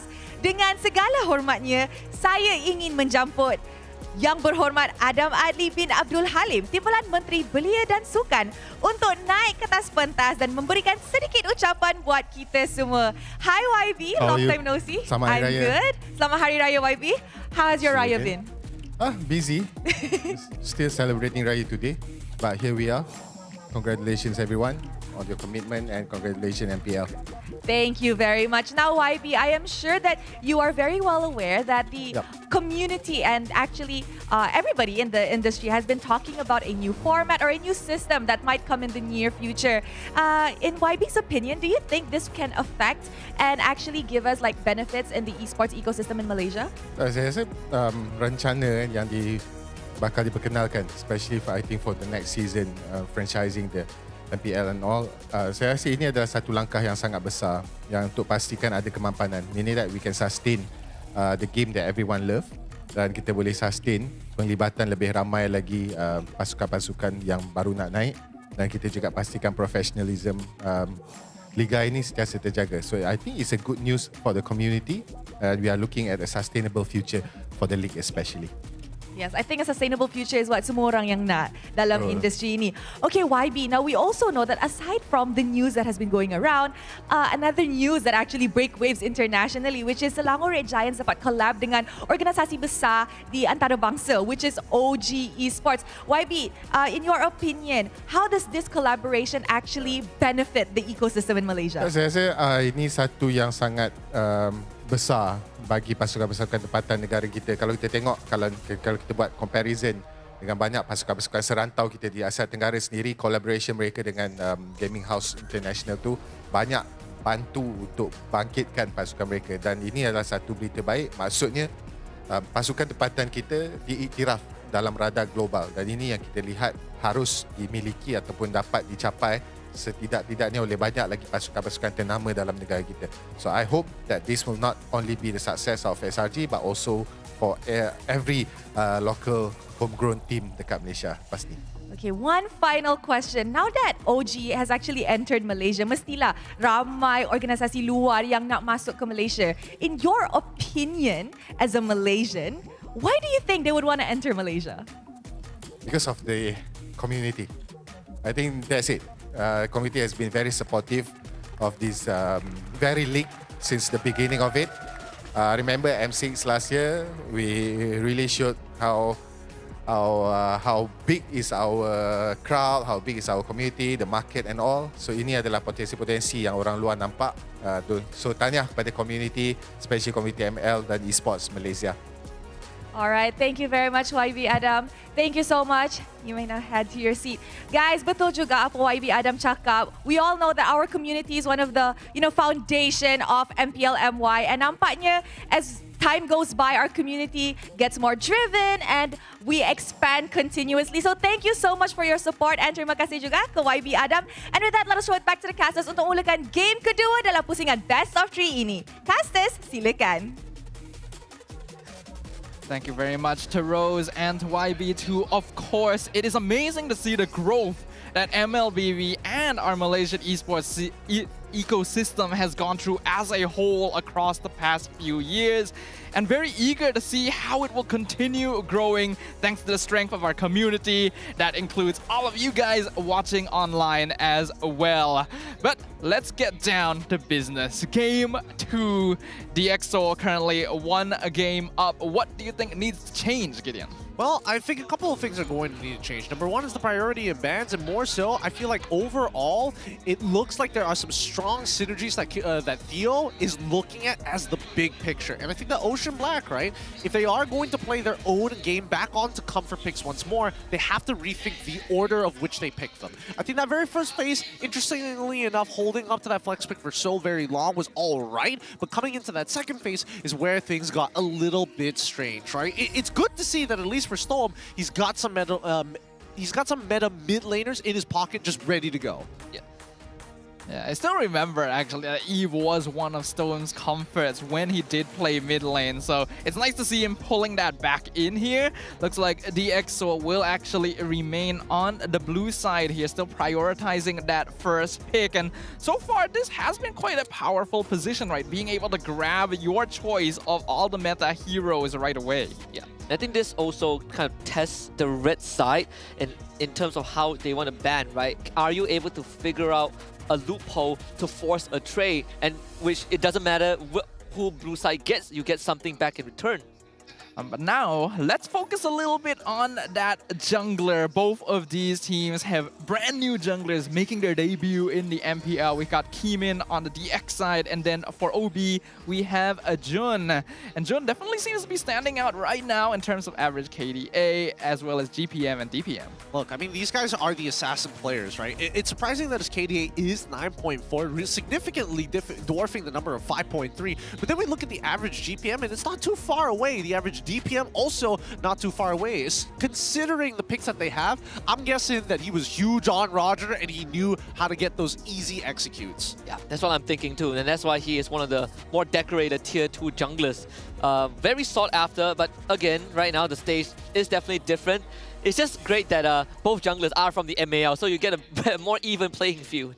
Well, speaking of MAL, we reached out and asked Super Susu, how does it feel to get into MPL from MAL? And he said he's very happy and excited. Back when he was still in school, he always dreamed of playing an MPL, but it was just a thought, and he didn't expect it to actually come true. Hey man, kids these days, they're looking at the MPL as a premium ticket into esports. So the fact that he's worked his way through the MAL is very commendable while he was still at school. So at this point, where his career moves is going to depend on how big his dreams are going to be. Yeah, this is where most people hit a plateau, right? This is the glass ceiling, and to move on forward, you have to be better than everyone else around you, and it's not easy. You gotta start with this. I think Super Susu, even in Game 1, there are limitations to what he could do on the high lows. I wonder if Lionheart will start giving him more playmaking potential kind of roamers in this game too. Yeah, I'm curious about that as well. All things considered, his high-lows was actually pretty solid in those first couple of engagements. The Glorious Pathway to basically deny the impact of RWM, set his team up for success. It's just that they couldn't prolong that success. So now in game number 2, I actually don't think it would be too bad for him to stick to the same sort of style. But again, OB needs to be able to expand their thought process a bit. I think at this stage, Lionheart, if there's anything that was going to change, is probably denying the Cho pick coming in from Rasi. I think so far, that's the only playmaking hero that can kind of come in from any angle possible. And that way, you have time to actually respond to the way that they move across the map. Rather than conceal, you have to break the conceal. Maybe somebody gets picked off when it happens. Okay, Dio is getting away with these bans, dude. He's going for the same exact ban. It's getting away with another blue side Fanny ban. Not much changes on Lionheart's side too. You know, Kalea, Matilda, last ban, this one. I think they banned the Harif for the third ban in game 1. If that is the same, we might see the same Joy opening again for DXS. Yeah, the Joy worked out pretty well for DxSoul in game number 1. While there were some points where Keeman wasn't really able to initiate, once the team fights really started going their way, that electrifying beats is almost impossible to deal with. So it looks like it is going to be the exact same bans, his game number 1. So the Joy opening fully open for DX if they want to go the same direction. I'm totally fine if they want to go for the Joy as well, but I think the Lionheart here probably has adjustments. And Theo, he's not going to change. If the plan worked out in the first game, why fix it? No point making too many differences if the same strategy has already worked for you. I imagine they're going to adjust things depending on what Ocean Black goes for here, though. Right now, the Zusin is still wide open, still a very solid hero pick, but is naturally countered by the Joy a little bit. And you don't need to take your Suyo here, right? You can take the Zusin, maybe Badang as well, like a door stopper. The Gatot also sort of works. I personally would have preferred the Badang, but either way, it is still a flex for OB. Now, if then the third pick is going to be a Suyo, most likely. Now for Dio's side, I think you can still stick with the Yeep. They did 4-pick the Yeep. I don't know whether they can pick Eve this time. What about the Granger? They still have the Granger left. Yeah, I think the Granger definitely is a pickup coming in from DXS at the very least. Both of which do pretty well. It has enough ability to get out of the AOG and still maintain a good amount of distance from the Jushin at the same time while poking her with the Death Sonata. It'd be surprising if they let go of it. So Granger, as expected, but they also picked the Badang as a means of peel. Yeah, that's why I sort of prefer Badang on the side of OB, right? You literally have a door stopper. But now losing that Badang, it's still not the end of the world yet. You have Jusin, which does make life for Badang slightly hard, assuming that he doesn't catch it with a Snap Flicker engage. Does complicate things for Ocean Black. Yeah, having this Badang means that DX is no longer as locked in to having to constantly play together to get those team fight initiations. Just the Badang alone separating a single member of Ocean Black is already enough to set up for a Joy or Granger burst later down the line. They also deny it away from Ocean Black being able to potentially pick it up to lock the Joy into a little wall. Yeah, it slightly undermines your Suyo pick too, because Badang has a lot of ways to stagger the Suyo. It's a very minor problem, but again, this Suyo pick is a must for OB. So essentially, if you are DXS, Theo is probably already prepping for the second phase.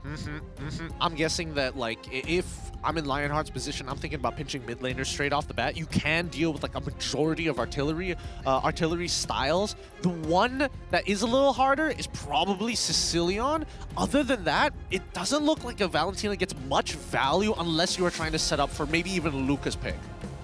Yeah, I don't think it's going to be a Valentina unless the Lucas does suddenly show its face here. Sicilion can definitely work. We already talked about the Sicilion Granger late game scaling combo.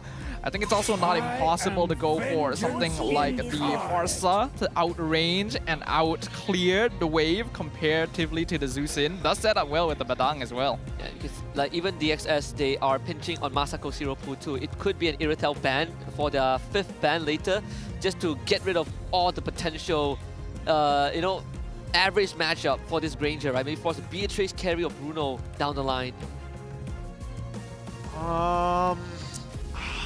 I want to say Claude as well, but I don't see the reason for it now that Lionheart has already banned out the Eve. Not entirely sure whether they knew that, okay, Claude is not on the table, so therefore we have to ban out the Eve in these types of positions, but let's see what the next couple of bans here, right? Is there any other bad matchups that we need to consider? Maybe even the EXP lane? Oh, they get rid of the high loss instead this time. And it still doesn't allow them to take Lucas in any form, right? Like if I'm Coach Theo, Valentina is still considerably a decent pick. Since there's AOG and Crimson Beacon on OB side.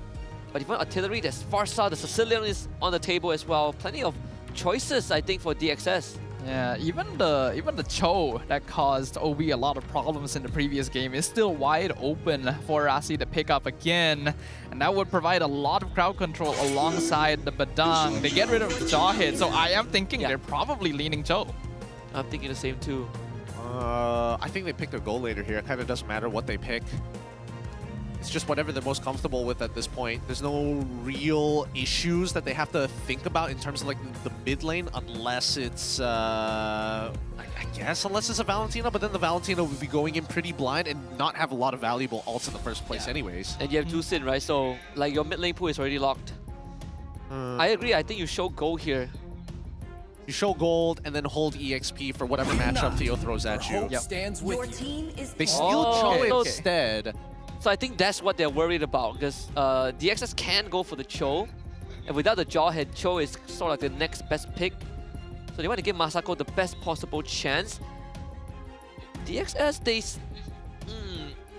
they can go like Lucas, CC if they want for. They have the possibility of going like high damage lane winning EXP laners, but they're going to play Selena this time in that mid lane. So that means it's either a support that can clear the wave or a lane dominant EXP. That works as well. Whoa. That is a lane dominant EXP right there, and it was banned out in game number 1 at the very end as well. So props to Coach Tio for spotting that out, and this is already going to give them great lane priority up against the Gatot Kacha. Though it does mean this is going to be a Badang roam, so they might lose out a little bit on map rotation compared to a Cho. that too, but Badang is one of the few heroes where you can sort of fall behind and still have value. As long as Flicker is back up online, you always have some sort of inherent purpose before you go down. It's one of the few heroes that can throw everything out before you die. So I'm not too worried about Rasi Badang. Irritel finally comes up for Masako as an answer to this Granger. But overall, the question remains on what we saw from the SRG OG match earlier on. Is there enough damage to kill Siska? Yeah. Oh, is there enough damage to not only kill Siska, but at the same time maintain that control? We'll see, because this is going to depend on the junglers, like the mid trio especially. Because that mid trio, I would say that Ocean Black definitely has a bigger advantage, right? Unless we do see Badang, instead of Brave Smite, take a Concussive Blast. If he gets the Concussive Blast off, good for him, but there's a good chance he's going to get picked up. Yeah, there's a lot of catch coming in from this roam mid duo of Ocean Black, and if they combine it with the Suyo's Burst, early game could actually go in their favor, since we're going to be seeing a roam Badang, which is naturally going to be a little bit weaker in the early stages. But Ocean Black falls into the same issue. They're very reliant on Irritel and Suyo for burst. And if the X-Soul can do the same thing they did in game number 1, we could be witnessing a clean sweep. So it's gonna be up to Ocean Black to see if they can defy expectations and take a game to bring it to a full series against their MAL rivals. All right, let's jump straight into this. DXS going to be on blue side up against Ocean Black, OB on the red side. And as expected, this mid lane not going in favor of Rasi and Storm, especially at level 1, which is the highest chance of which they can actually get punished here. I would like to see emblems to see whether Storm opted to go... Oh, he went Wilderness Blessing. He did not want to help out Keemin too often and was more than happy to just give him some traps. Didn't need the extra damage on the creeps. If anything, Ocean Black just forced out the flicker from Rasi early on. He did take the first ability, so can't really get away from Div. But DXS, they do have that ability. If someone gets hit by an arrow, it's almost a guaranteed kill. They're gonna try and punish Div. That's his flicker traded out. Value for DXS. So far, battle spells being traded back and forth at this point in time, but I'm more curious about how the gold lane is actually going, because that's the pathing of both the junglers, right? First engagements looking to happen on the bottom side of the map, and Rasi not really having to open up, knowing that Sky's Ed has already cleared up and maintaining control of that river area in case they show. Yep. I do like the positioning that Rasi and Storm are playing around now, though. They know that they don't really have mid and roam priority, so it's better to play around the bushes to provide vision to the rest of the team. Ooh, risky poke. Move movements and Super Susu. They bit trap him in. We just dropped the ultimate, so they can't pull him back with the Lantern Flare. But my eyes are on Super Susu to hopefully get a couple of pickoffs as the game progresses, because just like game 1, there's no flicker on the core members of DXS. Yeah, this is a very different type of hero from the one he was playing in game 1. Previously, Hylos just kind of stands there, becomes the sandbag and front line for team. Cho is definitely a little bit more mechanically required, you know? So he needs to be able to prove himself that he's capable to get these catches, especially on very important core members of DXO. Siska to bring him down low, but he does have the split that backline, so he'll get threatened. Div has no flicker this time. He's waiting to hit level 4, and he's getting pretty close to it, but Kimin will not get him. Div somehow gets away. Jun will get the turtle, and unfortunately, Kimin will be pulled back. Siska, now isolated from his team, will try to hold the line as fast as possible. Backline, they will lose Super Susu. Siska still trying to find a kill, but cannot get it. Okay. Oh, that was close. These arrows are getting so close. I mean, I gotta give it to Storm. His accuracy on the arrows have been looking really, really good. But the way these fights are panning out, I mean, I feel like both teams really are adamant on not giving up that initial lead. You can see the hesitation from both sides where it's like, I don't want to make a mistake and neither do you, but we have to force it out of each other. Yeah, I'm still seeing a little bit of those growing pains from coming out of MAL where their gameplay is a little bit too direct, a bit too honest, right? They just want to take these fights and win the game through that. In the previous engagement, it was pretty solid. Oh! By the kick, there's an AOG. As a follow-up, Rasi will be taunted up and taken down. Kimin is looking for an opening, but can't find it. Good stuff, good stuff. Based on what we're seeing, DxSoul, especially with the help of their veterans in the roamer position, they're trying to make these calls, trying to look for these punishes. And even if Ocean Black, they find more of these types of picks, with the help of Ripple to follow it up, they can get these kill confirms a lot easier now. The Wave Dragon into the AoEG combo is basically unavoidable. That is so much CC that Ocean Black is guaranteed a kill in any circumstance, especially if the Zeus-In is nearby as well. So DxSoul has to be a little bit more concerned about not being too far forward by themselves. That kind of comes into the rotation priority as well, which means that they're generally going to be playing on the slower side, which is perfectly fine because they do have this Joy and Granger to scale into the late game, so trying not to overcommit will be crucial here. Yeah, I think they have to go low committal. They have to just play off the arrows coming in from Storm. Oh, here we go.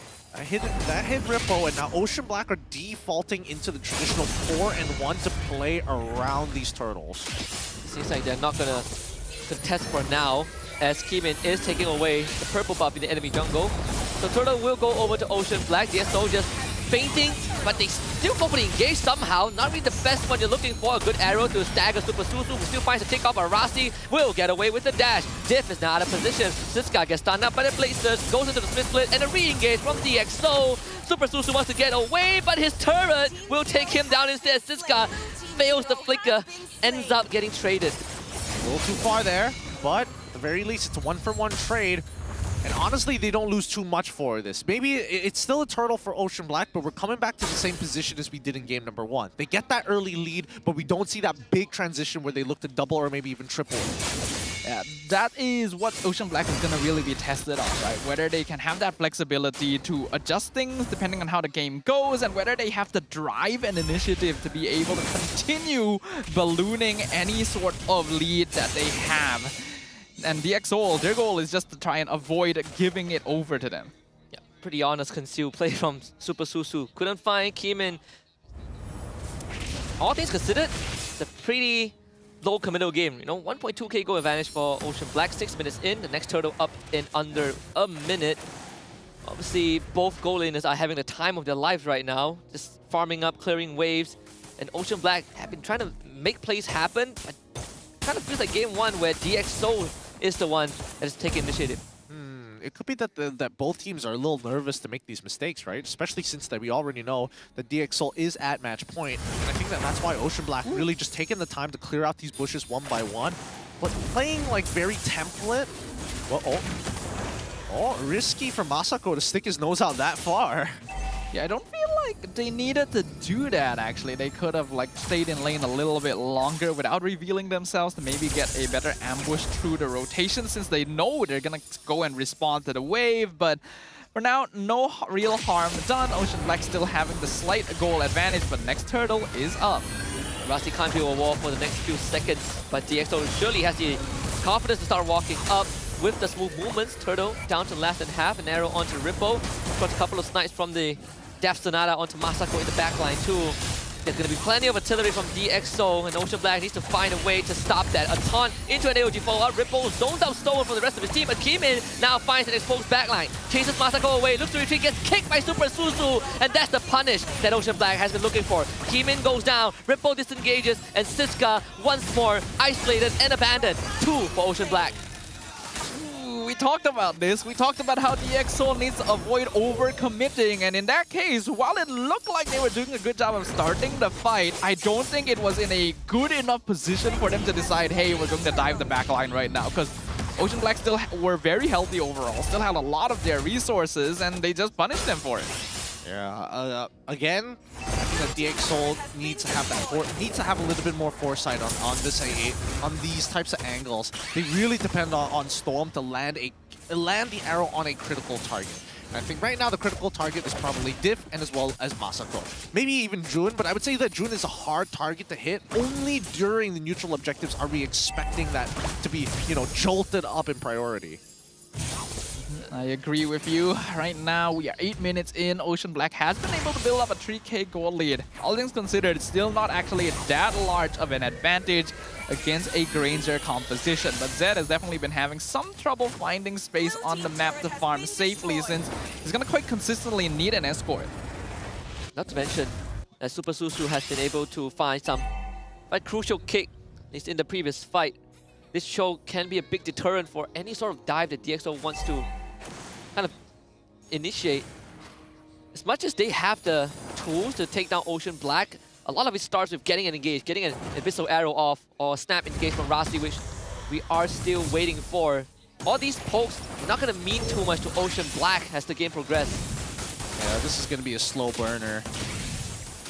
Not going to get too much. Even Siska, like, trying to scale up isn't going to mean much unless he's able to get on top of some priority targets. The way that it seems, both sides have gone into, like, you know, this passive style of play. Let's look at the goal to see how much of a lead we have here. For Masako, actually a pretty substantial lead, right? Until we see that third as well as fourth item start rolling into his build, I think that's when they're going to be looking for the big fights, because right now they just lack damage. And Suyo, yes, he can do a bit of work, but he's going to need, like everybody else, to start stacking up fast. Even for Storm, he is pretty far behind in net worth and 2 levels behind Div at one point. Basically relegated to the support role that did play for a while. Yeah, Selena unfortunately can be pretty conditional as a mid laner. If you keep hitting those Abyssal Arrows, it can be one of the best heroes in the game, but if you don't, then you really don't contribute too much to team composition. And in this case, the arrows are going to be even harder to connect with, since Super Susu is just going to be walking around with the potential Shunpo Avoid. So the Exol is going to have a very hard time trying to find these openings. Yeah, I mean, the lack of money coming out from Storm means that even if he does get a full combination after landing the Abyssal Arrow, it's not going to matter, right? Like, look at Rippo. He's already gotten hit by a couple of arrows, doesn't really feel it. Regenerates like the majority of his health anyways. I feel like Rasti has to be the one to start the engage, get a snap engage in. Flicker, build a wall, go for the fist crack, and then DxO just piled on it. That one of the few ways to catch Ocean Black off guard, because they're getting pretty comfortable just walking up like this to DXS. And DXS, they don't really have the best way to take up space, especially when Ocean Black gets through the zone. And that's the snap engage that I've been wanting to see. Jun getting forced away, Kimin onto him as the fight splits into two. Kick from Super Susu, they lose Rasi, they lose SkyZ, and this fight is done. Kimin couldn't get the job done, so Masako will get his done. 3 for Ocean Black. Ooh, the desperation got a little bit too much for them. I like the initiation, and Div is definitely a good target, but you have to remember there's a lot of ways for this Zeus to just be able to jump out of that trap. And then after that, the follow-up from Rippo, and then the beautiful catch in the back line by Super Susu, actually landing the kick on the Granger. Just stack them all up for Masako. This Irritel is now officially a problem, and Ocean Black is playing super well around it. Yep. They knew they had the right ideas, and I think at this point, with the Lord on their side, Ocean Black will be able to get all the tier 2s across the board. Not to mention, they had already had a pushing wave on that top side, so really, Ocean Black could have just sat there and waited all day and still would have won the overall scenario. Things are looking pretty rough now for DxO. For a moment, it still looked like as long as they were able to start taking some good engagements, they'd still be able to scale their way back in. But we're 12 minutes in, and they haven't been able to regain any sort of gold advantage. And I don't think SkyZ has been able to keep up in terms of farm compared to Masako. So DxO is lacking poke, lacking CC, lacking overall presence on the map. They've reached a point where they have more than enough fuel to deal with the glue. Not only that, both Storm and SkyZ are getting threatened by Ripple just being the body blocker. Div will not survive there. What a snipe from SkyZ. Alleviate the pressure a little bit. They dealt with the Lord topside thanks to Kimin. The Ocean Black has, much as they got the Lord, DxO was able to find a Science of Life. Yeah, but still a 5.6k lead for Ocean Black, which means that they're going to reach that 4-item power spike that Masako has been building up this entire time and waiting for the right moment to actually unleash it on DX. Because right now, the only problem is whether Storm lands an arrow or not onto Div. And if he doesn't find any targets, that's fine. That's one player out of the way for Ocean Black to deal with. And I think even for SkyZ, right, he did opt to build for that Sky Piercer, but with only a single kill and a single assist, it's not like the stacks are very high either. Yeah, it's very little stacks considering the stage of the game we're in right now. It's actually been quite a low kill score so far, only 3 kills to 8. As both teams have been playing very safe, very wary of each other. You can tell that they're taking a step back compared to their performance in game number 1 to readjust themselves. Ocean Black right now still coming out on top, and they definitely have a better scaling curve currently, since Masako going to be hitting that 4th item already, actually, so Irritel definitely online. Yep, he is strong, and when we're looking at the other side, it's not like it's going to matter too much. I don't see enough armor. The only difference is Siska having that anti-cuirass, but even then, everybody else just doesn't have that much armor, with the exception of Rossi, but we can't see how many stacks he has on that Thunderbelt anyways. God, I miss MAL. I mean, it's happening right now. It's going to be a slow burner for sure. Next Lord coming up, 10 seconds top side. And just in time for DxO to make a pushing wave down bot, so they will have a chance to get priority in that Lord pit. But still, the problem remains the same, right? The Keyman can get into the backline, but not able to find the kills that he needs. They've done the snap engage, that wasn't enough. Diff now has the Blood Wings, which he just picked up. And Ocean Black, they can just walk up and start taking control. The thing is, Keyman definitely has enough burst to actually threaten Masako in the backline, but this Joy has to wait until every resource has been expended before he can actually dive back. Ooh, nice dodge there. That's no flicker on the Cho, actually. Right, confidence to walk back up. They did get an arrow on the Super Susu. Maybe try to chunk him up a little bit. Keyman looking for a bouncing pad. Doesn't find the right angle just yet. So, back to square one is where we're at. Bottom wave is essentially neutralized. Unfortunately, mid-side, Rossi in Kira's position was able to again fall back. It's a tango at this Lord pit. It's going to take a while. Oh, they play it nice and slow. Really taking the space one step at a time. You can see that the procedures are being ingrained into both DXS and as well as Ocean Black. Clear the Lord positions, look for a dominant area of the map, and also keep an eye on the side waves every once in a while, because if they can't rush it down, which honestly, I think that Ocean Black can't rush it down with the only two big bursters coming in from Jun as well as Masako, I think the rest of DX Seoul, they can just wait, take their sweet time. They're about to hit the 42k mark themselves. Yeah, you can dance this forever. Ocean Black, they don't want to wait, and that's snap engage again on the Div. They try to burst him down. Div, Crimson Beacon to get away. Keyman on to Masako, and Masako again saved by Super Susu. But this time, DXS came prepared, able to get Ripple's immortality out, but no Sky Piercer execution. So close, yet so far. You want to see, man. Masako has been waiting for that time, and he doesn't mind getting low because he knows that he has enough damage to actually put himself back up to 100%. Ooh, this is getting dangerous. They shouldn't be crowding around. They saw the initial engagement for Rossi. Don't give him a second one without the flicker. Reset the Lord. They need to buy another 13 seconds for Keyman to come back. And some change by Ocean Black. They're not going to wait. They will go onto the Lord. And with the help of Ripple, they get a free Lord for themselves. All right, good zoning from Ocean Black, making sure DxO cannot come close enough to try and contest Jun from taking the Lord, and making sure to do it before Keyman is able to respawn. Still a little messy, but still, DxO unfortunately on the back foot. Their draft not really allowing them to play for a lot of these neutral objective fights, and while Keyman tried very hard to pick up Masako, and got pretty close to it too, Ocean Black still had most of their resources. Like, only one or two players was being distracted by Rossi at the time. Yeah, Super Suzu has been on point with these kicks to peel Masako's threat away from him 2 times. He's been able to kick Keyman as he was about to run down this Irithel.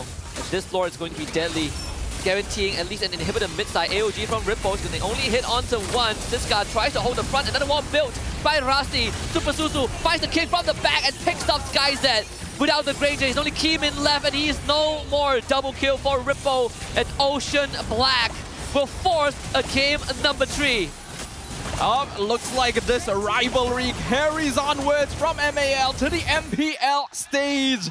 As despite their best efforts, DX Seoul are not able to find a comeback potential. And Ocean Black are able to take a game number 2 to bring it to our full series. That's an equalization here for Ocean Black. 1-1. Looks like game 1, they got a little nervous too. Anzi now coming into game number 2. As soon as the 15-minute mark passed, hyper-disciplined. Wanted to make sure to minimize contact with their opponents and only pick fights that they can choose.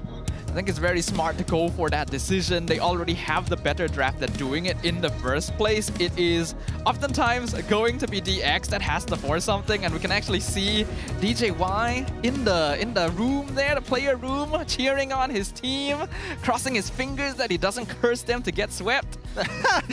Oh boy, I'd be doing the same thing, especially with the way that we saw DXS play at the beginning. Now taking away so much power, and more importantly so, taking away that Cho from Rossi, at least it was a more direct approach, and that's something that they can handle. Yeah, and again, the lack of Purify on the core players of DXS, right? You can see that really getting punished.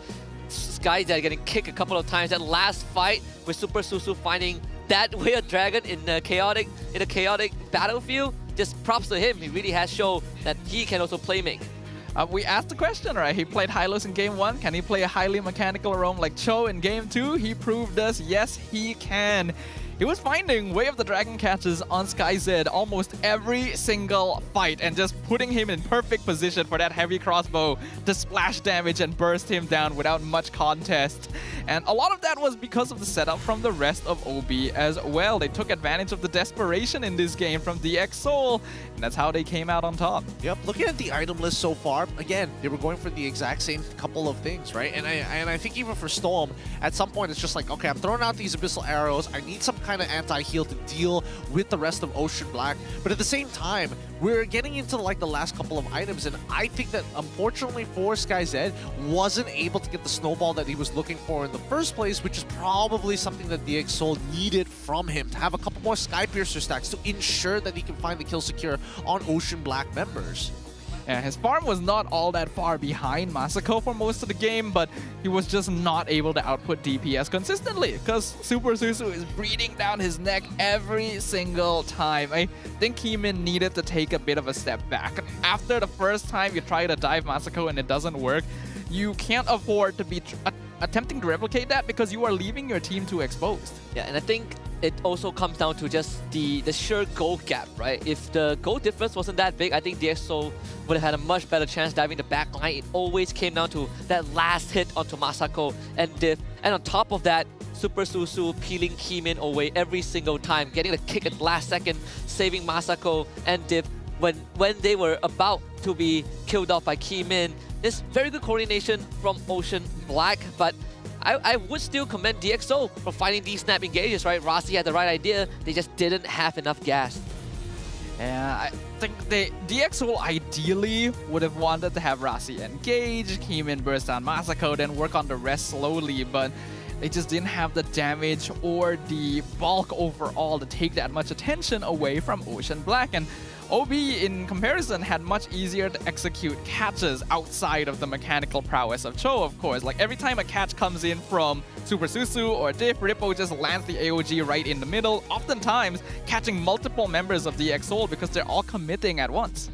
I think both teams are playing extremely honest with their approach, not only in the draft, but the way that they're actually managing each other in these team fights. I think I want to see a little bit more in game number 3, right? Yeah. We need to see them actually instigate those wars and how to actually micro their way out of it. But let's first look at our key player of this game, right? Obviously, with the way things are going, GPM, rich guy, has to be Masako. He's been power farming the entirety of the game. But the carry actually falling into the hands of Storm on that Selena, despite not exactly hitting every single one of those arrows, he capitalizes by utilizing the traps as well. Yeah, just chip damage, right? Chip damage kind of inflating the stat a little bit. But in this game, Rippo, obviously the sandbag, this Gatot was impenetrable. No one on the side of DX Seoul could deal with it. Rippo loves playing in these sort of positions, these setup tanks that can also dish out a good amount of DPS in return. He wants to be in the thick of it, and this is a game that allowed him to do exactly that. You also had Diff in the backline as the best wingman, being able to dish out consistent DPS as well as pull some people out as if DX Seoul decided to overcommit. The draft from Ocean Black did them a lot of favors this game. And I think DX Seoul also weren't really prepared to play into it because honesty only gets you so far. Yeah. Now that you're on the MPL stage, I think you do have to be willing to be a little bit conniving, a little bit sneaky in the way you approach the game, because otherwise, other teams are gonna do it to you. Yep. Let's have a look at our backstage MVP. It's going to be Div on this Jushin, being an absolute pillar for the team. Every single one of these plays is glued together by Jushin, lifting his opponents up and holding them there, if not displacing them, so that the rest could finish them off. And this is the perfect opportunity for me to say that he mid-diffed them. I knew this was coming. At some point, I knew this was gonna come. It was gonna happen. It's like, it's a perfect setup. I have to do it. It was gonna happen anyways. But yeah, with the Jusin, that's kind of what we talked about in game 1, right? Extended fights are perfect for Jusin. The longer the fight goes on, if you start gassing out first, that's where Jusin starts shining. Lifting you out constantly, making sure that you just cannot run away from a fight that you decide to commit to. I think it's also very interesting that he did actually go for a Lightning Trunkian at some point, right? Because Ocean Black's already pretty bulky overall, having a little bit of extra burst, so they aren't fully reliant on Suyo as well as Irritel is actually pretty good, because that's what caused them some problems in game number 1 and really helped against the squishier members of the EXO. Definitely watch some SPS this one. Yeah. Let's have a look at these highlights, right? I do want to see how often Div actually triggered that Lightning Trunkian, to be fair. I mean, even in the earlier fights, like you at one point you will start feeling for Keyman because he tries so hard. It's not like he can't find the backline. He finds them. He just cannot finish the job. Yeah, they're just not dying. Like, they're literally running circles around him. Exactly. Like, the electrifying beats are coming out, but with the sprint and with the Haas's Claw as well, he's just getting so much value from it. It's difficult as well because since Storm is on that Selena, as soon as the Lord comes in, you're kind of like, what do I do now? Yeah, the Selena, again, very conditional. He got to land those arrows, and I think Storm was trying, but not having that roam priority makes it so difficult for you to extend your presence on the map, and gives away a bit too much map control as well, so that you're always going to be entering objective fights on the back foot. Yeah, well, he did have a shot at one of his pocket picks, which sadly didn't work out this game, so I think he's back to traditional mid laners, which he has success with, right? They did Ocean Black did ban out Yves. I was half expecting maybe a Farsa to come out, maybe a Veil if you're feeling more adventurous. But this Selena definitely did kind of skew that draft execution to be a more one-dimensional one. You rely a lot on that arrow to connect. If not, Rasi has to get a good setup, and even then, your Selena can't really rush in if the Gato is standing in front of you. I don't know. I think that Selena really works well when you kind of know the timings of when these fights are going to occur. Like, most of the time when you see Selena start to really snowball ahead of the game, most of the time it's because, hey, I have vision over these specific areas of the map, so therefore I know you're going to be in one of 3 different places. I just have to position myself in the river to be able to connect against you with an arrow in those types of positions. And again, it's a tough call to have.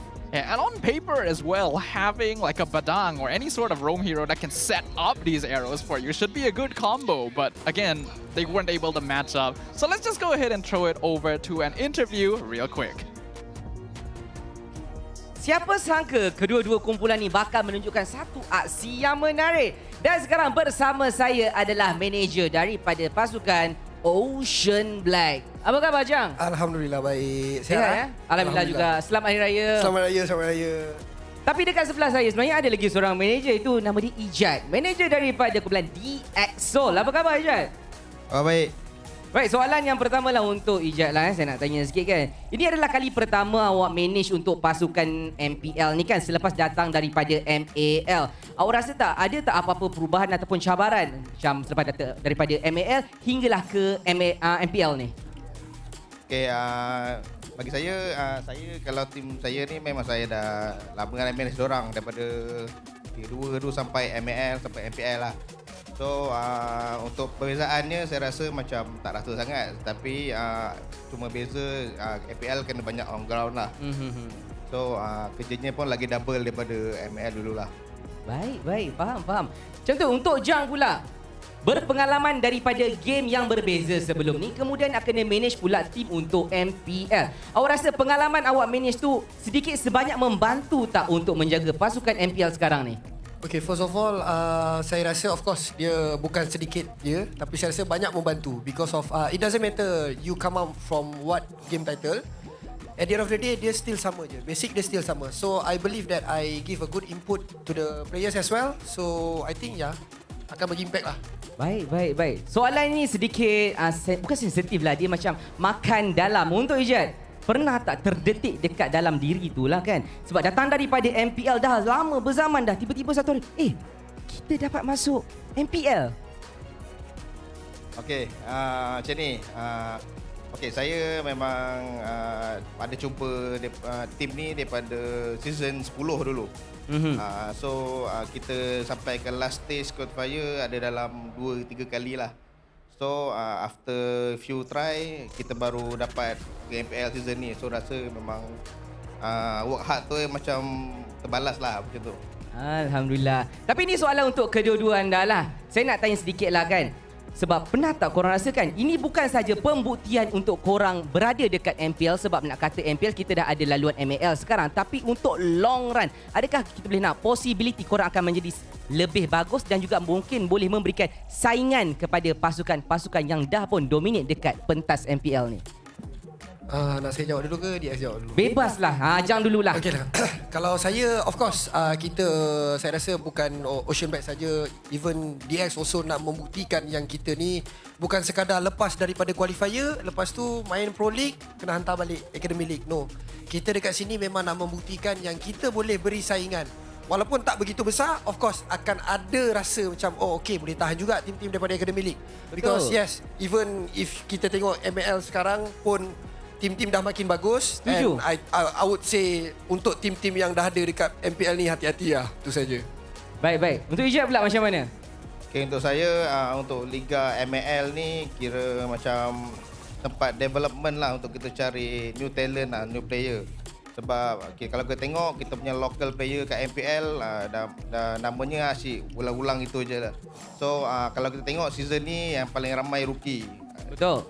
Dan ML yang sekarang pun kita tengok ada few player yang boleh main lah. Semua dah makin level macam dah tak jauh lah. Itu je. Baik. Bila kita dengar disebut rookie, ada satu rookie yang menjadi persoalan pertikaian daripada semua peminat MPL. Bila kita boleh tengok DJY mencemar Duli dekat atas tu, Jang? Okey, soalan ni memang soalan hangat. Memang semua orang tu tanya-tanya. Betul. Tapi kalau awak sendiri tanya saya, bila DJY ni nak main, akan find out lah. Maybe lawan Vamos minggu depan. Wow. Maybe lawan SRG. Takkan kita nak pakai dia lawan tim yang tak famous. Confirm kita nak tabrak tim-tim yang power. So, yeah, maybe you guys gonna find out. DJY ni maksudnya dia adalah orang kata secret weapon. Betul. Bukan setakat secret weapon saja. Bazooka semua kita hantar. Hantar semua. Itu dia. Sedikit sebanyak kata-kata daripada kedua-dua belah manager pasukan ini. Dan apa-apa hal pun kita mengharapkan yang terbaik untuk kedua-dua pasukan ini. Sebab kita sedia tahu kedua-duanya datang daripada MAL. Dan ini adalah pentas pembuktian untuk kedua mereka. Dan itu saja daripada kami. Let's go back to the caster. Silakan. Thank you, Poji, and to both managers as well. And it is great to hear that DJY actually is being kept as a secret weapon. My question is, which team is he a secret weapon for? Well, can't wait to see DJY against Stormy. Or DJY going up against... It would be a mismatch. DJY is too good. It's not a comparison of damn, can't wait to see DJ against Super Friends. Hey yo, somebody say he was even better than him. Look, as this upcoming game is going, yes, there are expectations from this team, but I want to see where the potential is at. And I haven't seen that because these teams are playing too safe. I want to see, obviously we've seen DXS, the height that they could potentially go to, maybe even more, but I want to see it coming in from OB because they played a standard game, both heavily dependent on the draft. Let's see whether they can go above and beyond. Yeah, and so far, both teams have only been problem solving with the bans in their second phase, right? The first phase bans have been the same, which means that again, like Gideon mentioned, they're playing too safe, very linear, very honest. They're not looking to use that first phase of draft fully. They don't feel like there needs to be any changes there to shake things up, even after the first game. But right now, Game 3 Theo, he's going to ban out the Joy himself. And because they're still on blue side, that Suyo is very juicy. Oh yeah. I think that Theo now, he's just like, okay, we're done. We're done with this. It is time to whip out the blue. Yo, it looks like Lionheart has kind of figured out their original game plan, or at the very least, who are the key players on their side who makes things happen for them. Yeah, I think it's very important to be able to identify those, especially like this is the debut game of MPL. These two teams are probably the most likely closest in terms of strength. And so if you're not able to figure out what you can play around in a competition like this early on, you're going to have a lot more difficulty when playing against MPL mainstays later down the line. So more creativity, you know, throw everything at the table, see what sticks.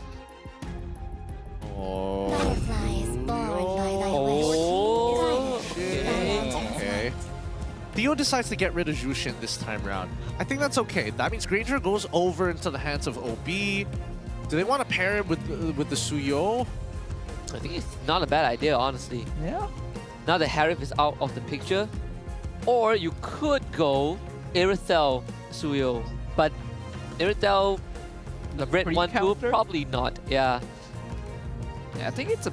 You don't really want to be picking Irithel before you know what your opponent is picking, because it is meant as a counter pick in the gold lane. It's still fairly okay to draft early on, but I think there are heroes in the pool that could be potential counters to it as well. So going for the safer options makes more sense to me. So far, this pot having very high. They're going back to back to basics. Completely ignoring the Suyo. Okay. Is everyone just counter picking before they see the enemy picks? Maybe. It's either they're trying to take away as many comfort picks as possible and seeing what synergies work out the best, like what wombo combos are going to kind of do the job. But I feel like I mean, there are ways to play around it. I mean, DXS now, it doesn't matter what gold laner that they're going to get because there's 2 on the table. They can still go for Granger if they absolutely want to, and they can just make him take Purify so he doesn't get caught in the RWM in the first place, which could open up Irithel for Lionheart with the sprint as well to maybe punish him in lane. Yeah, that would be the most obvious pick. What? Really? What? What? Okay.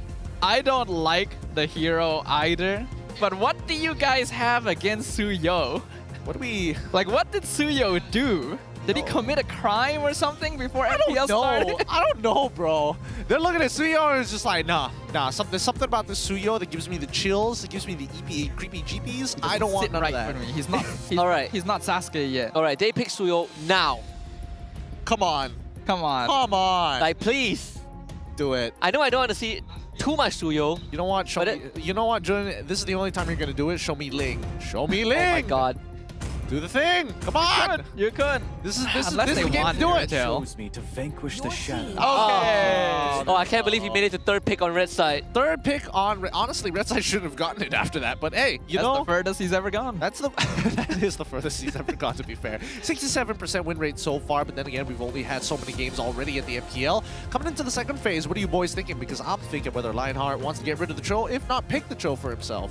I think you keep... I think he's gonna go Cho. I feel like you keep the Cho. I think, yeah, like Jacket. you force DX to ban Cho because you have first pick after the advance. Or they're gonna ban Jawhead at some point. You do have a Hayabusa. Yeah, you're right. You're right. Okay, there's a high loss. There's a high loss. They know they want to get the natural combinations with Jushin out of the way first. Got to do their due diligence. Okay, they ban the Moskov. They probably clamping down on Masako's hero pool, but they shouldn't. Wait. Not Irithel? Where's the Irithel? I mean, it's probably the follow-up ban after. Are they gonna ban Moskov, Irithel, and not Cho or Jawhead?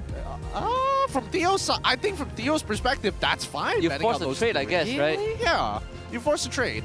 Because that's fair. You can counter it with a Purify, right? Purifies are still hard counters to hard CC, especially for Cho. Wave the Dragon, Flicker, oh, I look cool. One button, you're walking away. True, makes sense. Yeah, same for the Jawhead. But what actually, I was about to say, if Lionheart can force the situation where he bans one of them and see what Theo says. But I don't think Theo is going to care so much. Just jack it now. Yeah. Wow, okay, so they ban the Cho themselves. Good call, good call. Okay, so do you want to ban the Jawhead is the question. Actually, OP might be looking at Badang. I think if they're banning Cho, they might be looking at the Badang, just like fully focus in teamfight potential, just like a whole bunch of catch.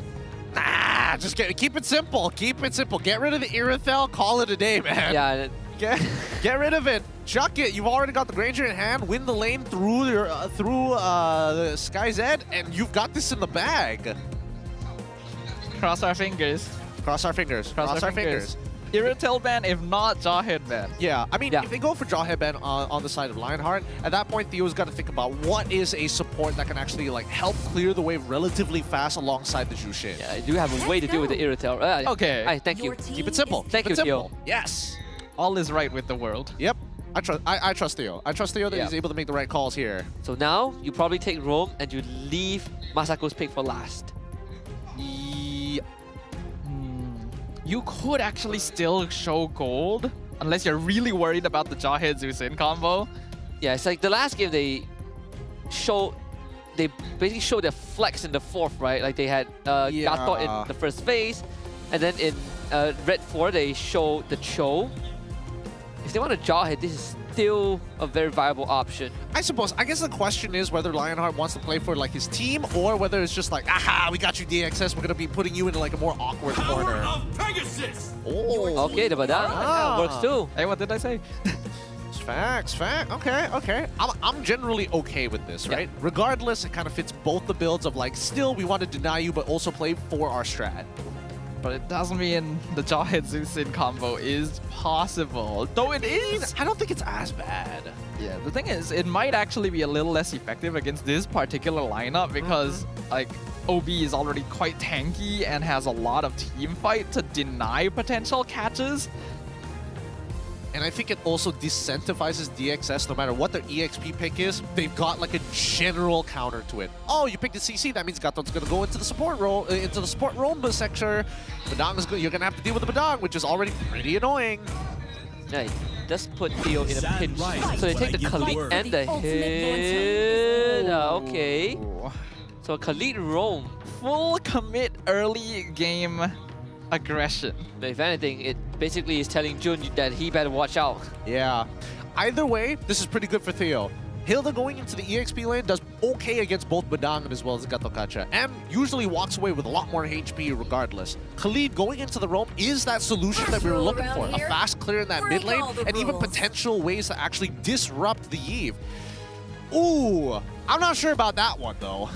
I guess to make sure that Siska doesn't get away with too much, I suppose. But you have a lot of confidence with his carry pick. Yeah. Carry is not bad against like Hilda, Khalid, and Zusin. It does blow up like both Khalid and Hilda because they do want to be in your face. Oh, this is a tough one. This is a tough one.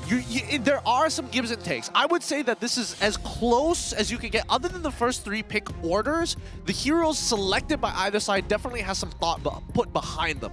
Either way, I'm leaning just ever so slightly towards DXS's side because I feel like their composition is a lot easier to pull off under the assumption they can get a kill for K-Mid. If they don't find it, oh, OB is going to have one hell of a time. Yeah, the XS is actually going to be very dependent on that early game snowball on the Hayabusa alongside the Hilda and Khalid, because otherwise the teamfight potential of OB just comes online in the mid game and we get a repeat of game 1 all over again, which is something I don't think we want to witness. So hopefully these teams have figured out a way to do things a little bit more different, a little more creatively now that they are in the big leagues. All right, let's see how this is going to play out, right? Because again, that early game lead is so important for DXS, and there's so many different ways that they can do this, right? Initially, they've already gotten the flicker out of diff, which is what you expect to see, especially since Rasi wants to be right up in your face at level 1. Yeah. Ooh, OB did actually put Badang in the EXP lane. That means they actually have roam and EXP lane priority, and we can already see DX Soul making use of that. Rasi's presence alone, forcing very defensive positioning from Ocean Black. You ever seen this guy just proxy the wave in between the tier 2 and 3 just now? Basically making sure that he unlocks himself from the lane, now gets to move around. Try and see if he can get something done on the other side of the map alongside Rasi. Kimi getting the smaller beetle also means just slight a XP injection. It's gonna hit 4 first. Yep. I mean, came in. I mean, he took his buff. He took his buffs, ran over to the opposite side because he's got the man-to-man defense with the help of Rasi. They can't really deal with Rasi this early on into the game. Stepping on Super Susu, Siska would take some punishment, but again, frees himself from the lane early means that you always get to move first. It's literally negative damage. Unless you're killing him, it's negative damage. In fact, DXL feels so confident about it. They've not even taken any Revitalize on heroes that would normally take Revitalize. It is all Flicker on DXS. Oh, I mean, they got to make something happen, right? They have to make something happen. If they took Revitalize on the traditional heroes who take Revitalize, I think that it's not enough. You need to be able to start finishing off kills, whether it be Siska finding the lead, whether it be Rasi finding the lead. Both of them, with a couple of kills under the belt, can actually do a good amount of work as long as you treat 8 minutes. I gotta play that fast game, right? Siska forcing Jun away from the turtle, so that's Revitalize popped by Super Susu just to keep Jun alive. Ripple will come in to try to help. Turtle will be secured by DxO. They trap Siska, but he is not going down anytime soon. And you have stolen around all this juice in, making life hard for Super Susu as Kimin casually steals the purple buff away. This fight basically is done. Both teams disengage. That moment when your teammate traps an opponent behind their wall and then you just get pulled over it by someone else. Yeah. That's gotta be annoying for Super Susu. It's pretty funny to see. Doesn't happen as often as we would like it to be because most teams wouldn't let these heroes to get through in the first place, but fun to watch regardless. I'm surprised they came and didn't bother just like, you know, just RNG and pop your ult, you know? Try something there. So far though, DxO making the most out of their early game composition. Already a 1k gold lead at this point. You can see they're basically not allowing Ocean Black to roam anywhere on the map, in fact. What surprises me a little bit is the fact that they're not putting just a little bit of attention on the gold lane, because then SkyZ could really start snowballing too. It didn't make life for Masako hard enough, right? He shoved the wave in, now he's gonna get a double wave as he heads down mid. Meanwhile, Siska is just making sure that Ripple doesn't get to leave the lane before he does. Yep, that's exactly what he should be doing. And if the jungler happens to show himself up there, just keep on fighting, right? It's just, you can out-sustain every... Oh, they're setting up for a dive here. Yeah, Ripple knows Ripple's out of there. Yep. You gotta get out of there, Ripple. You gotta accept that you're gonna lose a little bit of gold shield here. It's not worth it dying at this stage. Especially with Turtle coming up soon, you gotta be able to return to lane to set up that wave. Really want to defend this purple buff. Last one got stolen by Kimin, who is 3 levels ahead of Jun. I just noticed that. Yup. Brother man, he's been jacking his farm. Ow! Wow, the RNG. So unlucky. So unlucky. See, that's what I was hoping to happen prior to that, but it's like, no. Let me try it one more time. Let me try it one more time. Let me get just like another point in my ult first, and then I'll do it. If you gamble enough, eventually you'll hit the jackpot. Well, that guy just hit a jackpot on his first roll. And high roll that one. He did high roll it, but they do give up position over the turtle, which I'm surprised they didn't get on straight away. Well, this guy is holding on for longer than he should. That is the engage for Rasti from a mile away. Turtle still going over to Jun, but we stole in the middle of all of them. They are all going to fall. Super Susu is going to be next on the chopping block. Double kill for Storm. Yep, and all of this was happening. Look at the top side. Masako is now in trouble. And he's going to get jumped on. Shadow kill. The flicker was not going to save him. That's not gambling. That's a guaranteed pity right there. Oh my. And it is very unfortunate for Masako. DxO 3k gold lead in 5 minutes. Things are not looking good. Casual 3v3 win. Casual solo kill in the mid lane. Another casual solo kill up by the gold lane here. Things are going well in the books of DxO right now. Look at that. Guy said he's even bothering to wait and slow down this T1 take. As soon as Carrie shows herself, that will be perfect. He'll take his time. Look at how much gold he's denied. Come on, the car's gonna die. Oh, I think he caught it. I think he caught it. Yeah, I think he caught it. Up. It's a bit hard to say. Sometimes that AoE is kind of tight in order to get the gold and EXP. Either way, though, it doesn't make much of a difference. Kimin, level 10 on the Hayabusa. We talked about how DxO needed to get a snowball on this hero. They're doing exactly that, and it's a big one as well. And Rasti did have to use the Raging Sandstorm just to get out, but every kill that they can avoid giving to Ocean Black is a great advantage, and now Ripple is going to be the punching bag for quite a while. Even Jun is having a pretty rough time. Orange buff coming back up in a little bit, but DxO essentially 4 members on the top side. Yep, and they know the only buff that's up for Ocean Black is going to be that orange buff on the top side of the map. I mean, technically they can still push out the T2 down bot, but really, do you care? Not so much until the timer runs out, so you can get that protection of the T2s away. Malefic Roar just completed by Kimin, so now even the tankier members of OB are not safe from this Hayabusa. And the rest of DxO just continue getting richer as well. They have fully committed to this gameplay style, and it's working very, very well. Another turtle going to DxO. And Kimin very efficient with how he uses his abilities as well. Super Susu has the AOG out of there. So that's 2 turtles for DxO. All things considered, Ocean Black have been able to slow things down a little bit, but now they gotta find a way back into the game. More so, the question is tempo, right? Because if you're in DxO's position, you most likely want to put yourself in places where you actually interact with Ocean Black. But based on what we've seen so far, they actually kind of let the tempo slow down a bit, for God knows what reason. And Ocean Black has some pretty good defensive protocols, right? They're using the Gato Kacha the correct way, sending him out first, clearing up these bushes. Worst comes to worst, AOG out of there. And it allows them to actually get their carry in a position where she can actually interact with waves. Wow, they did lose the bottom holy defense. 7.5 minutes in. Don't worry, I didn't need it anyways. Didn't need it anyway. And they'll lose purple. I'm pretty sure he needs that. Yep. I mean, Ocean Black, it's emergency protocol. They want Masako in a better position. They need him to have that Trinity built now rather than later. And I think that might just be costing them a little too much. Oh my god. That's a big difference right there. The jungle gold diff. That's a lot of cash. That's a lot of cash. Nearly a 2k difference between the gold laners and nearly double the farm on Kimin compared to Jun. This Suyo has not been allowed to play the game. And now DX Seoul is basically indirectly answering why we asked why they didn't pick the hero. Hey, look, it's an economic collapse for the for Ocean Black. Yeah, they're getting some pretty high tariffs in the jungle. Yeah, they're like every single time, walk in, get a buff. Guess what? A couple of structures go down. It's like, man, these taxes ain't going down anytime soon. And K-Min has been like free far. He's been barely interacting with the map at all. Yeah, he is taking side lane. He's like, my GPM. That's what I'm looking for. My highest GPM. That's what I'm going for. Jungler's getting side lane farm. What a feast he's having. And now he's just casually walking up to Lord. Ooh, okay, we're gonna hop into a pause real quick. Looks like we have some technical difficulties we need to resolve. And maybe this will give a moment for Ocean Black to figure out what they need to do next. Because the situation is not looking good.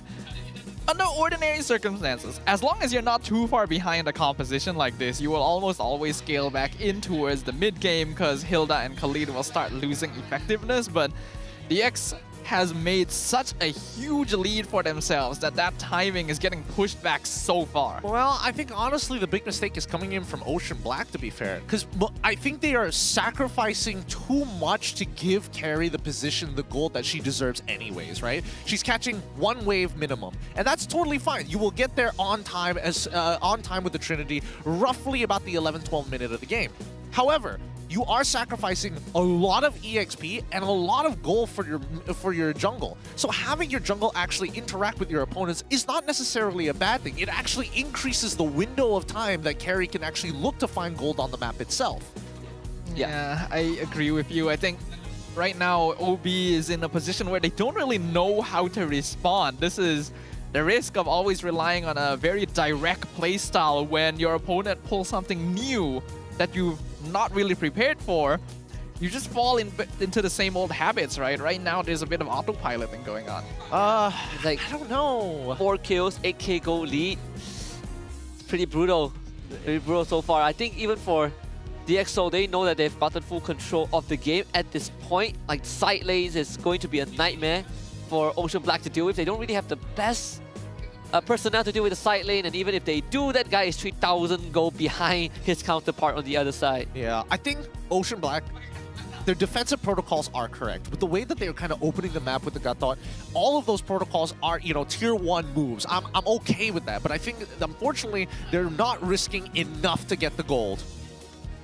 So we do have a new one. Wow, it's a 9k gold lead now. So whoa, what happened?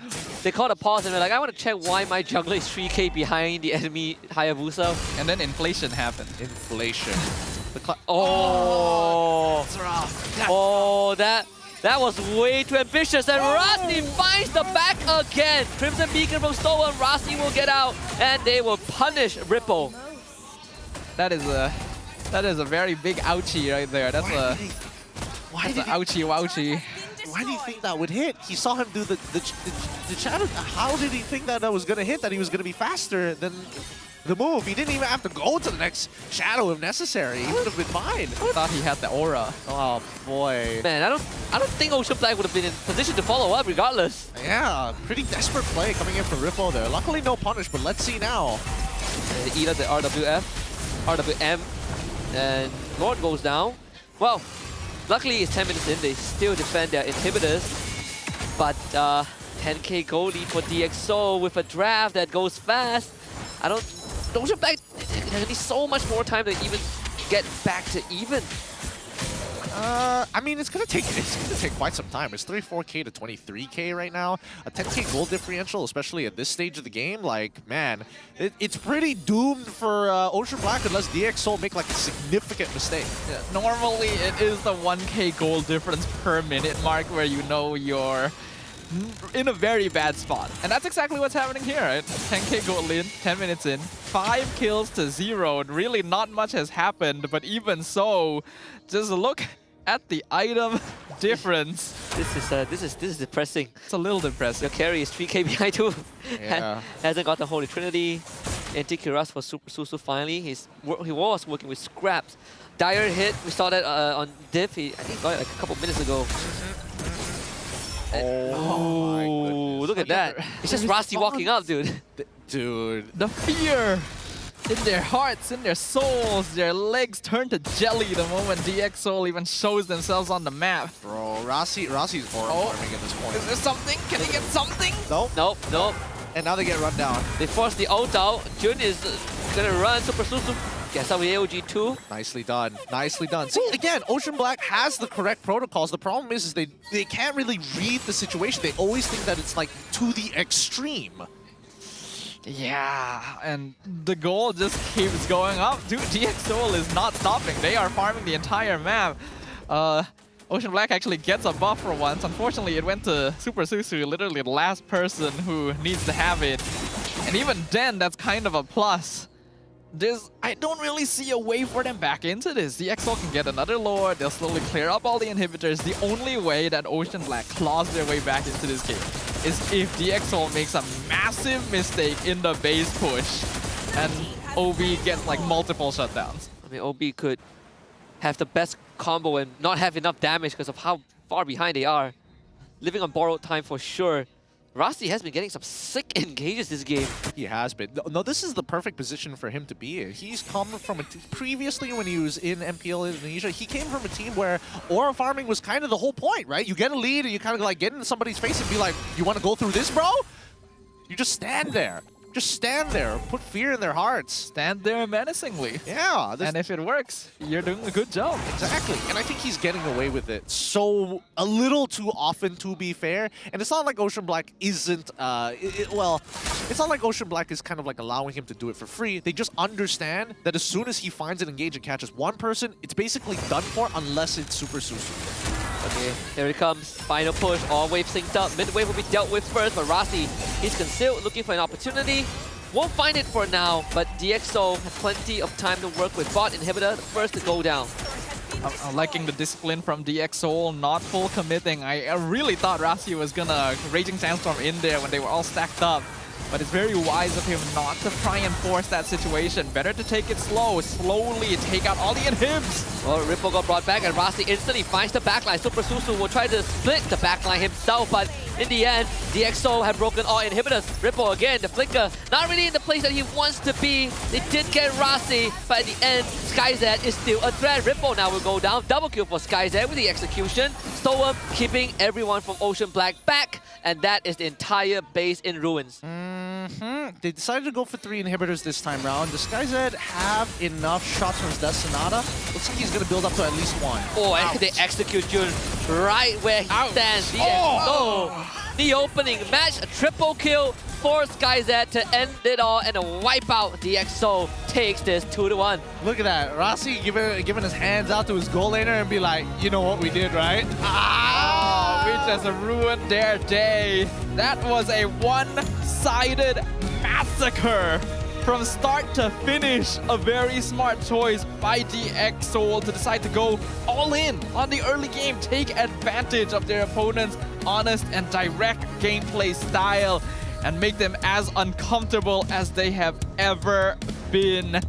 Our MVP for the match going to go over to Rasi, the setter, the man in front, the aura farmer who just stands there and puts fear in the hearts of all his opponents. He can do a roundhouse, can ride a wave of sand, he's T-posing in front of Ocean Black, he's doing everything. It's pretty nasty. Gotta give it to DxSoul. Well done. Give credit where credit is due. Let's give them even more credit by having some time on the stage. Rose, take it away. Kemana untuk DXO 2 berbalas 1 lawan Ocean Black. First of all guys, congratulations. And SkyZ, selamat kembali ke MPL MY. Nervous ke? Nervous. Janganlah nervous. Hi guys. Tengok dia nervous, bagi semangat sikit guys. Okay, jangan nervous.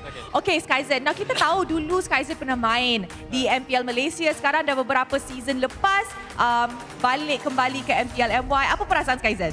Perasaan still happy kan sebab rindu juga nak main dekat MPL kan. Jadi kalau ada rezeki ni, alhamdulillah saya cuba yang terbaik lah.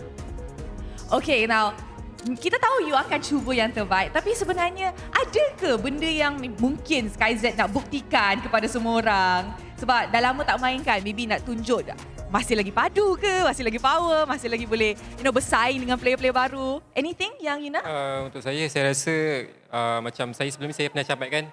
Saya rasa capai bukan satu penghalang untuk saya bangkit semula untuk lawan mana-mana tim lah. Untuk kedepannya saya just fokus buat yang terbaik lah. Just training, buat. Okay, we love that. Hopefully, SkyZ boleh buktikan kepada semua orang that dia masih lagi relevant, masih lagi boleh main. Okay, can we please pass the mic to Storm? Hi, Storm. Hi. Another season and this time you're with a brand new team. How are you feeling? Excited because I'm playing mid lane again. Okay, now you're back to the mid lane, your comfort lane. Storm, I just have a question. You just went up against Rippo, your ex-teammate. What was it like? Actually, I'm getting a bit of deja vu fighting against Rippo. Not because he's my old teammate, but because seeing how he's playing, I think he's going to be top 10 again this season. I see. Okay, now, I have a question, Storm. Since you have played, you pernah main with Rippo before, does it make it easier for you to read what he's going to do? And, you can help your teammates more? Yeah, actually, all of his old habits, I think, we were really able to exploit that. So, yeah. So you guys could capitalize on his small mistakes. So nampaknya since Rippo ni ex-teammate dia boleh lah kan capitalize on small mistake Rippo dia boleh agak dah mana Rippo akan buat mistake. Is there anything you want to say to Rippo? Good luck po and don't repeat what happened to us last season. Let's do better, okay? Okay, we love that. The brothership is still there. Now, one last thing, okay, I want to ask Storm. Storm, now that there's a lot of rookies or new faces, this MPL MY actually, do you kind of see yourself inside of them, like in them back then? As a rookie? Yes, as a rookie. Nakikita mo ba yung sarili mo dati? Yes. I think it's normal for scrims to have emotions showing for players and even here actually.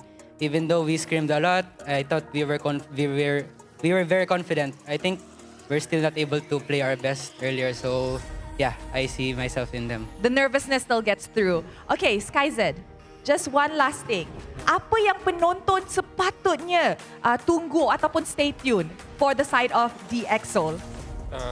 Saya rasa untuk tengoklah kita orang punya next match akan datang lawan saya rasa SRG kan. Walaupun tim tu ni kami cuba yang terbaik lah. Alright, terima kasih and congratulations kepada DXO. So with that, mari let's throw it back to the casters to break down what happened in this best of 3 series. Thank you very much to Rose and a congratulations to DXO. And it's so nice to see Zed and Storm back on stage after a little bit. But our MVP of the match is a different man entirely, and that is Arasi.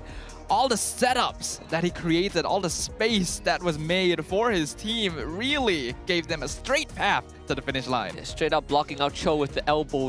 Yup. That's aura right there. Yeah, but getting some incredible setups and going 1-5 and 9 in both these games, right? Minimal deaths, maximum impact.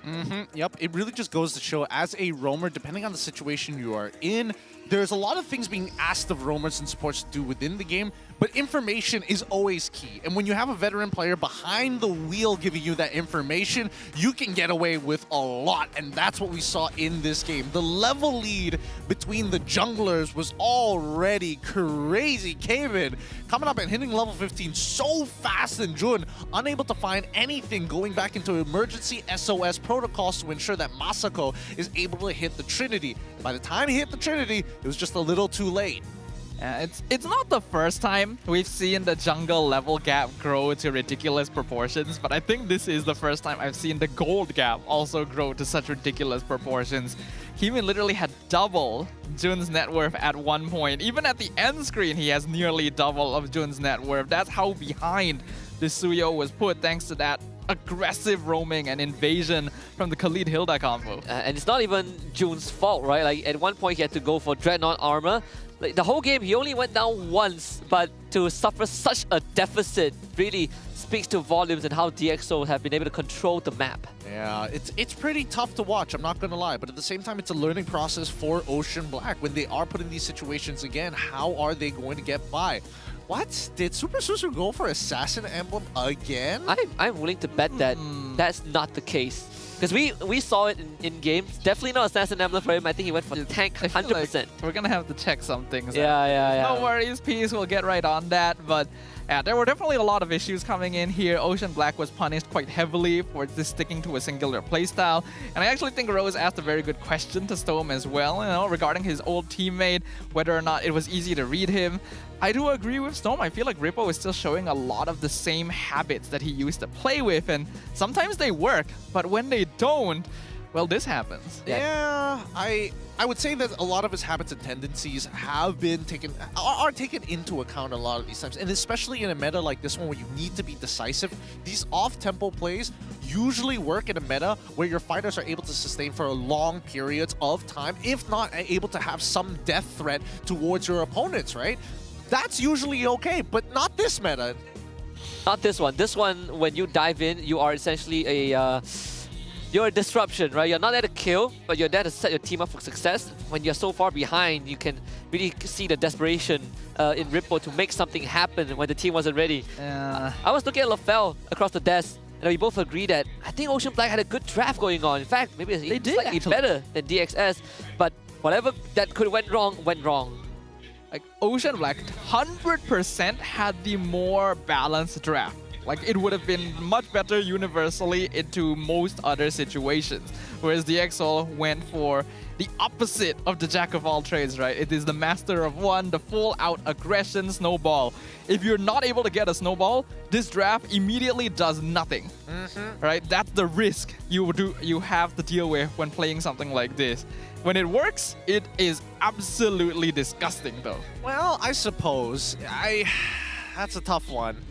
I think looking at the highlights, the obvious difference comes in the laning phase, right? Losing an early flicker, Diff losing an early flicker at level 1 itself. Moments like this where DX they just know what they need to be doing at all times of the game, right? To really punish their opponents. And it really just goes to show that Rasi and as well as Stoen being the leaders, if not the pillars for this team, giving information but ensuring that even bad plays are salvaged very quickly. Once DxO gets running, I think it's difficult to slow down on a composition like this. When your setup needs to really be in the opponent's face, right? Like Katot, Badang, there's a lot of ground that you need to cover on your own, and dealing with a Jusin makes it 10 times harder. And there's definitely a degree of control in the way that Rasi was running at opponents' faces too. It wasn't just like all out, go ham, I'm gonna jump at them every single time I see them. No, there were choices being made and very good decisions that were taken to propel DXS forward. And that means it is going to be another win for DX versus OB ever since MAL Season 2. Yep, they still continue to find wins here, even at the MPL level. For now, at least, we're getting a little bit of a taste of what these two teams are capable of. A lot of growing room for them. We'll see how this is going to evolve after the next couple of weeks. Yeah, and I think, DX has really showed, again, some of the prowess, right? I'm glad that this is kind of the first taste test. We're getting more to come, especially Siska. I think he has definitely blended into this meta a lot better than the last time I saw him. Keeman as well has had some struggles back in MAL. That has also been smoothened out. I think from this point onwards, after Ocean Black, every single team is going to be a tougher challenge. And I want to see how far they can go. But we already got to see a sneak peek of the difference in growth, right, between these teams from the recent PEM, right, where DxO literally went all the way to top 4 and OB got grouped, right? And that already shows that there's a lot of differences in their preparation going into this. But you're right, Husky, the next teams that they're facing will be a lot more difficult. So hopefully they're prepared and we can still see this level of gameplay. Yeah, I agree. I think, at the end of it, hopefully they have an upward trajectory of growth. Hopefully they might even surprise us with some of the other teams if they find that exponential. I'd love it. Yeah, I think, you know, in this case for DxSoul, keep whatever they're doing it right, but that honest gameplay, sometimes you gotta mix it up a little bit, right? I think it's that surprise factor they were looking for. Rasi has it in him, but everyone else, especially the MAL players who just got promoted to MPL, they gotta step it up. Challenges do a lot to forge a person in the heart of conflict. So MPL will be a great experience for these players. But for now, we'll jump into a short break once again to get ready for our final match of the day. We'll leave you guys with the mic check, and we'll see you guys right after this.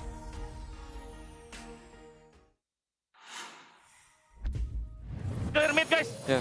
Boleh. Sini, juksin. Alti. Okey, masuk yo depan. Okey, masuk yo ni. Front. Suyo. Siap. Ranger. Ranger. Position guys. Ranger flick, front. Nice. Bakal. Boleh ke atas. Just ke atas. Langsung up, guys. Mid, guys. How? Only Ranger no flick, by the way. Yeah. Same as me. Kali also no. Turn. Kali top. Nice. Lagi. Minyak keluar guys. Boleh, guys. Top guys. Tahu tak? Nice one, Rasi. Alhamdulillah. Bagi bawah Ayo, pelan. Sabar ya, sabar. Ayo, besok perang cuan ni. Sini, poking. Badang dah free. Bisa ni. Joy aku. Dapat keringi. Boleh.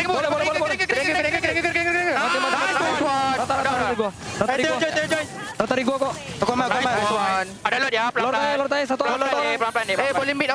Ya. Dom. Udah lah bawah. Aku tak Russia. Boleh. Awas zero. Keluar ni. Bisa lihat gua ya, boy. Bisa. Tahu. Dah pelan-pelan. Joy. Ini badang aja, berapa aja. Boleh. End bro. Tahu. End dulu. Terus guys. Weh, aku TP tu tadi. Tahu. Tower. Nice one, bro. Alhamdulillah. Nice one, boy.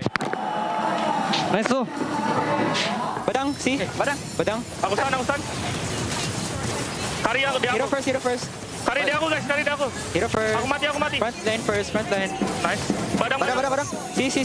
Deep naughty, kari naughty. Si. Nah. Deep naughty, kari naughty. Si badang. Nice. Si Soyo. Balik. Soyo. Sabar. Just go, guys. Soyo, nice. Kari. Nice.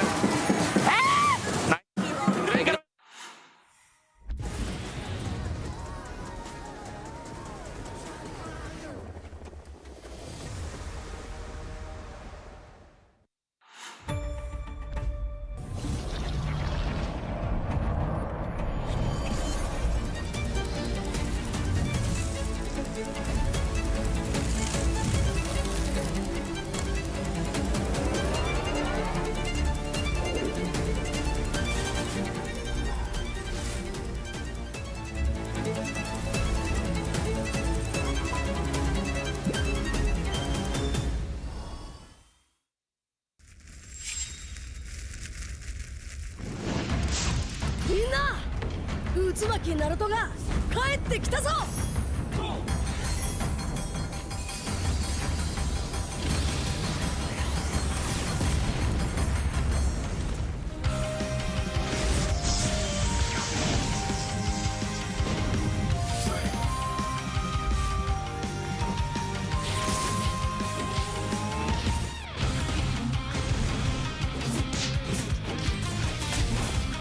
Kurama!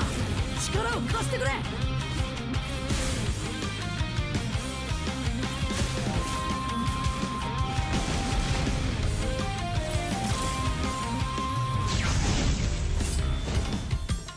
Yosha!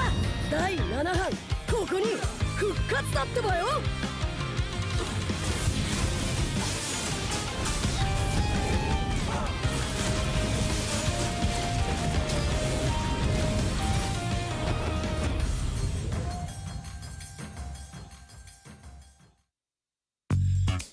Kerap menggaru kulit kepala disebabkan keluh mumur, masalahnya lebih mendalam. Gunalah Head and Shoulders menembusi 5 lapisan untuk membasmi keluh mumur dan kegatalan. Bebas keluh mumur sehingga 100%. Head and Shoulders diuji secara dermatologi.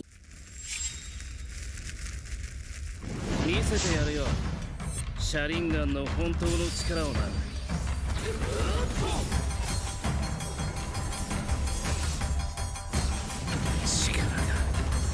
湧いてくる。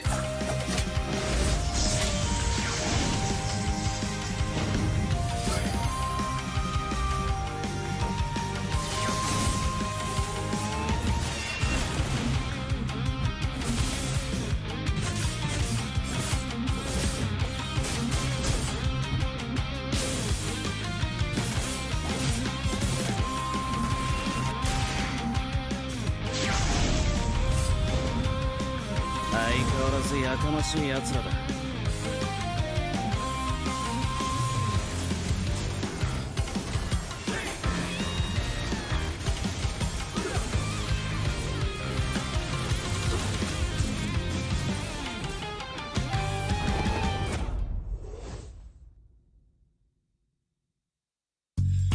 You keep scratching the surface for dandruff?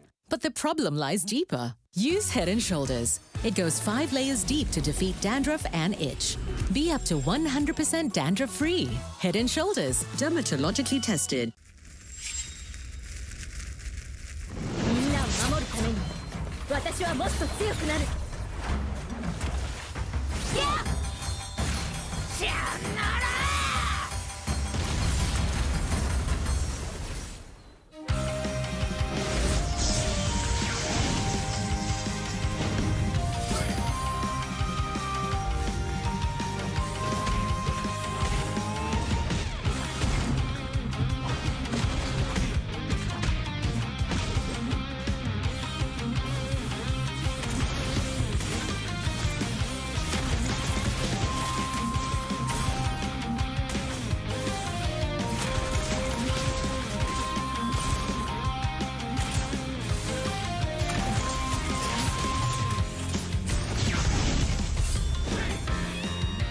今度は背中合わせでいくわよ。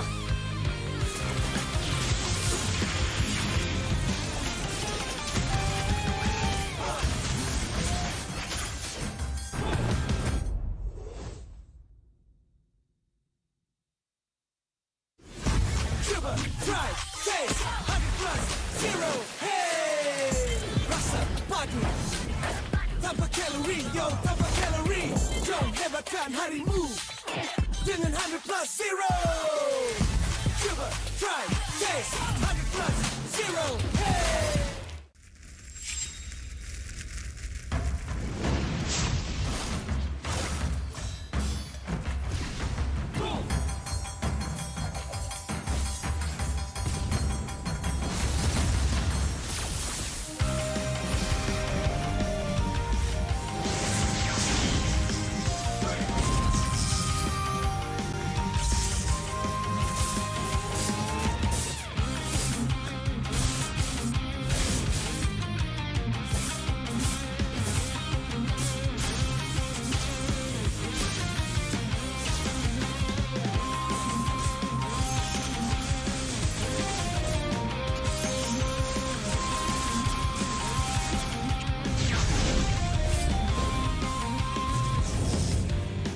ここは俺に任せて。もらった。4代目他目を超える忍びはお前しかいないと俺はそう信じた。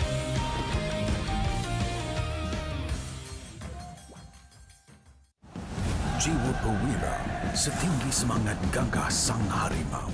Medan bertarung walau di mana kita berdiri sama perkasa. Biar lawangan kita bergema satu dunia. Perwira dan pertiwi, bangkitlah dan terus berjuang. Marilah kita bersorak, harapan pasti ada. Ayo Tim Mas, kita mara bersama. Kita semua Tim Mas.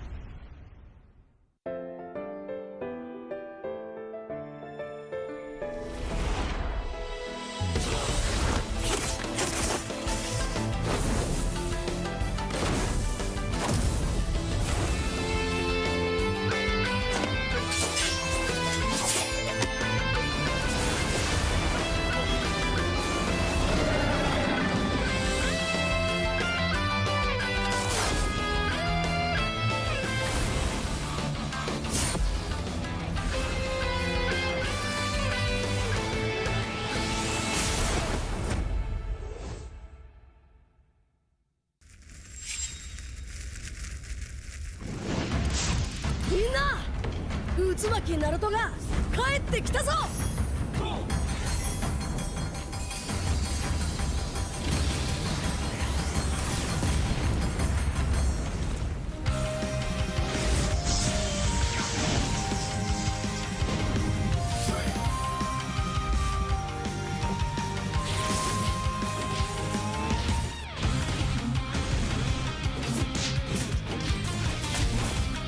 クラマ、力を貸してくれ。よ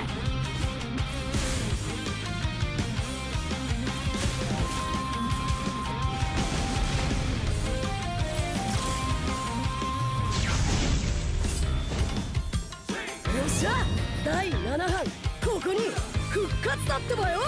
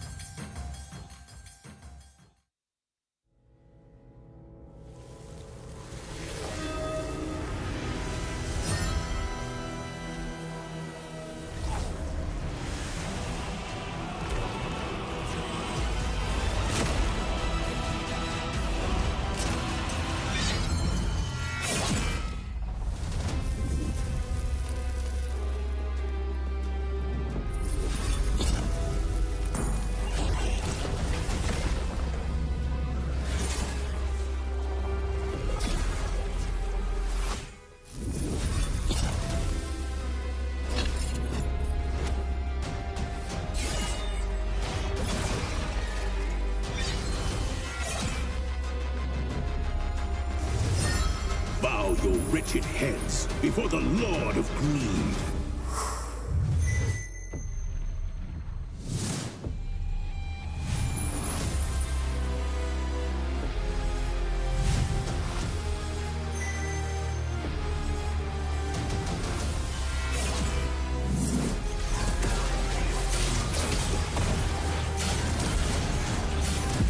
Be freed from your mortal coil.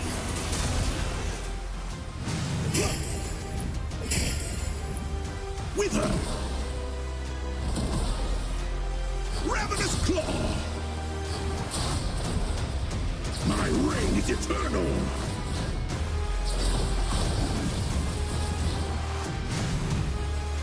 In the end, you achieved nothing.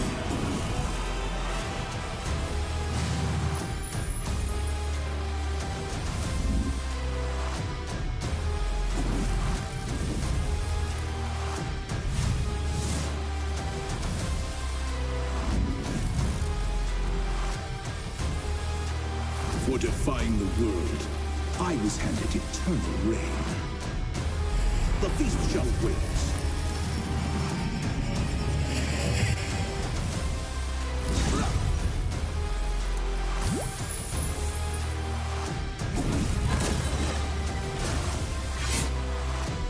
All will praise his name.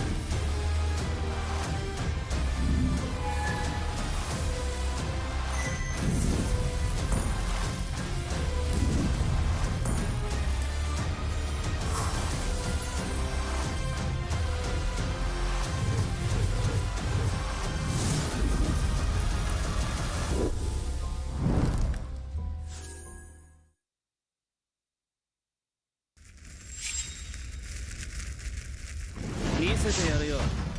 シャリンガンの本当の力をな。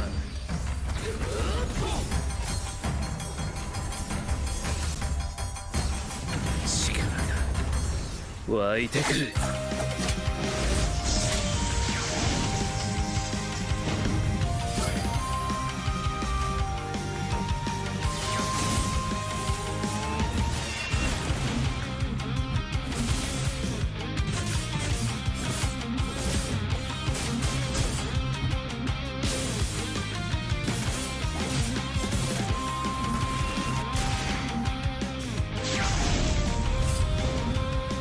相変わらずやかましい奴らだ。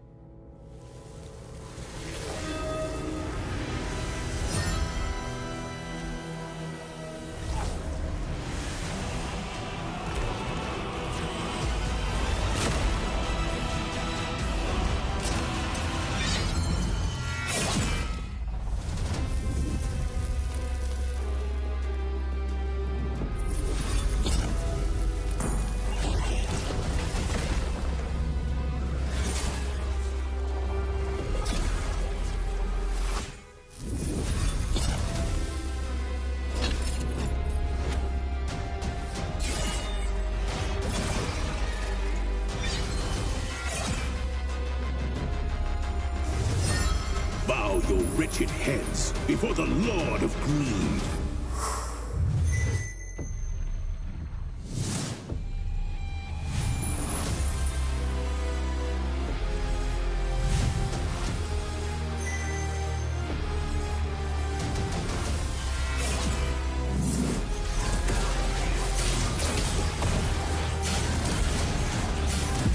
Be freed from your mortal coil.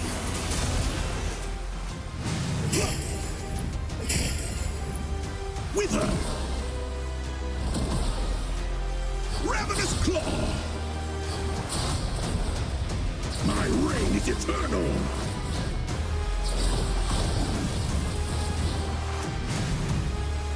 In the end, you achieved nothing.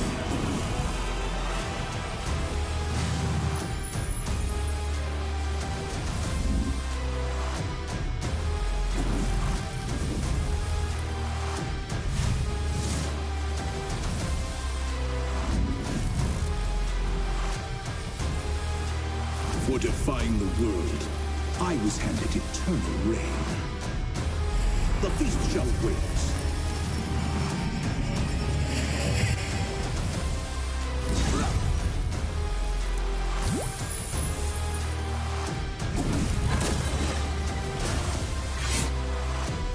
All will praise his name.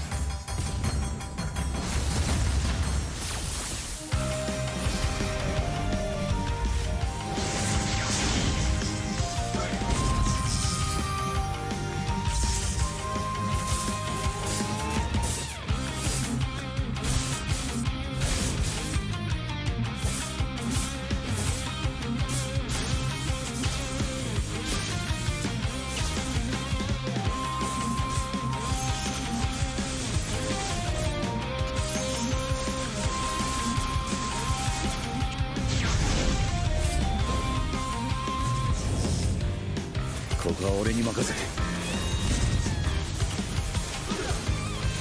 もらった。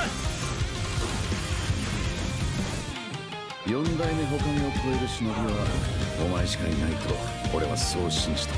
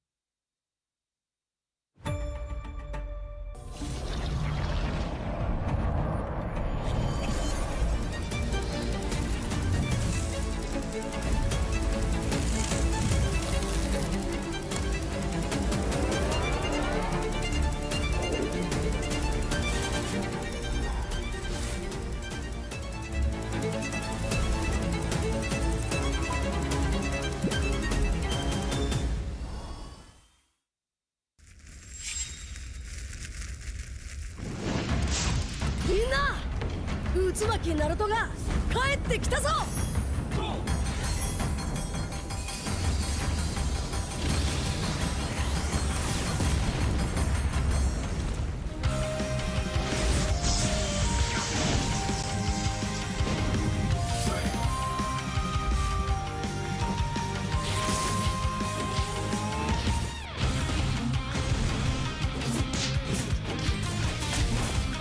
クラマ、力を貸してくれ。よ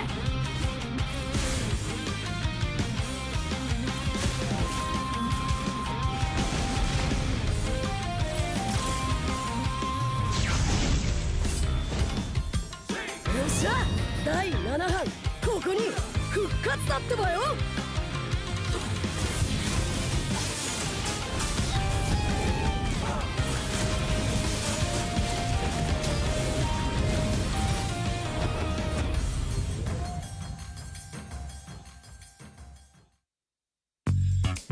Kerap menggaruk kulit kepala disebabkan keluh mumur, masalahnya lebih mendalam. Gunalah Head and Shoulders menembusi 5 lapisan untuk membasmi keluh mumur dan kegatalan. Bebas keluh mumur sehingga 100%. Head and Shoulders diuji secara dermatologi. 見せてやるよ、シャリンガンの本当の力をな。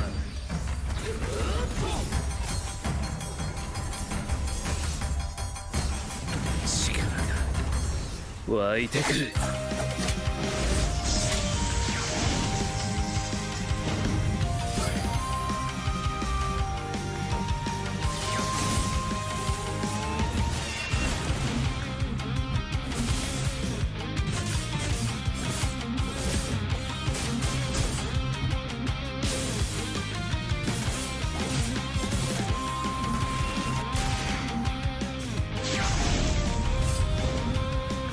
相変わらずやかましい奴らだ。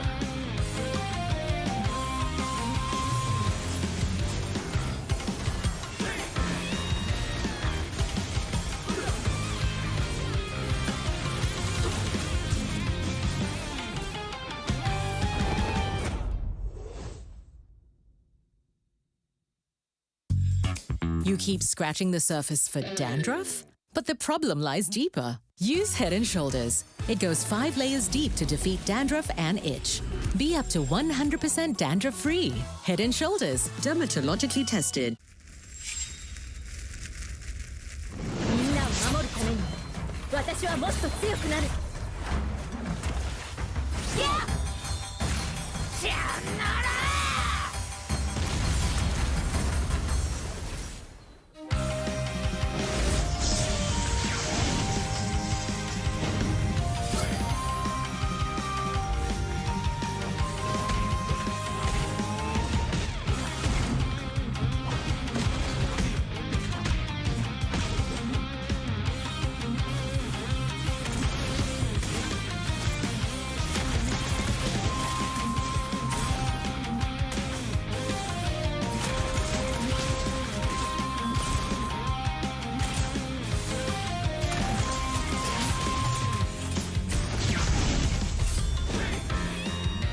今度は背中合わせでいくわよ。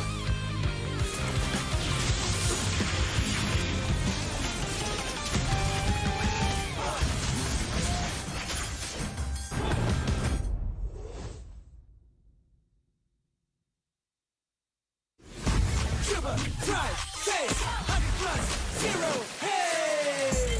Rasa, pagi, tanpa kalori, yo, tanpa kalori. Jom hebatkan harimu dengan 100+0. Dribble, drive, chase, 100+0, hey!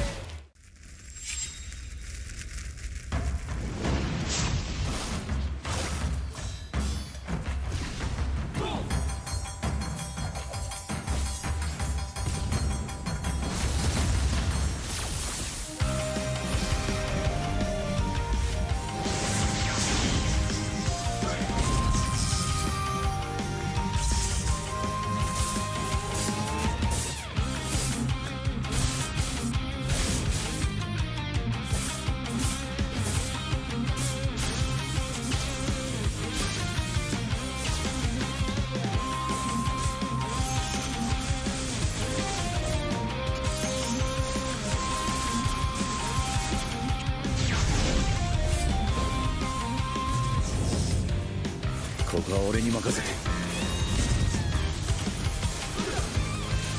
もらった。4代目他目を超える忍びはお前しかいないと俺はそう信じた。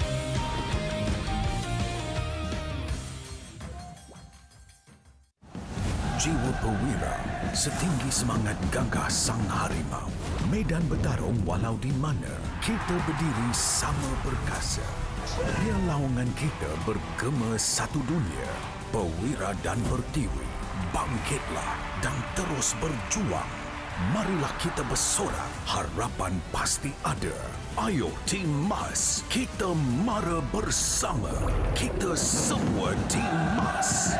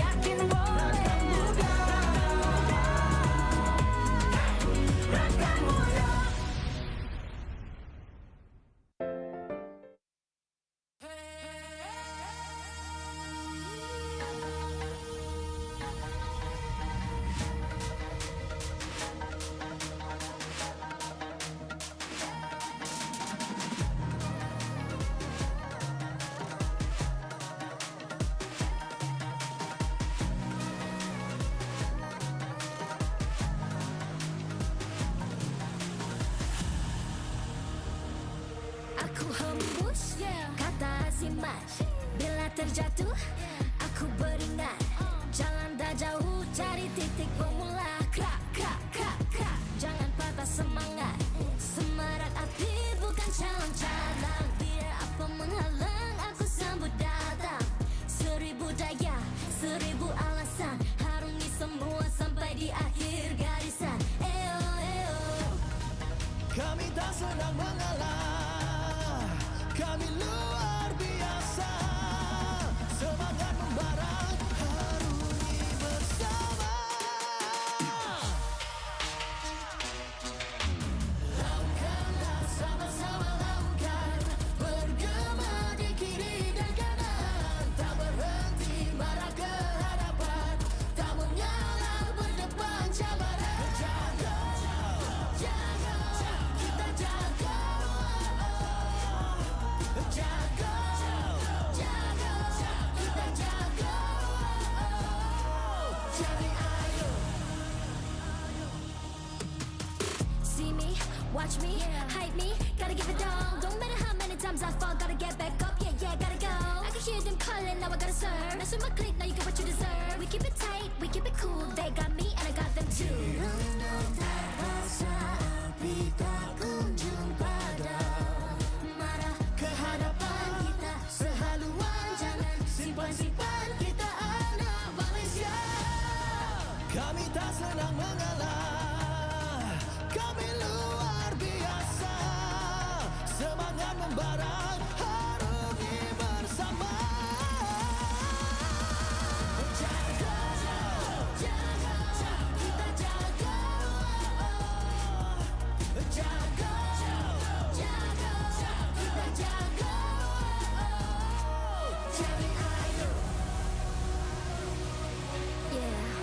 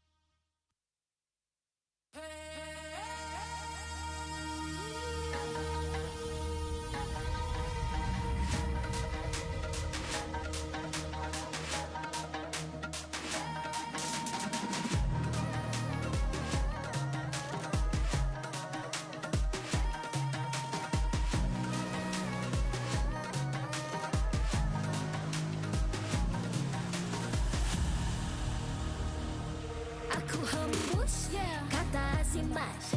Bila terjatuh aku beringat. Jalan dah jauh cari titik bermula. Krak, krak, krak, krak. Jangan patah semangat. Semarak api bukan calang-calang. Biar apa menghalang aku sambut datang.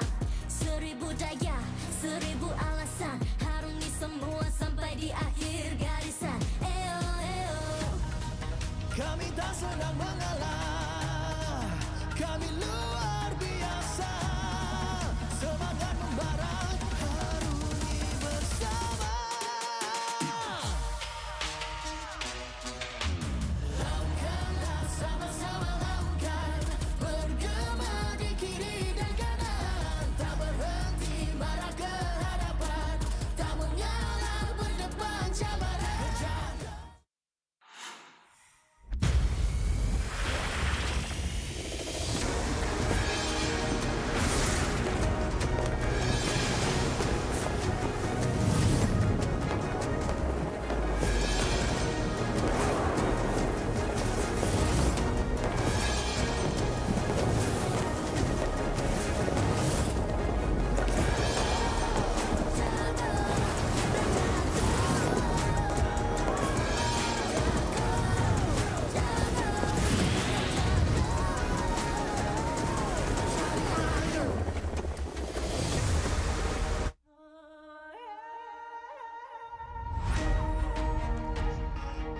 Official gaming smartphone. Infinix Note 50 Pro Plus 5G. Equipped with a trendy and sleek design, made with premium-looking metal alloy. With 100-watt fast charging and a 5,200 mAh battery, you can stay in the game longer. Our esports partners, Head & Shoulders. Up to 100% dandruff-free and itch protection. Head & Shoulders is dermatologically tested. Penetrates 5 layers deep to eliminate dandruff. Get yours now. And thank you to all our strategic partners. 100 Plus, Players, Astro Arena, MPL Merchandise, MPL Ticketing. Supported by KBS, PSI, Rakan Muda, MESF, PSM. Selamat kembali ke MPL minggu yang pertama. Sekarang saya bersama dengan Evie. Fakta menarik untuk hari ini. Minggu pertama, match yang pertama juga dimulakan dengan JP9ers bertemu dengan Team Ray. Tetapi malangnya, season yang lepas, Team Ray kalah. Adakah untuk season kali ini, Team Ray akan cuba membuktikan Team Ray bukan lagi chicken-chicken. Team Ray akan tabrak-tabrak pasukan JP9ers. Apa kata TV? Kalau keputusan yang lama tu bukanlah penentu yang sekarang. Semestinya kami untuk sekarang ni kami anggap keputusan yang lama tu sebagai pengajaran dan pengalaman untuk kita orang. Dan semestinya kami akan cuba yang terbaik untuk game ni. Jadilah budak baik. Jawapannya sungguh politik. Maksudnya kita cuba kan yang sebaik mungkin saja. Tak kisah apa pun.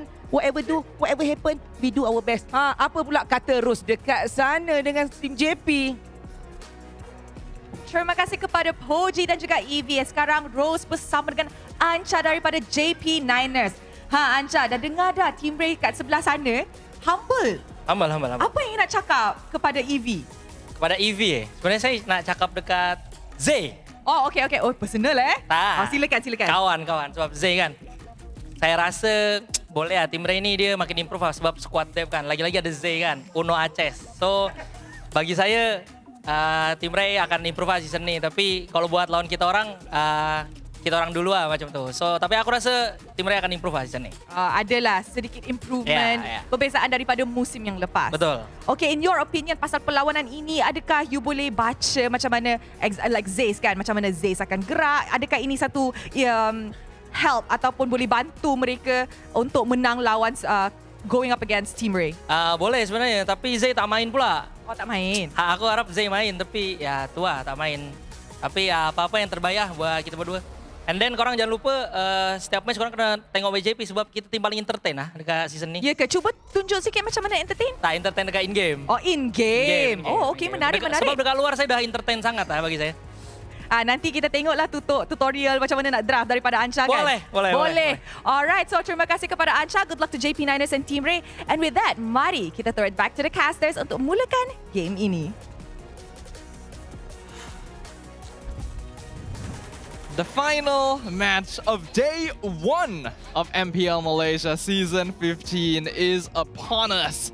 And it is going to be between Team Ray as well as the JP Niners. A matchup which previously went in favor of the Niners last season, which Rose just recently brought up. And I'm very excited to see what will happen this time, right? Both teams have gone through a bit of a revamp. They've got some new faces in. They've had a lot of time to improve, you know. Both of these teams were around the middle of the table last time around. It is time for them to rise for a new season. Yeah, pretty crucial, especially for Team Ray. They almost got relegated, barely hung on. Same for the Niners as well, right? I think losing out their slot to Red Esports, which eventually got knocked out in the playoffs.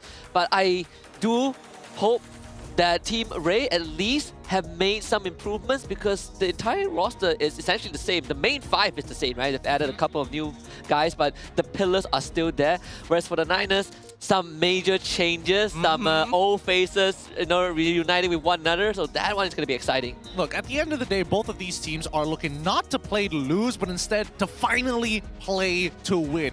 And if we're talking about coaches and analysts, it's great to see that both Pops and as well as antagonists are back together. The champions reunite. The previous history under the banner of the Homeboys was one thing, but afterwards, we've seen their career kind of diverge to finally reconnect.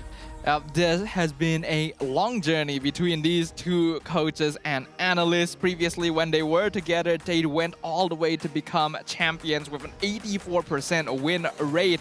After the separation, Pops has been doing pretty well for himself, having a pretty consistent 70 to 80% win rate overall across 2 seasons, whereas Antagonist had a little bit of trouble initially, only having a 22% win rate in Season 13, but then rising strong to a 67% in Season 14.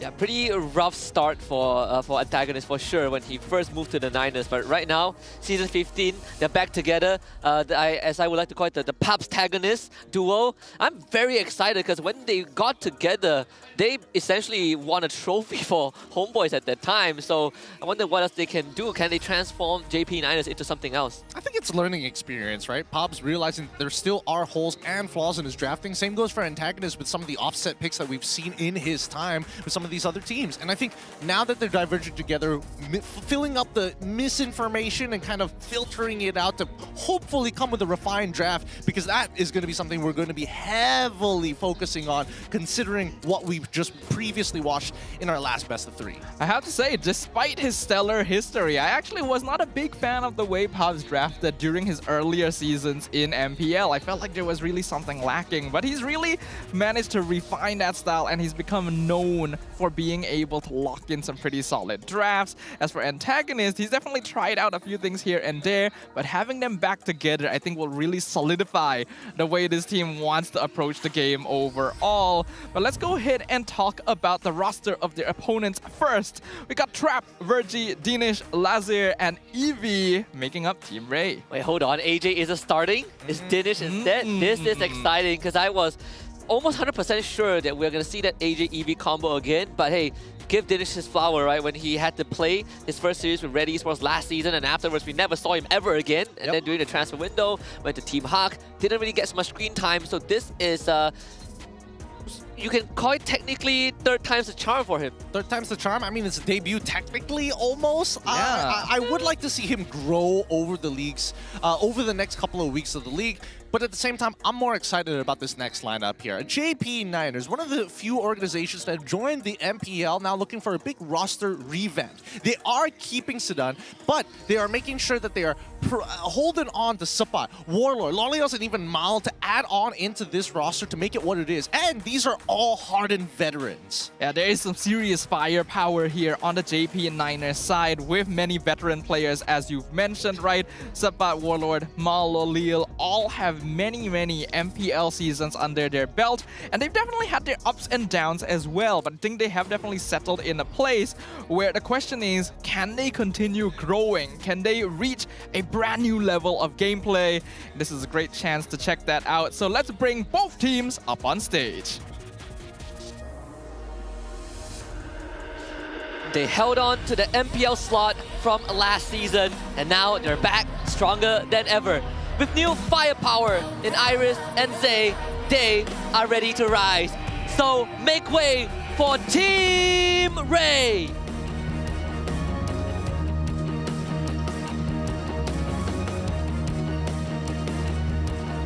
Revamping half their roster in a bold push for an MSC ticket. Can the duo of Pobs and Antagonists lead the charge to another MPL trophy? The Warriors from Negri Sembilan make some noise for JP Niners!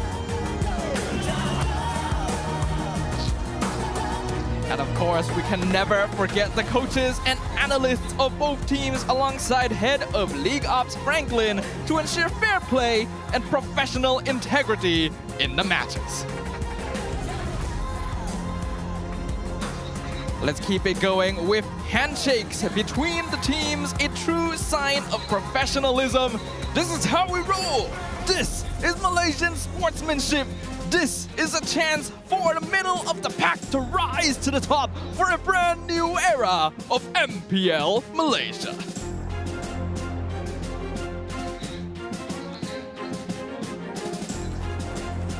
Both these teams going to have very high stakes in this opening match of a brand new season here. Both didn't have the best performances last season. JP Niners did, of course, make it a little bit further, but still quite a bit short from that champion position. I've always believed in the philosophy of sticking together as a team for extended periods of time just to work out, smoothen out some rough edges. We've seen it with SRG, we've seen it with even RQ Hoshi, for example. We've seen Team Falcons Philippines, Team Liquid PH, just to name a few.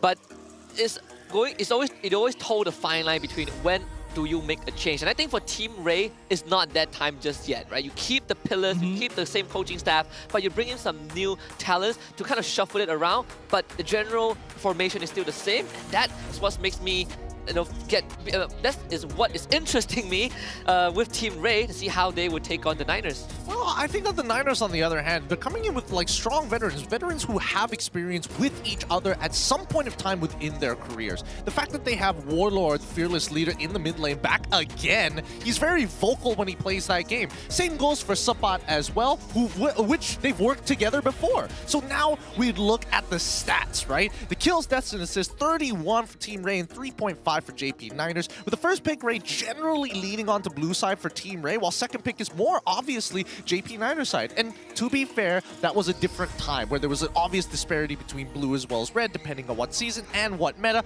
But coming into this, I would imagine that this is going to be the season where Ancha and as well as Pobs are looking, hey, red side, kind of hot, let's stick to it. In fact, you kind of have to look closer at the statistics here. While the bar is a lot further along for Team Ray in the first stat, it's actually not that different from their second. It's only a 1.5% difference in their first and second pick win rate. So don't let that fool you. This team is fairly consistent on both sides of the draft, and I'm very interested to see how they will perform with the same lineup going into another season. Just to make sure that you guys know as well, Lazir is Kids from last season. It is not a new player, it's just a new name. I know that is confusing. I was confused at first as well, but it's still the same guy. Yeah, still the same guy. Shout out to Mirko for telling me that, because I clearly did not recognize his face when they released the lineup. But the X factor right now is Dinesh in that mid lane, right? Another debut for him, obviously replacing the role of AJ in this series. He is going to be kind of the X factor because we've caught glimpses of him last season with Red Esports, and he has quite decent games, but not enough for us to gauge where he's at. And right now against JP Niners, I think it's a good starting line. I think the JP Niners, to me, generally, if you go role per role, there's obviously going to be a disparity with the history as well as the mechanics that we've seen in the game. At the same time, Team Ray has pulled up some very surprising wins in recent seasons as well. So coming into this, it's going to boil down to the draft. Let's find out what will happen here. These are two familiar teams with many veterans to the MPL scene, but sporting brand new spirit and energy to chase that dream in MPL MY Season 15. Like we already pointed out, Team Ray will have first pick on the blue side. And once again, interestingly enough, Panda Matilda. Yep. Just to follow up on what Gideon was mentioned earlier on, I think Pops and antagonist, special antagonist, has excelled on red side even in previous seasons, right? And now you kind of look at this duo that has won Season 12 together. They went off and now they come back together again as them filling the void that each other has experienced in the past 2 seasons, right? Pops, when he was on blue side, he was on the ball with first pick, but antagonist, he's been messing around a little bit with red side draft and getting the last pick advantage, the gotcha pick. And right now, having that red side does give them the innate advantage to initiate a trade and force Team Ray to kind of lose out on that barter. Which makes me wonder, what has Coach R's brought to the table for TR? I feel like Team Ray, yes, they have been together for a while, but we haven't seen what they've been sharpening their edges to eventually get to. A Lucas ban here onto the blue side from Coach R's does signify a couple of things. Either one, they don't mind actually slowing down the early games, and if they does get to the late game, maybe they've got opportunities as well. Yeah, it does create a question, right? When you ban the Lucas, are you more afraid of the EXP Lucas or the jungle Lucas, right? Because they actually fulfill kind of different roles in terms of overall damage and what position they'll take in the team fight here. So no other team so far has really gone all out to ban this Lucas, especially this early. So that immediately creates a question, right? Like, what is the plan here from Team Ray? It could be, if you are trying to protect your jungle, this might allude to an instant Suyo pickup. I know I've said this plenty of times like a broken record today, but it sounds like actually Lucas or Joy would do fine either way. Not Lucas, Suyo or Joy, because Lucas does shut them down if they go even. This Loi ban is pretty interesting, right? Like paying a lot of respect to what Dinesh can do in that mid lane. But the fact that Coach Ars is taking some time means that TR might have a couple of tricks up their sleeves, thinking about the trade. Harif is still up, Juicin as well. This was usually when we come down to blue side, it's given a gambit question from the red side, right? Hey, we have one of these power, you can have one of these power picks, I'll let you decide, but eventually we're going to get 2 of our own. This time around, it's a lot more even, a lot more honest, and it looks like ours is going to lean in towards his gold laner, which is an indicator to remember for the later games, but for now, Pops is probably going to get the Granger, probably going to get the Suyo alongside of it. Yeah, it's either Granger, Suyo, or Juicin also something that they'll want to consider. I think Harif being picked up by Team Ray makes a lot of sense. They already banned out the Phobias earlier, so it is likely they were already keeping an eye on this pick in particular.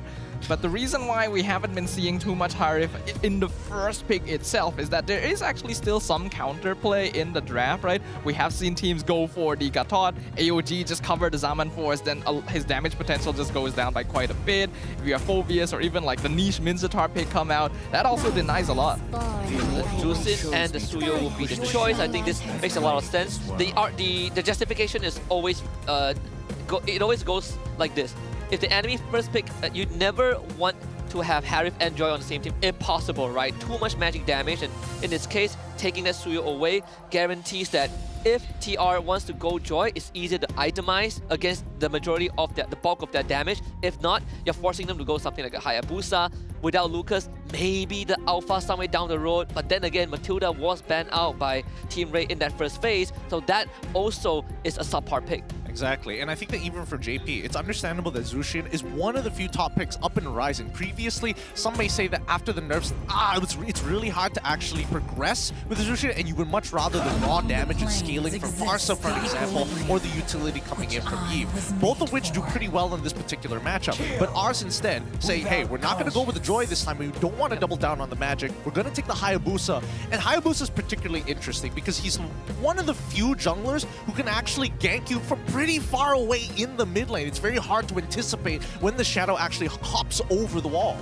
And Hayabusa just straight up actually has higher mobility than Suyo when he has his cooldowns available. So you always got to be keeping an eye out. Having a solid roam that's able to track where the Hayabusa is in his jungle progression is always going to be important.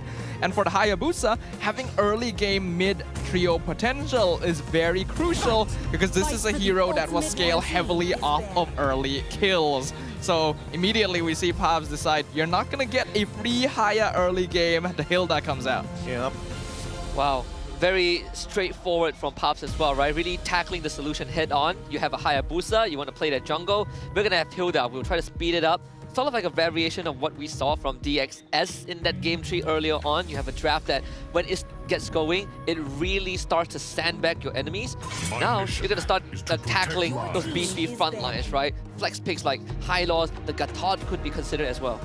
Anything to kind of slow down their opponents. I think they're on the understanding that, let's say Ars decides to get rid of gold laners, right? At this point, it's just Granger and as well as Moskov, which would be the two biggest pains in the butt for TR, considering that they have the Hayabusa, which again, that Spear of Misery can be very annoying. There we go, Moskov ban, and I'm guessing it's going to be Granger as that follow-up. Regardless, Pubs on the other hand, it's surprising to see, right? You get rid of these tanks. I would say that they most want to focus on flex picks. Oh, yeah. They get rid of Glue instead. I thought they would hold Glue instead, play it into a bad matchup against Eve, and then pick up Farmus. Yeah, I can see that pathway, but if Pubs is specifically banning out Hylos and Glue, it immediately will make Team Ray think, okay, this is an EXP lane Hilda, but I'm wondering if he's using that as a form of bait, right? Because the Gatot Kacha is actually still open, and it looks like that's going to be the case. Now the last option, or the last straightforward option, is the Badang left for Team Ray, right? It hasn't been picked up just yet. If they want Badang, it could be an option. We've seen the Khalid twice, once in XP, once in Roam earlier. Aside from that, I don't think there's any much option left in the XP. The usual 1v1 is like the CC. Yeah, the CC. But then you don't have as much frontline to play around. More so, there's no way to really flex it at this point, right? You get CC, you play into Hilda, you play into Gato Gacha. Ideally, Hilda doesn't really care in the first phase. Gato kind of clears the wave and doesn't really interact with the CC as much as you would want it to. But here we go. The Cho and as well as the Badang going to be the go-to for Team Ray. And at this point, I think it's a very standard composition, right? You're looking for those early kills. You're also looking for just some significant crowd control with the Cho and Badang to set things up for you. Yeah, speaking about sandbag, even though there's no Glue nor Hylos nor Gatot, you still have ways to isolate this Gatot and Hilda on the side of Niners. And a lot of that responsibility is going to fall on this Badang and Eve to create that control zone, this vacuum to make sure that their backline doesn't get threatened. And it's very interesting to see that Granger has been allowed through the entirety of the draft here. JP Niners still going to be looking for that gold lane, so the Granger is definitely an option. There is also the Irritel, doesn't match up too badly in gold lane, but they will stick to the more meta hiccup, the Granger versus Harith in the gold lane. So this means that once the mid game comes about, there's a lot of reliance on Suyo and Granger for burst damage. I don't know what the scrims have been looking like for Team Ray, but it looks like they have a lot. I mean, Ars has a lot of confidence that Trap is going to be able to win out that lane against the Granger in comparison to a Moskov, which is more of a skill matchup than anything else. So let's see whether or not the test is going to be approved here at MPL. They were mad scientists back in Season 14, so this one is a bit more back to basic. Trap himself also has some accolades to his name despite an underwhelming season, so I guess Lo Liao is going to be a good test to see how far he has come. Trap is a more consistent gold laner, but Lolil has those bombastic moments where he just takes over the entire game. But that can also cost him if he ends up diving too deep. It's time for both these teams to prove their mettle and show us what they've got. Lots of CC on Team Ray side, a good amount of dive on the JP Niners side, but both vying for that one title. Winner of their debut match in MPL Malaysia Season 15. Let's jump on into the land of Dawn. Let's see how JP Niners are looking to kind of open up this match, right? Because there's multiple ways to actually adhere to the rules, or if not the limitations that are already being set by Team Ray. Number one is that mid lane potential gank that we should be expecting from Virgin as well as Dinesh, right? If they can get an early kill onto Warlord, things are going to be fine. But if it's just a 2v2 matchup, this is where it gets really interesting, because Warlord and Mal cannot afford to make any mistakes because Dinesh completely outranges them, and Virgin must maintain how many butterfly stacks he has on him during his time within the lane. That's why they brought Sapat to the mid side just in case if there's any contest, but JP Niners have brought enough space just for Zidane to get that Little Wanderer away, so you get the slight lead. He's going to get the gold crab down bot as well. JP Niners half a step ahead of Virgie. something in this game as well. Maul is going to play a very important role in the early stages of not only tracking Virgie's positioning on the map, but also Lazir on this Hayabusa. He's going to be looking to get snowballs wherever possible. So whatever information JP is able to play around, the better their positioning will be. Looking at the emblems, right? Two things that come to notice straight. Pull yourself together coming in from Trill. A more common emblem being pulled together. Tank emblems. But it's more common to see pull yourself together on people like Cho who are pretty dependent on getting that, big insect play with the Way of the Dragon into Flicker to determine the direction. Suppot, Wilderness Blessing instead of going of Tenacity. So there is minor differences, and hopefully Virgie doesn't get punished too hard for not having Tenacity himself. Yeah. And we did see the application of that, right? You rotate fast as a Hilda to get out of the lane. Orla has to pop the Purified already thanks to Lazir baiting it out with the shadows. Zidane still working on the Turtle. They're going to try and just stagger this as much as they can with the Revitalized. Mouse survives. Turtle goes over to JP Niners. But unfortunately, for Team Ray, they just lost Virgie, and now they might lose Lazir. Here's a Beacon, RWM from Dinesh just to save his jungler. But can he save EV too? The answer is yes. EV gets out, but Purple Buff sniped by Zidane. Winning scenario for JP Niners. Really didn't have to put too much effort. I think they were already winning like 3v4 to a certain degree. Like some of the players, I mean, to be fair, Zidane wasn't even in the fight at all. It was just 3 people holding them back. And Supa was like, hey, I decided to join. And Loliels is like, I'm chilling down bot side. Early game, Team Ray just doesn't have a lot of burst to play around. So when they're against a Gatot Hilda duo with Revitalize, it's very unlikely they're going to take them down. I feel like Team Ray may have overcommitted a little bit there when they weren't able to get a good enough position. The JP Niners were able to get that turtle and first blood, but still not too big of a gold lead yet. Team Ray just needs to avoid making any further problems. Well, I mean, we say that, but I think that the lane is pretty scuffed for EV at this point. Until he gets that Thunderbelt, and maybe even once he gets a second item, do we expect things to happen? Wow, an attempt onto Supa's life. He's going to flicker into the bush, gain some health back, and Zidane will show up with the help of Warlord. AOG to follow up. Don't really need it. As Virgie goes down, Eevee gets brought back, tries to run away, and Lazir ends up going down. JP Niners with another 2. I like how JP Niners had something in their supermarket cart and they just decided like, hey, that looks better, and went for Lazir instead. Just let Eevee go. It's like, I don't need you anymore. I don't want to play with you anymore. And yeah, again, JP Niners has way more pressure. It was a good attempted catch by Virgie, but again, not enough burst. And then the rest of the team just came by and ran them down. Yeah, no, I think they've got him beat at this point, right? This purple buff control is out of... Oh, hold on. EVA missed his dash and get the RWM, try to punish JP Niners for overextending. Purple buff is going to be secured by Zidane as the backline, while Virgie getting pushed away by the front lines. Really nothing much the Team Ray could do. Yeah, and honestly, all of this is because of a winning scenario, allowing mid lane to have priority from this point onwards, and the same goes for the EXP, right? And Zidane has just been reaping the fruit of these 2 lanes doing well, right? He got pretty much 75% of the good turret plating on top side, gets a free turtle, a free purple buff at the same time. It's just all going well. Yeah, at this point, Team Ray needs to shift their approach. I don't think they can really afford to put too many resources into Maul and Supat anymore. Ideally, Virgie finds someone in the backline. Zidane would be the best, and then they just focus all their resources on him, but Niners not making it easy for them. They are now in control of the map. Yeah, we need to see Team Ray kind of split up, right? Every time they make contact with JP, it's an instant rotate to the opposite side, because if you're making contact so soon after the last team fight, it means that other things on the map are available, like buffs, like potential turrets and plating as well. I think that Eevee was doing the right thing, making that initial push. I think he could have rotated mid a little sooner. Lazir should have instantly ran to the top side and started taking all the jungle that was available for the JP Niners at that point of time. And right now, I think that JP is playing a much stronger game because of the tempo that they're creating for themselves. They zoned out Harith for at least 2 of the minions down bot side and got entire turret plating for Loliels in the meantime. And look, Sky Piercer. Yeah, just fundamentals from JP Niners. Nothing fancy, just pure solid basics. The Team Ray, they did make some movements down bot to force Loliel away from the lane. They get the bot tier 1 at the cost of a purple buff once more, so Lazir has to play from behind. I'm loving the movements from JP Niners right now, basically taking whatever they can on the map because they know they're in control. They're not going to give Team Ray any sort of space to play around, and you can already see the way that they gank the lanes even is specifically to cut off escape routes. It's going to be a rough spot for Team Ray to be in. They need some emphasis on this bottom side. Virgie will go for the recall as, I mean, Supa is deep in the jungle. He just zoned out Lazir again.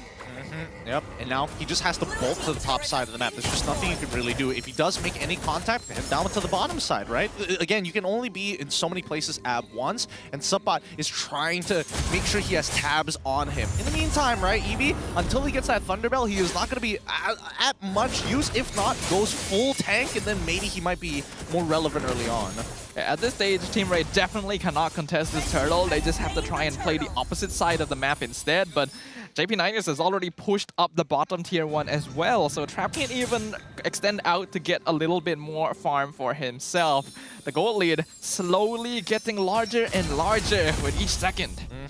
Don't forget about the lane swap here as well. Loliels, you will be able to take that tier 1 up top side, and they need to protect this purple buff. As long as they hold that mid tier 1, they have something to fall back to, and I don't think JP9ers have what it takes to dive them just yet, unless they truly make a mistake.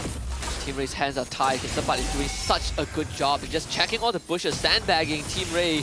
They will get a flicker kick into an RWM. The purple buff still somehow, I believe, secured by Zidane once more in Mr. Chaos. AOG from Mao to escape this, and Eevee once more sacrificed. Executed by Sky Piercer. JP9ers disengaged. What was the call there?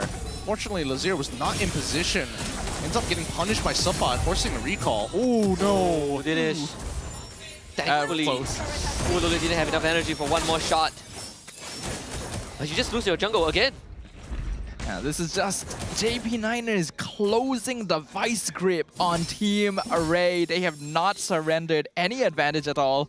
And I like that there is a discipline in their aggression. They know that if they give up a kill or two to Team Ray, there's actually a chance for them to make a bounce back off of that alone. Thanks to this Hilda being a very early game eccentric hero, needs to be snowballing. And JP9ers is running with that momentum. They're not giving it up at all. And they don't mind sacrificing tier 1s if necessary to do so, right? Because they're going to get so much off of this. There we go. It's going to be the Holy Shielding exploding down on the bot side. And once again, Orange buff falls into the hands of Zidane, who's already generated a 2-level lead, which he will maintain for a while against Lazir on this Hayabusa. Lazir is starving. And thankfully, they do have Eevee as the Badang, so he can still function with minimal economy. He's going to give one of the lanes over to Lazir, who needs to catch up. But that means the Team Ray will have no chance in contesting this floor at all. They will just have to turtle it out. Even if you turtle it out at this point, it's going to be really rough. But Team Ray genuinely needs to catch shutdowns to catch up at this rate. And Niners are still really, really bulky. They have to keep pushing waves. They have to keep drawing attention away so that Trap can at least get some farm in, because otherwise the game is going to go exactly how it's been going. They need Trap to get his 3 items. Once that Holy Crystal is done for Trap, that's when they can look for these bigger fights, right? Because as of right now, JP9ers can basically face tank all the damage he has to offer, even with the Zaman Force active. Every single buff just being stolen over and over again by the Niners. They're not giving Team Ray anything. This is straight up some unfair distribution of wealth happening on the land of Dawn. It's reached a point where JP9ers are just walking into Team Ray's home and taking whatever they want. Pretty much. So whatever Team Ray owns belongs to the Niners. RWM, used very prematurely. Then they had to use so much just to clear out the way. The Lord will be taken care of with the help of the Zaman Force. But still, JP9ers getting both tier 2s, bottom, turret, still going to be threatened with one more wave coming in. JP9ers deciding to stick around and try their luck a little bit. With 4 members around, the inhibitor will fall regardless. Interesting. Very interesting, actually. JP9ers opted to say, instead of taking all of your tier 2s, I want to guarantee at least, at the bare minimum, a bottom inhibitor. And now that bottom inhibitor is wide open, this could pose a couple of problems to Team Ray. Number one, luckily the Lord is spawning on the bottom side, right? So at least they always have to show themselves there. This could be a potential pinch coming in from JP9ers once they show themselves on that side of the map. If not, set up a slow push on top side and force them for the long haul. Yeah, I think it's pretty smart for Niners to prioritize the inhibitor, because it's always going to be easy for them to get the remaining tier 2 in comparison, right? In fact, it's already gone.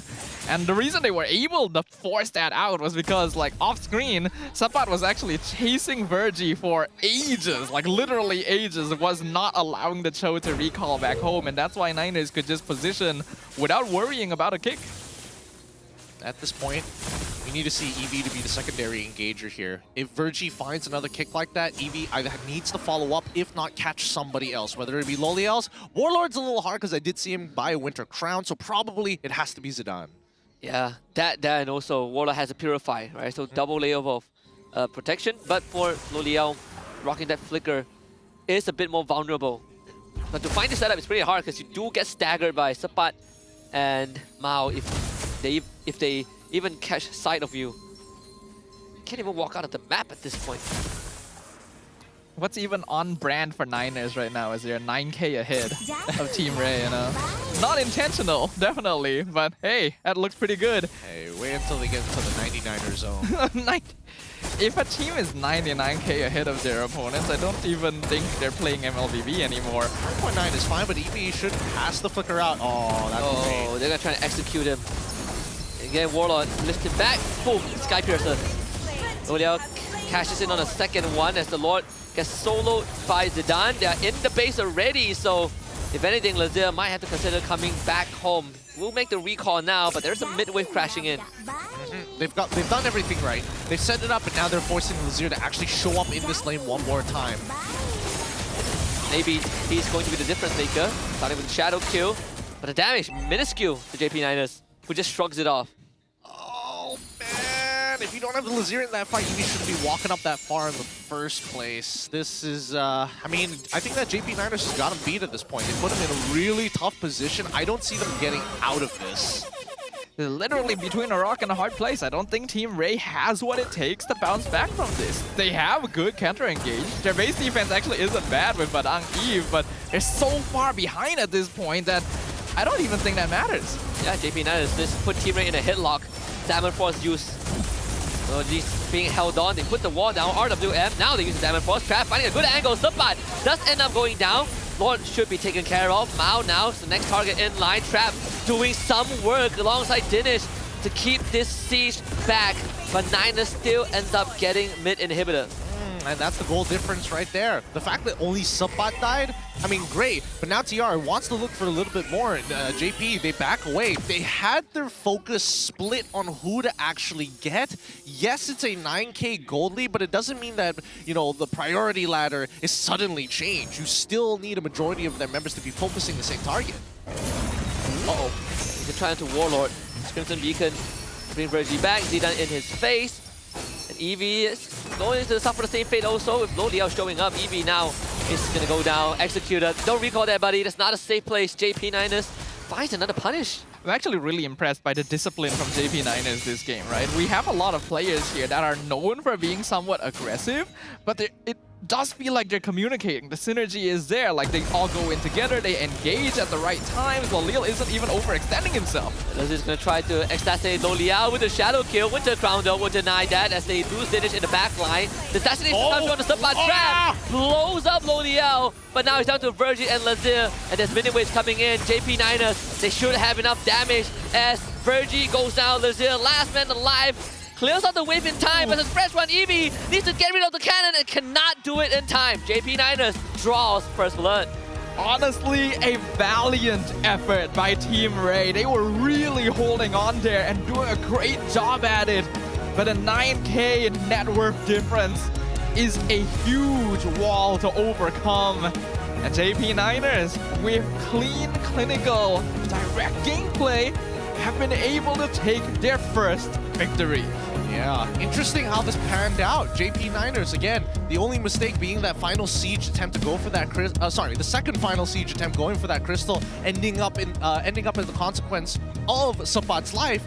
But generally, everything else was played perfectly. Good cutoffs, good rotations overall, very good reactions to what Team Ray had to offer. Yeah, again, they were able to stop the Cho from doing much, right? We're talking about how is Mao going to match the movement of this Cho with his Gato Kacha. He says, it's fine, I take one side of the map, I have Sapat on the other side. So this Virgie wasn't really able to do much in that first few minutes of the game. As I see it, I think that right now JP Niners might be one of those teams that so far looks like they have a good coat of varnish on them. I want to see how far they can take it so far, but well, I'll give it a week or two. Yeah. Let's see until they actually drop a game. We do have to give it a week or two for sure, because our teams are known to be a little bit inconsistent. But so far, I do like what I'm seeing, right? This is a fresh coat of paint on all the players. I like the discipline. I like the approach. The draft was solid. We already knew it was probably going to be pretty good overall with pubs and antagonists behind the wheel. But we've just been proven right once again. So Team Ray's got to go back to the drawing board. I don't think there was anything really wrong with their draft itself. They just got outplayed, actually. Was there anything wrong with their draft? It's tough to say. I think I would have to agree with you. Maybe the only thing would just be whether or not you had enough faith in Trap to not only win the lane, but hard carry the game. To be fair, he did find his 3 items. Did he get his 4th? Not yet. I think that at the very least, Team Ray probably should have dedicated their resources into making sure that Trap actually got ahead while they allowed Lazier to have that extra bit of mobility to move from top side to bottom side, depending on how the JP Niners wanted to match them, right? Because jungle pathing was exactly the same from both sides, and that's why JP Niners were able to kind of hop, skip, and jump in front of his face. Especially the first few minutes when Team Ray, they don't really have the damage to take out Mao and Sabat, so those two can just keep sandbagging Team Ray. We saw it kind of play out in the first turtle fight where they ate everything from Eevee's Badang and still survived. Not only that, translated into a turtle take, a first blood, and a purple buff steal conversion. They got so much for so little here, and that is the value of something like the Hilda pick, right? Yeah, when you point out the number of buffs that were taken between Niners and Ray is just worlds apart. It's like they're not even part of the same game. But yeah, this Hilda enables you so much early on that you gotta make sure that you're ready to counter draft it. And I think Team Ray wasn't quite prepared for the aggression coming out from this pick alongside Mal on that Gatot Kacha. And yeah, JP Niners cast such a wide net over their half of the map that they couldn't move around under their own tempo. I think the game really just depended on how they wanted to utilize Virgie, right? Virgie can't be in every single part of the map at all times. And unfortunately, once a lane starts to lose, you're going to need a call for help to make certain things happen on tempo. And unfortunately here, I think that Eevee probably should have made a call to Virgie to help him get an early push, maybe even look for a potential proxy wave later down the line, because they know that Lazier, unfortunately, isn't going to really win out in a majority of these fights for his own buffs, and they couldn't find that early kill in that mid lane anyways. Yeah, it's a pretty tricky spot to be in. I think for Team Ray, when you kind of lose that early window, we did see them kind of start throwing out ultimates like Dinesh, trying to get his teammates out with the RWM, and you gotta accept the fact that when you don't have that damage to work with, you gotta do damage control, and that was something that I feel JP Niners has always been one step ahead, getting to the buffs first, getting control of key areas, again, off of Sabat's Hilda. Looking at the key players here, Zaidan gonna be the rich guy, was basically given free space to farm. I'm actually surprised it wasn't Lolil. I thought that he was farming faster than the Suyo, but goes to show Hero is pretty scary with his clear speed. Lolil is the carry though at Granger, consistently pelting damage from the backline, since Team Ray could never really jump the damage dealers from JP Niners until they were literally in their base. Sabat still pulling off the classic sandbag style while dishing out heavy aggressive pressure himself. And Warlord always having such a good eye for opportunity for directing his team. But our MVP for game number 1 going over to the brand new player, JP Niners Zaidan, for an excellent performance on Suyo. Very good performance, in a matter of fact. So far, 67% kill participation. His team basically was able to kind of give him everything. You want a turtle? We'll make sure nobody can test you. You want a buff? Let's do it. Let's roll him over. Yeah, I was wondering how is he going to fill in the shoes of Max, right, who has been the face of the Niners. And I'm glad that he finally got the chance to show what he's made of. He was in Niners, and some people don't even remember it because he was in the sub role. But right now in the main lineup, being able to jive well with the rest of the veterans, and also kind of answering some of my doubts with this lineup, whether the personality of Warlock and Sabat can mix well with people like Lo Liao, Zaidan, and Mao. Well, it seems like this first game is proving that they have made some good synergistic moves, and they have really, gotten used to one another.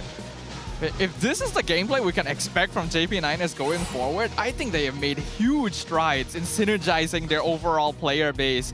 Looking at the attempts of Team Ray to try and respond early on, unfortunately, I think they really committed too many resources to Sabat too often, and this Hilda is just gonna run away every single time. And then once those resources are gone, they can't even run away themselves. There's just too much that they have to do here at these points, right?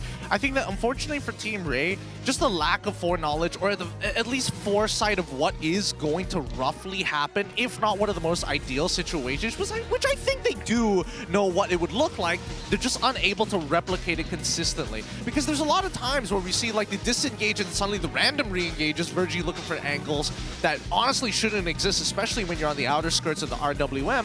I think that Team Ray, when they are looking for a draft, they need something not only that is looking for their comfort, but more so a more direct answer to what JP9ers have to offer. Yeah, you need to be a little bit more, like, what's the word? I think they need better solutions in the draft itself. They definitely could have made something work with this one, but it would have been an uphill battle in the first place as well, since Hilda just gets so much lane priority over something like a Badang.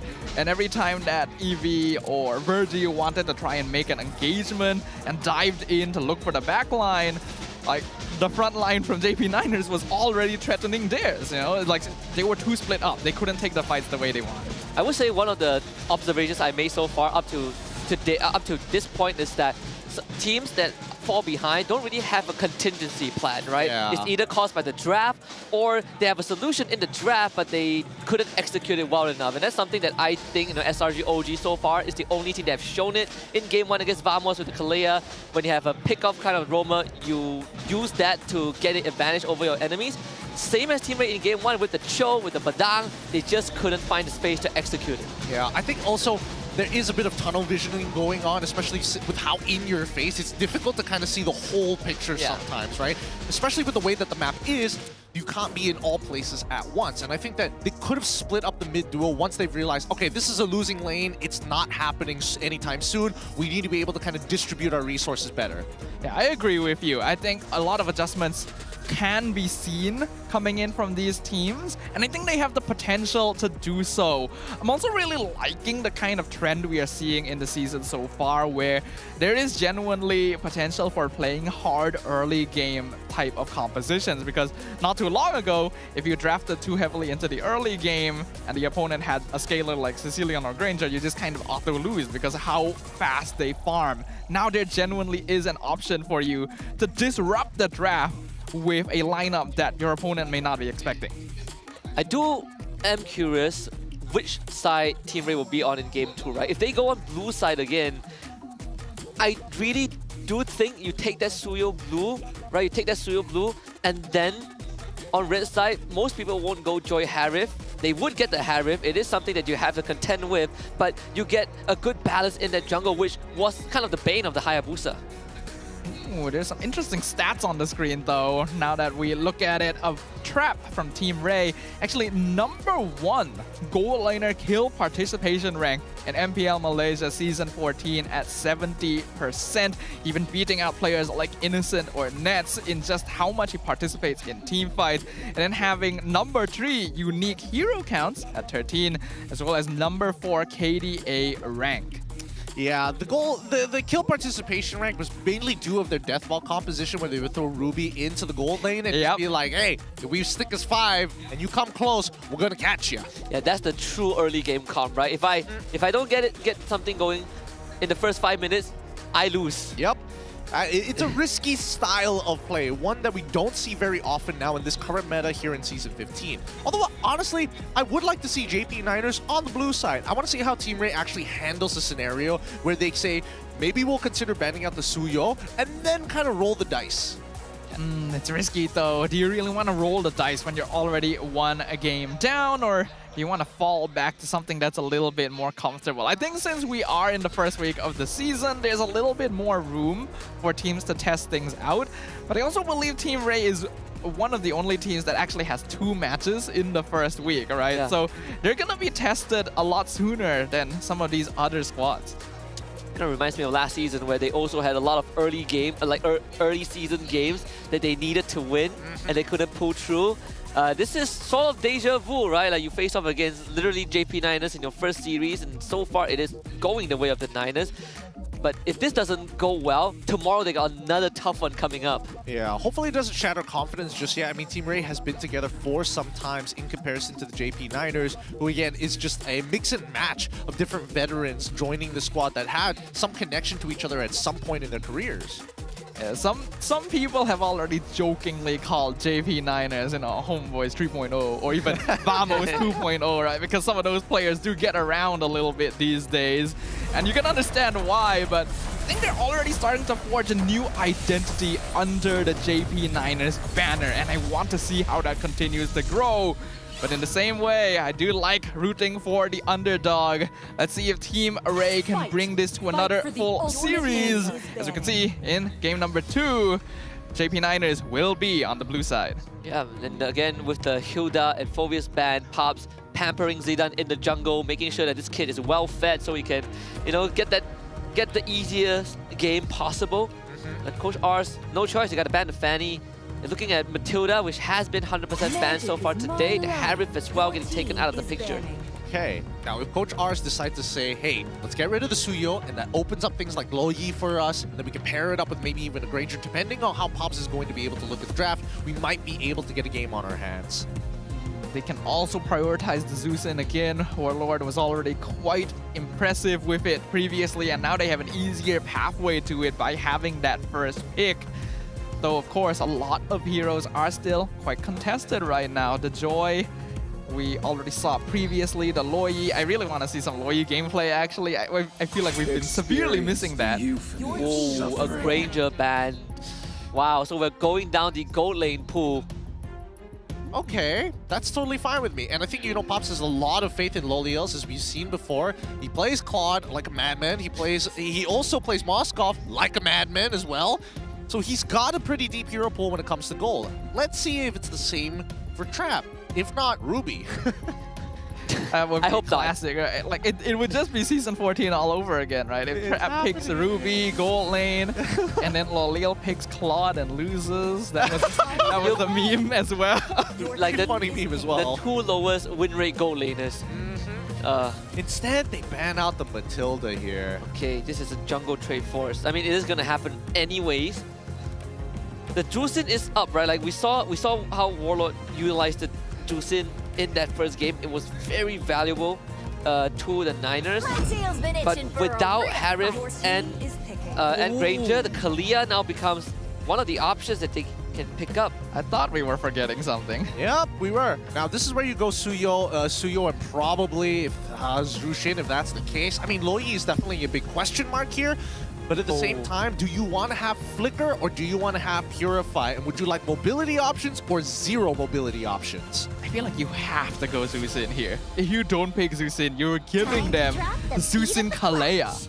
Like, that's terrifying to me. And not only that, if you pick Juicin, there's a chance that Loyi goes through. Really? But in fact, they give JP Niners the choice. Juicin. This is Zeus'in Suyo, right?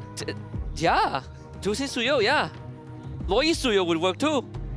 Have you seen the Kalea Express? Yep, I have seen the Kalea Express. The Kalea diversion. I mean, they've gotten all the options that they're looking for here, right? But they're gonna go Jushin. Oh my god. Yeah. Suyo as well. Anchan dabbing it out. It's like, we got this. Boys. We got him. This draft is over. Oh no.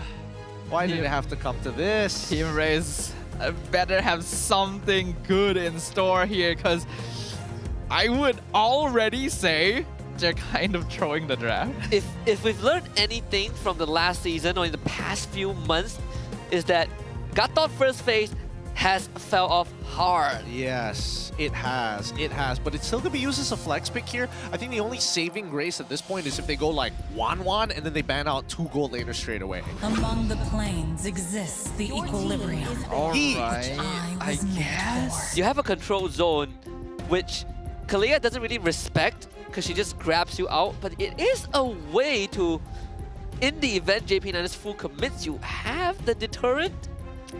It's a soft option. It's like a band-aid option, though. Let's see the roamers first. I think the roamers is going to play a very large part into how this game is going to be played because again, Kalia could be EXP, could be roam for all intents and purposes. It would make sense if it goes into the roam position, but that if it was that obvious, then at least for Team Ray, it's all about okay, we just need to get priority a lot faster than them. Yeah, I do think it makes more sense for Kalea to be in the roam position. It gives you a much easier access to threaten Joy as well. And while she does actually trade pretty well against something like a Gatot, she won't straight up win lane too often either. So roam position is my preference. I think if Team Ray wants to be able to match Kalea's presence, you're gonna need to go something like a Cho or Jawhead just so you can actually like roam around the map at a somewhat even pace. That would be ideal. And I do agree with you. Yeah, Kalia does have a couple of awkward matchups, and more so, Kalia usually likes it when you have a secondary diver as well. Yes. Somebody who kind of like can stick into place, because you can technically kite the Kalia out of position, and then she's not going to have as much sustain because her little pawns are, 50 miles away, and you have to keep on backing up.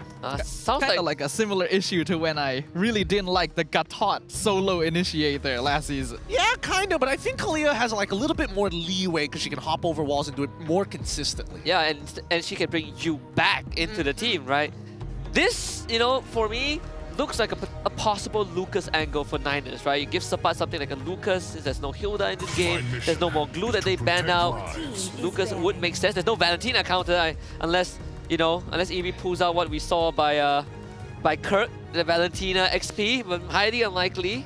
It is possible. I've tried it before. It's not bad. I didn't win, but I think that was a me problem. His hands are too slow for this Valentina. Why do you have 2 dashes? Oh boy. Second phase, with High Lawson as well as the Badang being banned out, that does mean that okay, never mind. Never mind. Not even Cho is gonna get access here. What does that leave you with? I mean, you could technically go Edith and call it a day. That's true. Edith technically doesn't have awful matchups, but it only opens up the opportunity for JP to play Kalia in the EXP, if not lock in CC instead to guarantee a win in one of the lanes. Yeah, but ideally you want to be able to see your Edith matchup fully, right? Usually, but I don't think it's that bad in these cases, because at the end of the day, it's like you pick me up, it's not that worth it either way. You could just go a safe gold lane to try and keep it like under wraps for as long as possible, though you don't really want to match up there either. Yeah, they'll go to Jawhead. I was thinking Cho or Jawhead. Cho is banned, so this makes sense, but it's still gonna be kind of a skill matchup against the Roam Kalia actually. Yeah. It's either you get the toss of the Kalia or the Kalia brings you back, right? It's either or. Both roamers have a way to kind of displace their enemies, but clearly Kalia has that sustainability which Jawhead doesn't have. In this case, I think I'm glad that they're not worried about the gold matchup as much because the 2 premier ones have been banned out. But if you're Niners right now, I still think something like a Lucas would do good for them. Secondary dive, good damage in that XP lane. Yeah, I think now that, majority of the supports have been taken out of place, I can't think of anything else that can force out the priority to put Kalia into EXP. Carry is going to be the lock-in here, rather interesting. Arlott! Oh, bring me back to the old days. Arlott! What? But they only have like 2 guys. Wait, well, technically 3. There's like a bunch of ways for Arlott's passive to get triggered. Kalia, a very easy way of doing so. Suyo when he charges up his Blade Surge, and then Zushin if she literally picks up somebody. Yeah. But even then, I wouldn't have really considered Arlott in this position. I guess you can really mess with Joy if you time it correctly. But there's the 1-1 coming out for Team Ray. And I do like this. If there's a lot of catch coming in from JP, go for a gold lane that has that built-in Purify. Dude, I don't get it. Why didn't they pick like Claude or something? Like they needed a Trinity build, and they're like, you know what? Carry. That's what's going to work against the artillery when you could have just gone Claude. We skipped the entire tier list. What happened to Jean-Claude Van Damme, man? Maybe it was the meme, no? Could be. He's a changed man now. He's a changed man. Ancha's looking at it. He's looking back at Lolios. It's just like, no, you suck. Take the carry. I'd rather you take your chances with carry. Yeah, Or maybe like it's a secret weapon for later, right? The same way that OB is treating DJY. Yeah, I do suppose. Last time he kept it as a secret weapon, he lost the game, alright? So hey, a secret weapon doesn't have to be a good weapon. It just has to be secret. It's just gotta have that surprise factor as we head on over to game number 2. My goodness, I don't know. I don't know how to feel about this draft just yet. I do think that Pops is cooking up something interesting here. Yeah, Pops so far has been cooking up pretty well here, and I'm excited to see if that streak will continue. Because JP Niners are one game away from taking a clean sweep in their first match of the season. Let's see if Team Ray can stop them. yeah, Mao, just harass Lazir. Give it the 1-2 knuckle sandwich. He's not gonna beat you in a 1v1. Look at that, Mao has more HP. It's negative damage. And it's not over yet. Here comes Warlord. The tag team already. Oh, okay. That was close. Oh. But he flickered over the wall, okay, just to get away. To bring Lazir to his team. Zidan is there. They can get away with everything. Wow. They can get away with murder as long as Zamal is able to top them up with HP. I mean, it's funny because Warlord, I would have expected him to take Purify like he did in the previous game. He's like, nah, give me Flicker. He's going to get jumped on by Virgin. He's like, nah, don't worry about it. I'll have a Winter Crown by then. He jumps me. I'm gonna Crimson Beacon backwards. I will bring him with building me. more tanky as well, right? If we're looking at his emblems overall, he intends to play a frontline role for the JP Niners in this game. Vitality as well as tenacity at the same time. But to be fair, regardless of what happened, it's kind of dead even right now. Even for Team Ray, are able to actually make the invade almost instantaneously while Suyo heads down to the bottom side of the map. So technically, no loss of EXP and no loss of gold. Already a very different performance from game 1. Oh! Warlord, no flicker. Gonna get first blooded. That is unfortunate right there, actually. Team Ray finding a little bit of vengeance from game 1. This time they take first blood on Warlord, slowing down the Zusins level 4, and that's actually going to be huge. Not done just yet. Finding Sapat and Eevee with the Revitalize already. So total control, given over to Team Ray. Ooh, officially 100 games in MPL for the JP Niners. Man, it feels like just yesterday when this team first joined the league. Yeah, it did. And they had a completely different roster as well. So it's great to see that JP Niners, this organization, building their lore here at MPL MY. Wow, what is this rotation? Man, his Subbot is chilling halfway across the world to make something happen. He's walking up. Oh, it's the bait on the trap. What? Did he need to do that? Oh my god! Whoa! Hey. Play the Silver Scrapes one more time. Oh man, I don't even know how to respond to that one. Hey, it's aura farming, right? Get in your face! And completely whiffs the Flicker final slash. Gets the kill. Look, he hasn't played it in a long time. Recalls anyway. Goes back to lane, and guess what? He is not missing out much. He's not missing out, just an entire wave, you know? Wait, no, sorry, No, not not an really. entire wave. Half a Lost wave. like half a wave max, you know? It's totally, Oh, this one is going to be a big one. Virgie can't even get a toss off. It's going to go down, but there's a 1-1 crossbow tang goes up, and it's a big crossbow tang, a double kill for Lazir. nicely play from Team Ray. It looks like at least for Trap, he's not missing out too much. Oh, somebody's here again. Lulio survives. Okay, no electrifying beats. No wonder. No ult. He couldn't commit there, but the job is done already. Zoned out Lolil from the lane. When boys, the party's gold here. cannons there. He's here again. Let's see. Oh, nicely what played. a cleanse. Nicely played by Trap. Very nice. If he got caught by that, it would have been over for him. Would have been nice if Sapat has Flicker so he doesn't have time to react, but hey! It's just a theory. Now, coming back into the lane, right? Lolios is walking away 1-0-1. However, because Trap was able to not only participate in 2 of those kills to get an assist and got an entire wave on top of Lolios, it kind of evens out the score. Yeah, all things considered, Team Ray doing pretty well here, even though we initially thought, are they throwing the draft with their first couple of pickups? But they managed to conclude the draft with some pretty solid early game options. And Trap on this 1-1, this is not a hero he's unfamiliar with. He's actually played it a good amount in past MPL games, so you can really see that experience coming through. Yeah, and a flicker toss, Warlord gets taunted up. Does it Purify, but has Crimson Beacon, RWM and AOG all committed. JP9 gets the turtle, but mega kill for Lazir. This Joy is too strong, and the crossbow tang on the Zidane. Who gets out? Team Ray still have won the fight. Double kill going over to Eevee. Can we get a replay onto Warlord and Dinesh in the RWM? What?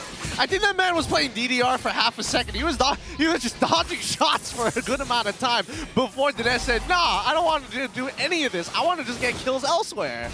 And they got a lot of kills elsewhere. In fact, a lot of farm is now being funneled into their main cores. Trap has so many assists. Lazir is 4-0 on the Joy.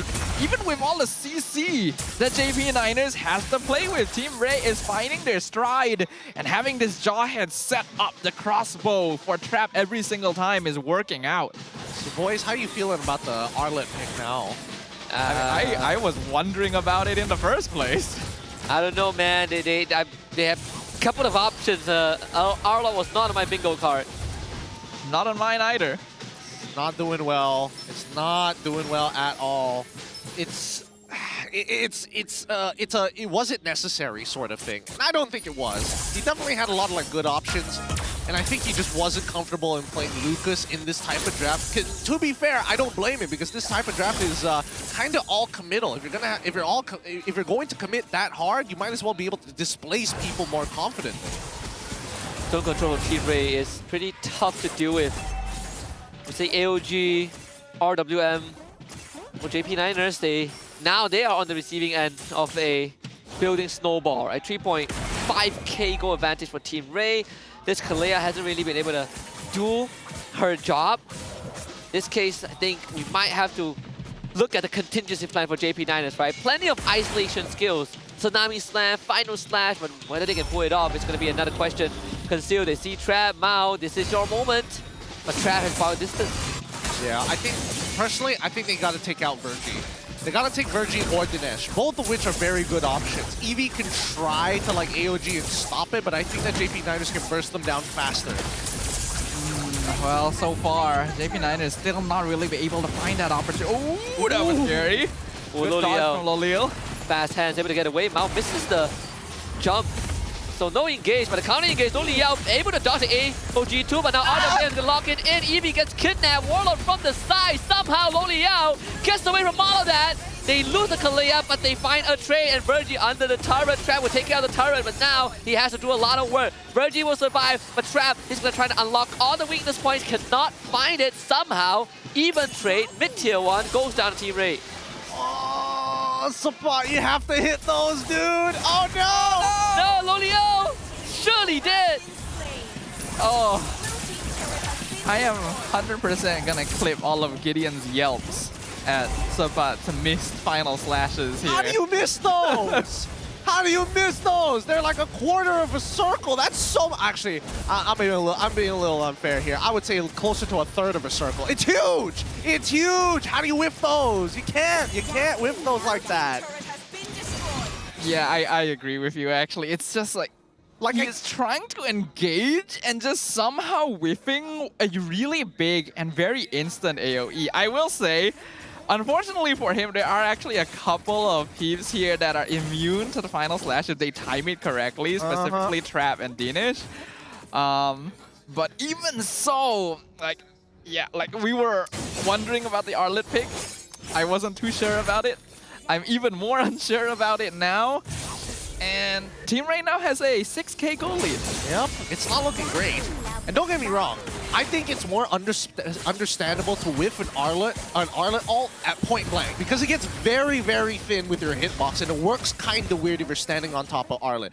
Other than that, I don't think there's an excuse for it. Yeah, Arlet is surprisingly skinny.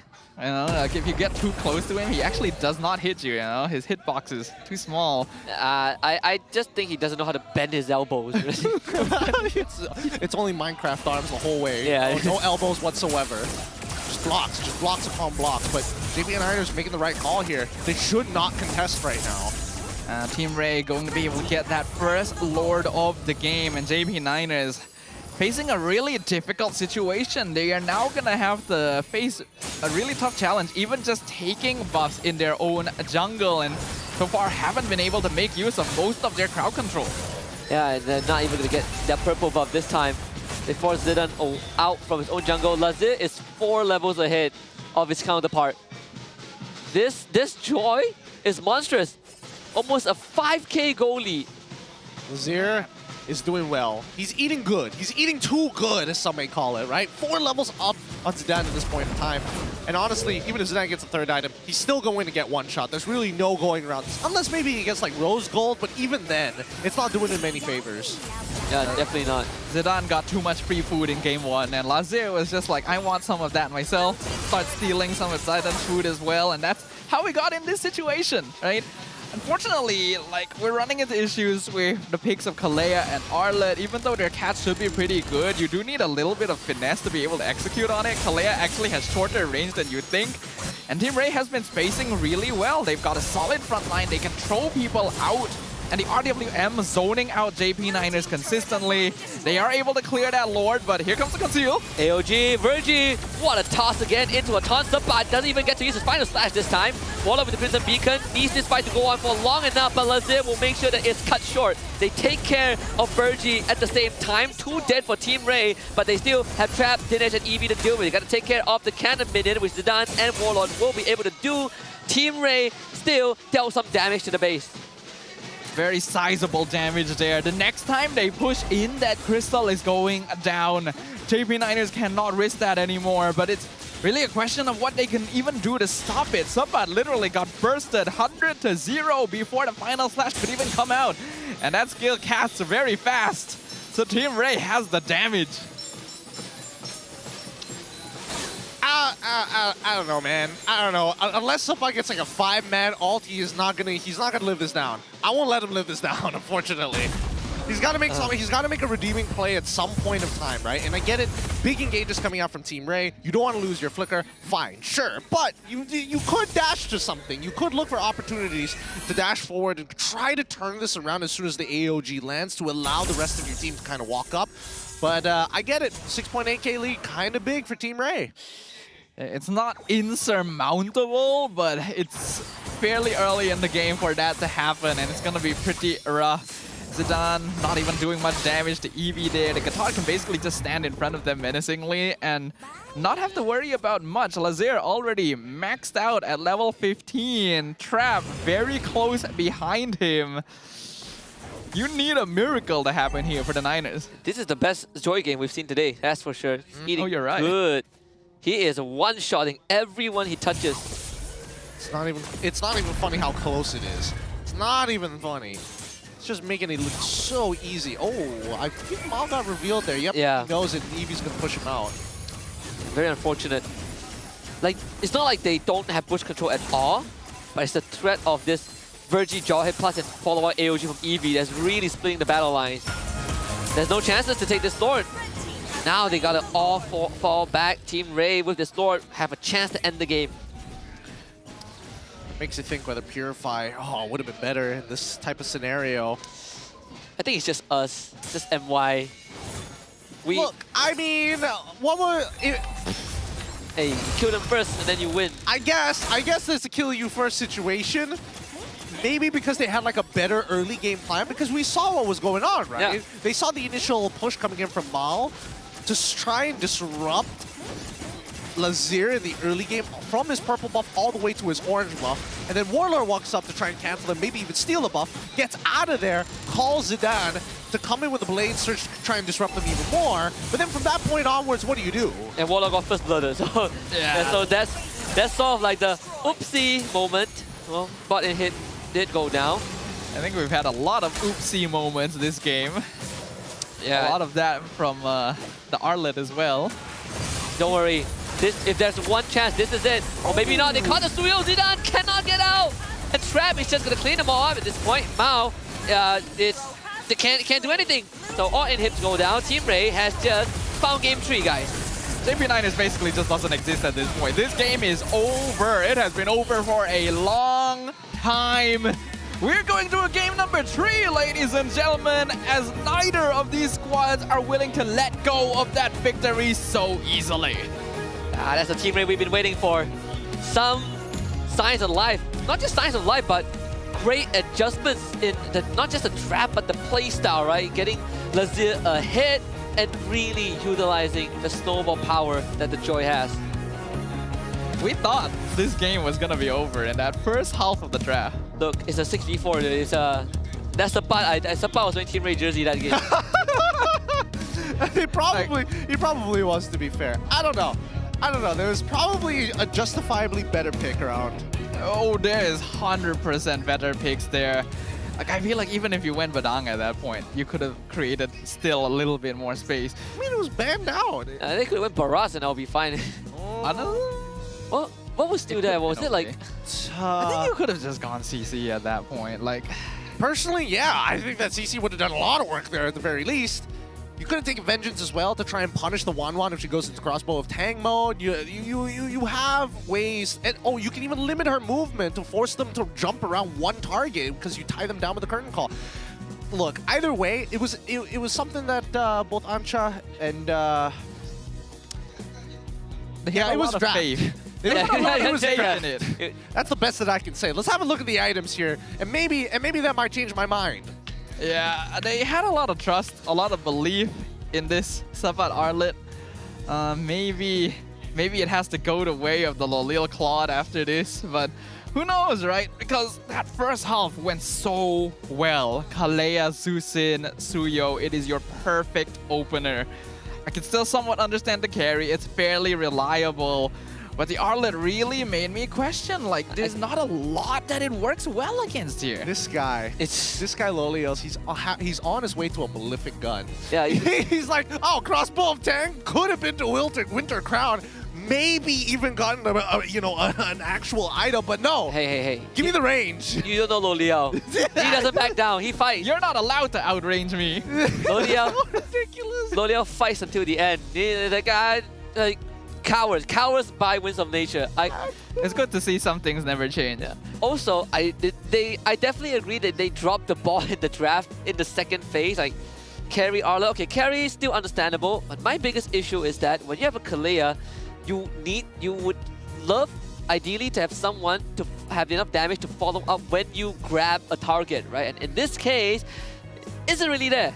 I would say that carry used to be the go-to secondary, technically a burster when Kaja was in meta, right? And that's only under the situation you have the Trinity built and you're picking off a tank. In this case, sure, I can kind of see it sort of happening. But then you put support on that Arla, and then it's like, what exactly are you trying to do? Are you trying to completely disengage, or are you kind of trying to disengage? Yeah, I'm really wondering what the purpose of the Arlet was for, because if you wanted more CC, then heck, you could have even gone Guinevere. It actually synergizes with Kalea because of the airborne status, right? Yeah. Like, put him on Terizla or something. Yeah, even Terizla would have been good here. They never questioned this man. He got a bot lane kill.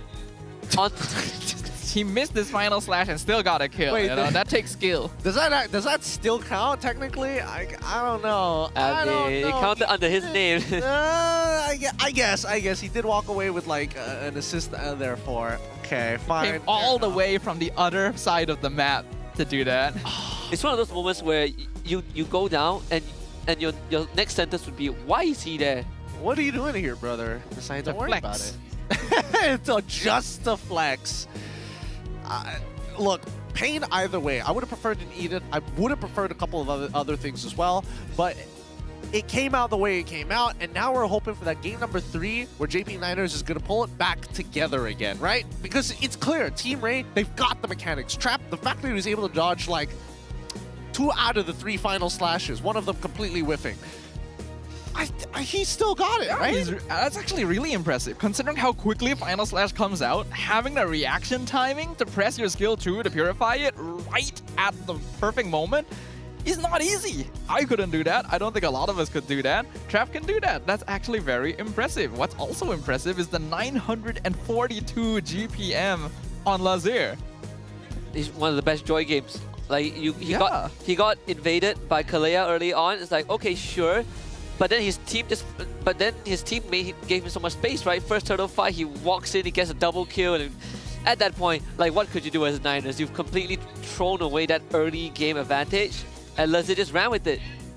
Yeah, I mean, it was a game for sure, and I think that Team Ray definitely took advantage of the mistakes that are being offered up. Give it up for Lazir, MVP of this game. With his joy, he really just loaded that gun real fast, right? Didn't even need the gunpowder to blow a hole through this team. It comes out and he pistol whips you with it. Whack! Just a quick whack. You don't even need bullets. You know, when you're this rich, you can just go for whatever you want. He was able to get really expensive items way faster than the opposite side. Already had Holy Crystal before Tetsuya was even getting started on that War Axe. So it's already quite difficult to come back from that. I like the idea that Niners tried to disrupt him early on because that is going to be when Joy is the weakest, of course. But you are walking into the enemy jungle when they have a Jawhead. You're just asking to be thrown. Yeah. Best part was the Jawhead wasn't even involved in the first part of it. He was leashing the buff. Yeah. So many things that went wrong here. Honestly, just great reaction time coming in from Trap. And I mean, I called the Wan pick earlier. They needed something that kind of revolves around the mid lane. 2 items that you can kind of do something, and while still being able to kind of chunk out a majority of these kind of squishy members. Like Lilios doesn't have a large large health pool. Same goes for Warlord, even though he tried to kind of help it with his build. With the emblems, Zidane, if he doesn't have his skill 1 available, with no iframes, he's basically dead in the waters. So it's a pretty tough game overall. What we are seeing is that both these teams are actually capable of one-sidedly dominating a match, right? We looked at game 1, we thought, hey, Niners looks very disciplined, looks very coordinated. Game 2, no sign of that. Instead, it was Team Ray who was doing the exact same thing. So the question is it completely a draft issue? I would say game 1 wasn't a draft issue. I think the draft in game 1 for both teams was actually pretty solid. It was the execution of JP Niners that gave them that win. Game 2 is where I looked at Niners' second half of the draft and I started questioning what was the idea. The Arlen pick, definitely a big miss. But I would even question the carry, right? I feel like, have you seen Lolia's Beatrix? Pretty darn good at the hero. I was wondering why not Beatrix? Beatrix Kalea, hello, we've seen that earlier today. Pretty good at what they do. Yeah, I don't know. I would say that they played kind of bad, to be fair. I'll give them that much, at the very least. I think if they went even, we might have seen a different game. I don't know, it's just me. I guess so. There's a lot of sus that happened. I think that's the best way to say it.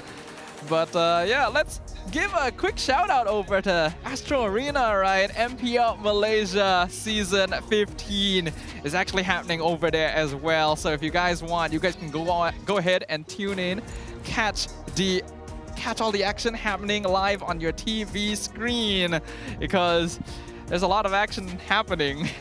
That's for sure. That's a lot of action. I'm on TV now. Hey, gotta get one of those lines out sometime. But hey, to those of you who are watching from Astro Arena, hello and welcome to the MPL. Because again, the MPL as of right now is in a weird position, and it's always that week 1. But if there's anything that you should be excited for, it's Naruto, baby.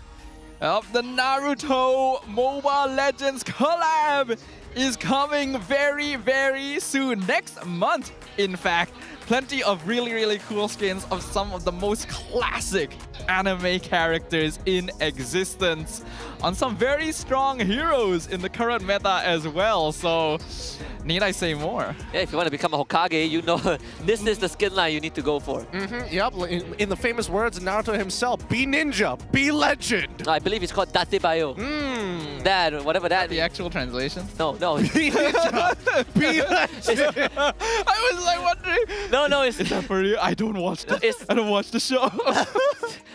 I should have ran with it. That would be funny though. Yeah, you could have convinced me. I thought you watched the show. We were talking about it earlier. I only read the manga. Dang it. Yeah. I missed it. You could have actually fooled me. I was like thinking, there. Is that the translation? Is that what he said? Don't worry about it. But so many times, I mean, these skins look pretty good considering all the trailers that have been set apart. But next month, that's when the teams... Wait, actually, yeah, the teams will eventually get access to it too. Yeah, we're getting bangers after bangers skin line, right? We got Hunter x Hunter Hunter previously, and then now Naruto. You know, I have a couple in mind which I hope gets released down the road, but for now I'll settle for my childhood anime. Like, the Land of Dawn is really starting to become kind of an interesting place. Wow, right? it's a Leaf Village now. Yeah, we can see Naruto like fighting against Killua, while Mikasa be flying around and like getting chokeslammed by Sakura. And yeah. By Sakura, while the JJK cast be walking around, Gojo Satoru himself. Giving a lot of anime collaborations. Hey, they're hitting the nail on the head. I'm all for it here as we head on over to game number 3. Let's see how this draft is going to play. Maybe they are just blue-sided. Tough to say, but unless they want to find some redemption points, let's see it. Ooh, JP back on the blue. All right, come on, Pops. you know what to do. This time, you got to make it work. Yep. People make fun of you for not respect banning, but I think selling out your draft wasn't what I had in mind. Hey, who knows? This could be, he could blame it on Ansha. And that also would have been like, you know what? That kind of makes sense. Yeah. He likes to mess around a little bit. A little bit, yeah. That was definitely. Ansha is like that demon, that devil, like on his shoulder. Yeah, just whispering to him. Pick Arlet. Do the Arlet thing. We tried it once. We won, remember? Would you consider Pops as the angel, though?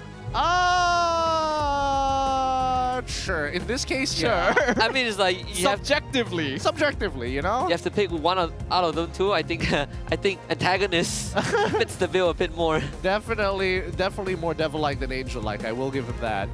Well, his name is antagonist for a reason, right? Man came in with a plan, with a goal to antagonize.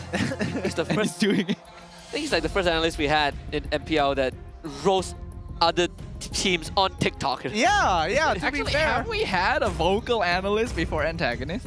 Time to drop the beat of the Your flash. team is banned. Not really, right? Not really. Yeah, most of them kind of kept to themselves for the most part of it.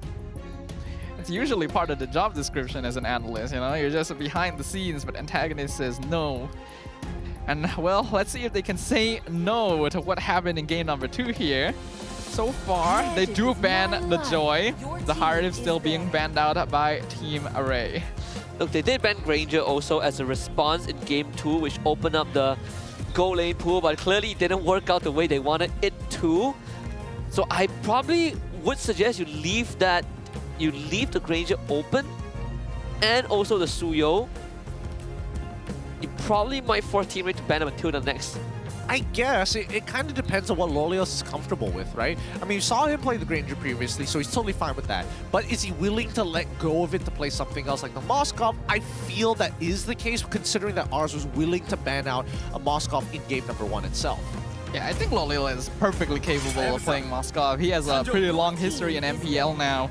Ooh, the Hayabusa ban. This really makes me think JP wants to prioritize Suyo.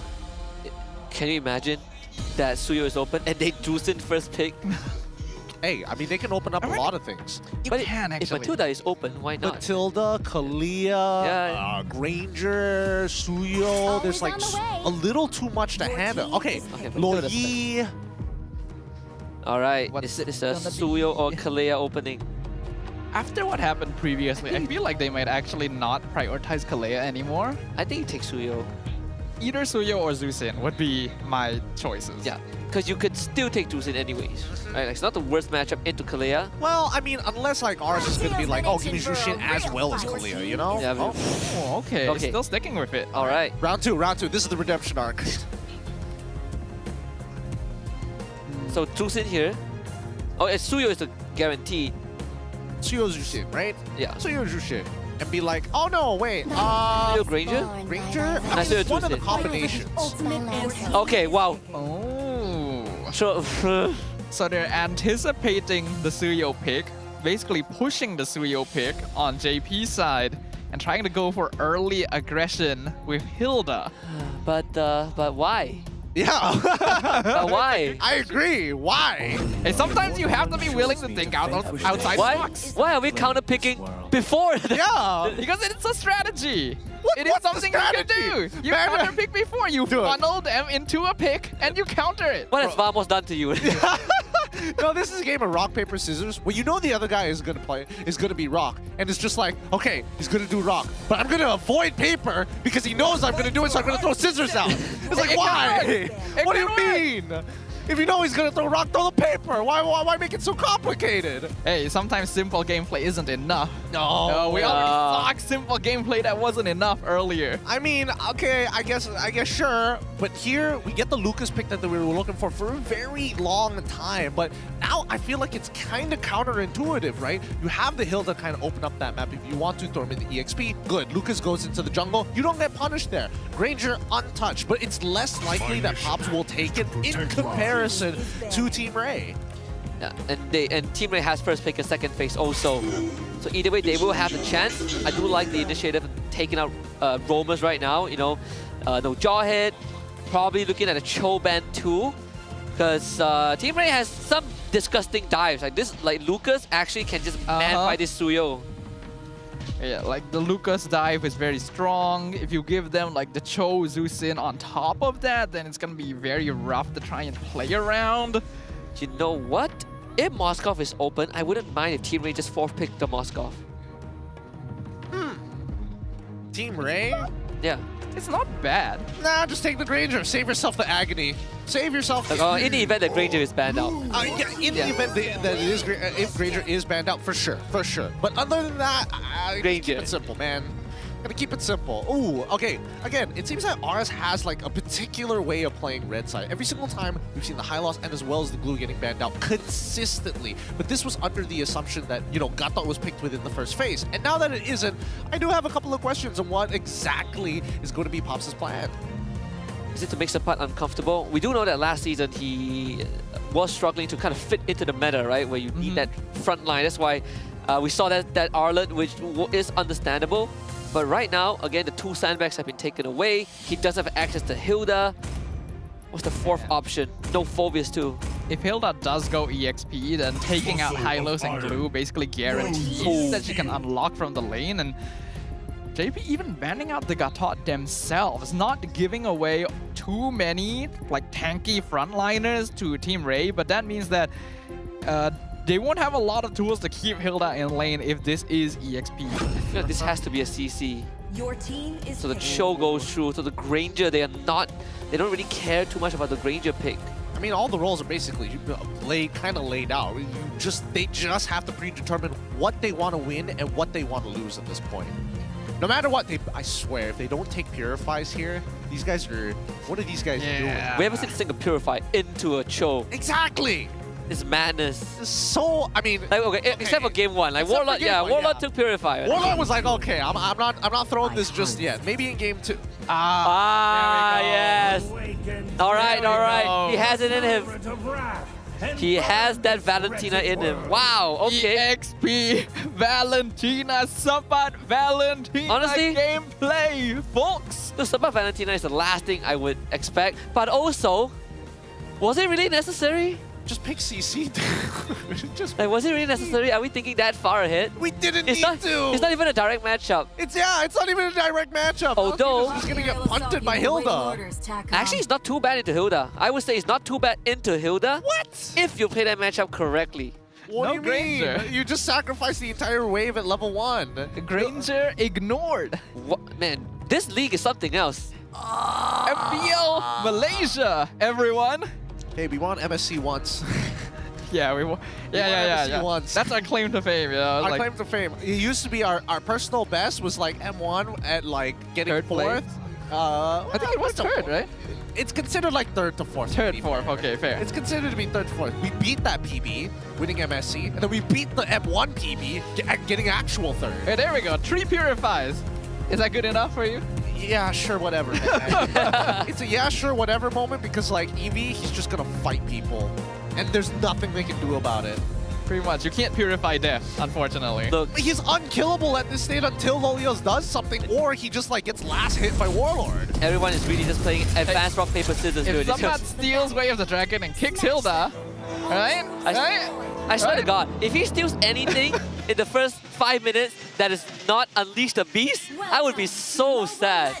He'll be unleashing some beasts on this table, that's for sure. Unless he even, I mean, assuming the Luzier is even pathing to his side of the map, which it looks like he is, right? He's starting on his orange. I saw the carry. We know what side they're going to be. So bot side is where this Valentina is going to show up.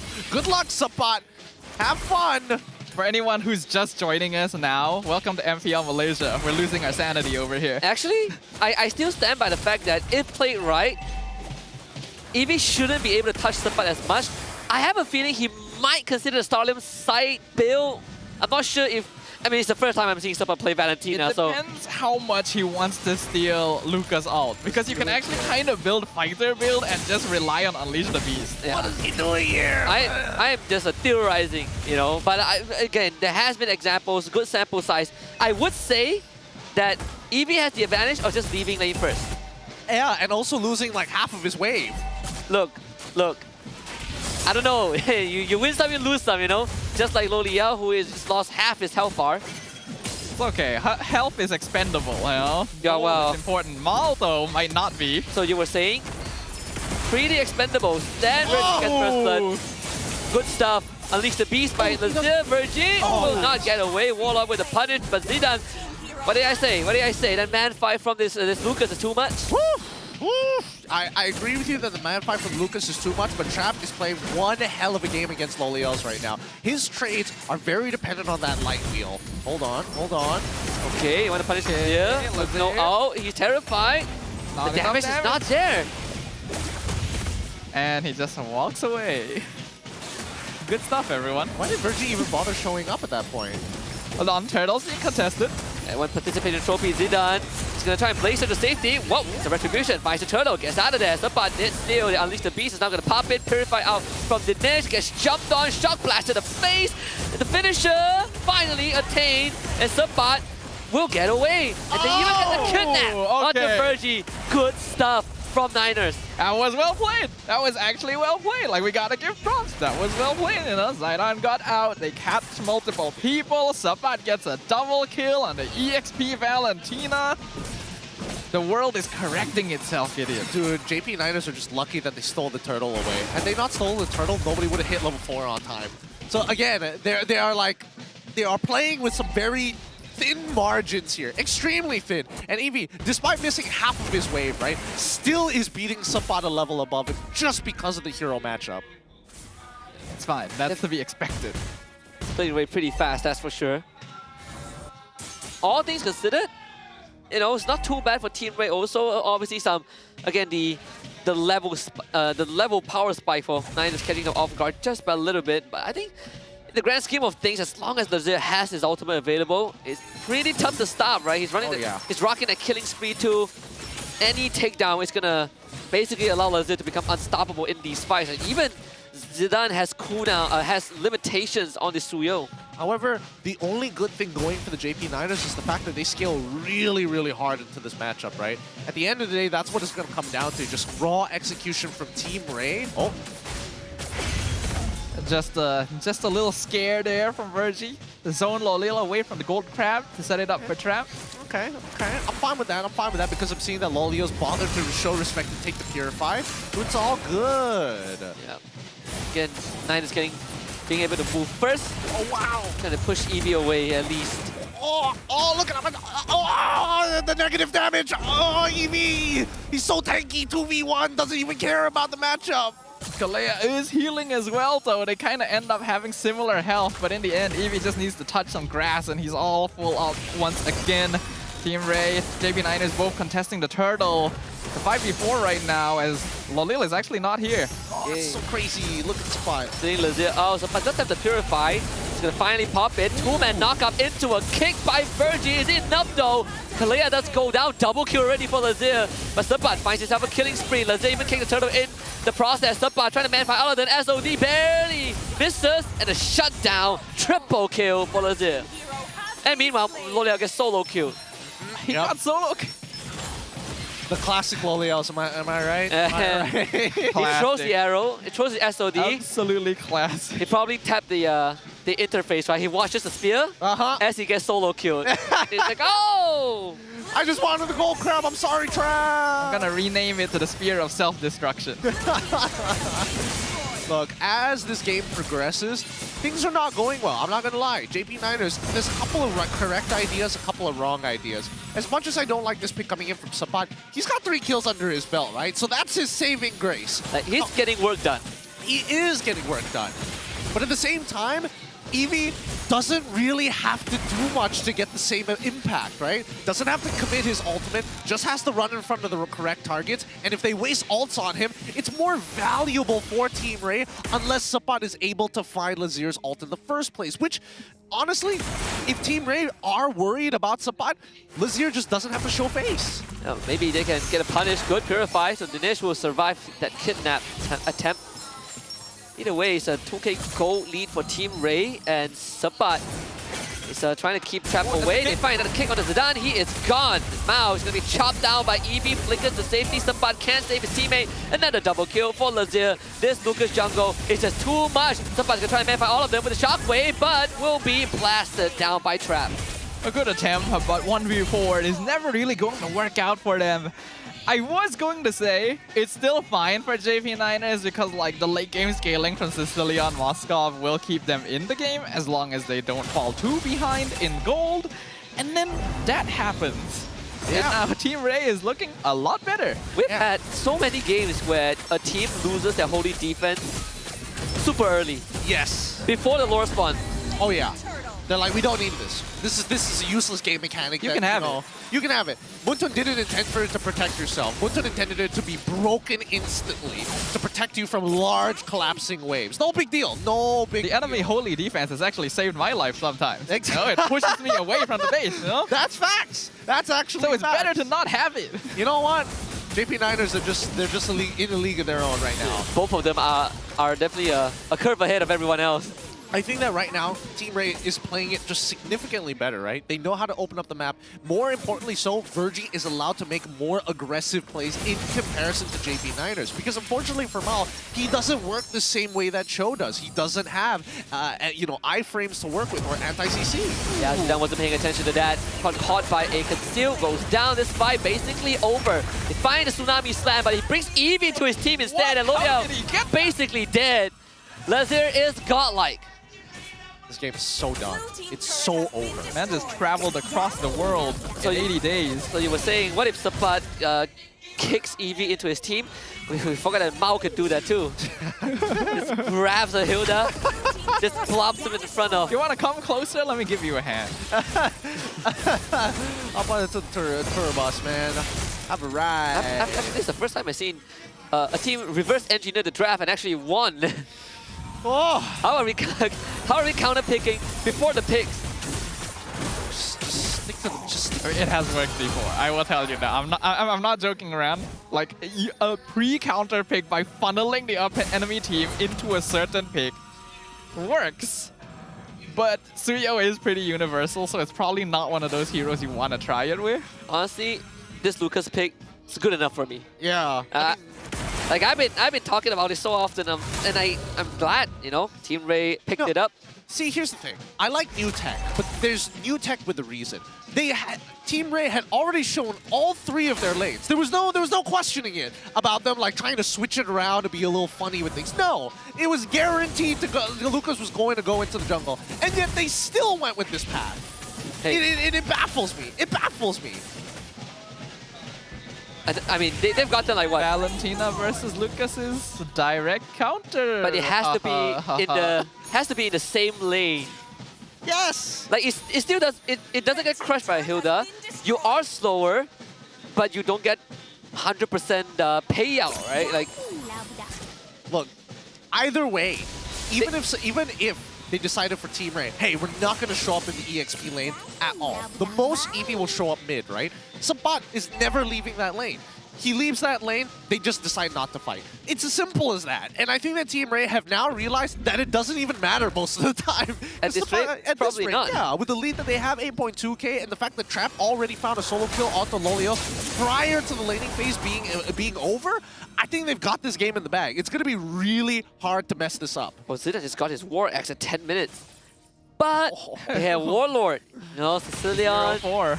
Okay, that kick not really in the angle that they want. They got the pin down and a kidnap. That's gonna be immortality out. That's fine. That is something. Virgie. Okay, the Blazer does miss though. He gets out. So that is pretty unfortunate. They do save that holy defense mid. And now they guarantee the siege. Get in there! Get in there! We just ran Warlord down! What was that? Rip him up! This is so strong! Take him out! That's a 9-tail beast from Team Ray. 2-1 over JP9's revenge served in the first week of MPL MY. You deserve to stand up, Virgie. You deserve to stand up and smack talk him right there. They used all their ults and you had immortality and flicker. They should have known better. Put him in their place. The reverse sweep from Team Ray to close out day 1 of MPL Malaysia Season 15. All the brain cells have left the caster desk, ladies and gentlemen. We're just here for a good time, not a long time. Congrats to Team Ray. Honestly, it was well played. Oh yeah, no, that was well deserved. After that last one, that was well deserved. You can't be cooking too hard on these. There are certain rules that must be followed. Man, we better see more Lucas after this because we saw what that Lucas did. Woo! We're gonna see a lot more of him once the Naruto collab comes around. That's gonna be fun. Yeah, that is gonna be a fun time. It's gonna be Naruto versus Sasuke as often as we can possibly. Give me that Jinchuriki action. Yeah! We're gonna need to yell Sasuke as much as we can. Sasuke! Oh boy. Let's just throw it over to Rose. I don't think we have much more to say here. Team Ray dengan match pembukaan 2 berbalas 1 menentang JP9ers. And with me here right now we have Lazir and Evie. First of all guys, congratulations. Korang tengah happy sekarang? Happy. Nampaknya Happy tadi adrenaline rush tengah jerit-jerit. Semua happy kan? Okay. Yeah. So first of all Lazir, congratulations. And Lazir adalah MVP. Now I nak tanya je, apa preparation Team Ray untuk match pembukaan korang? Preparation nggak?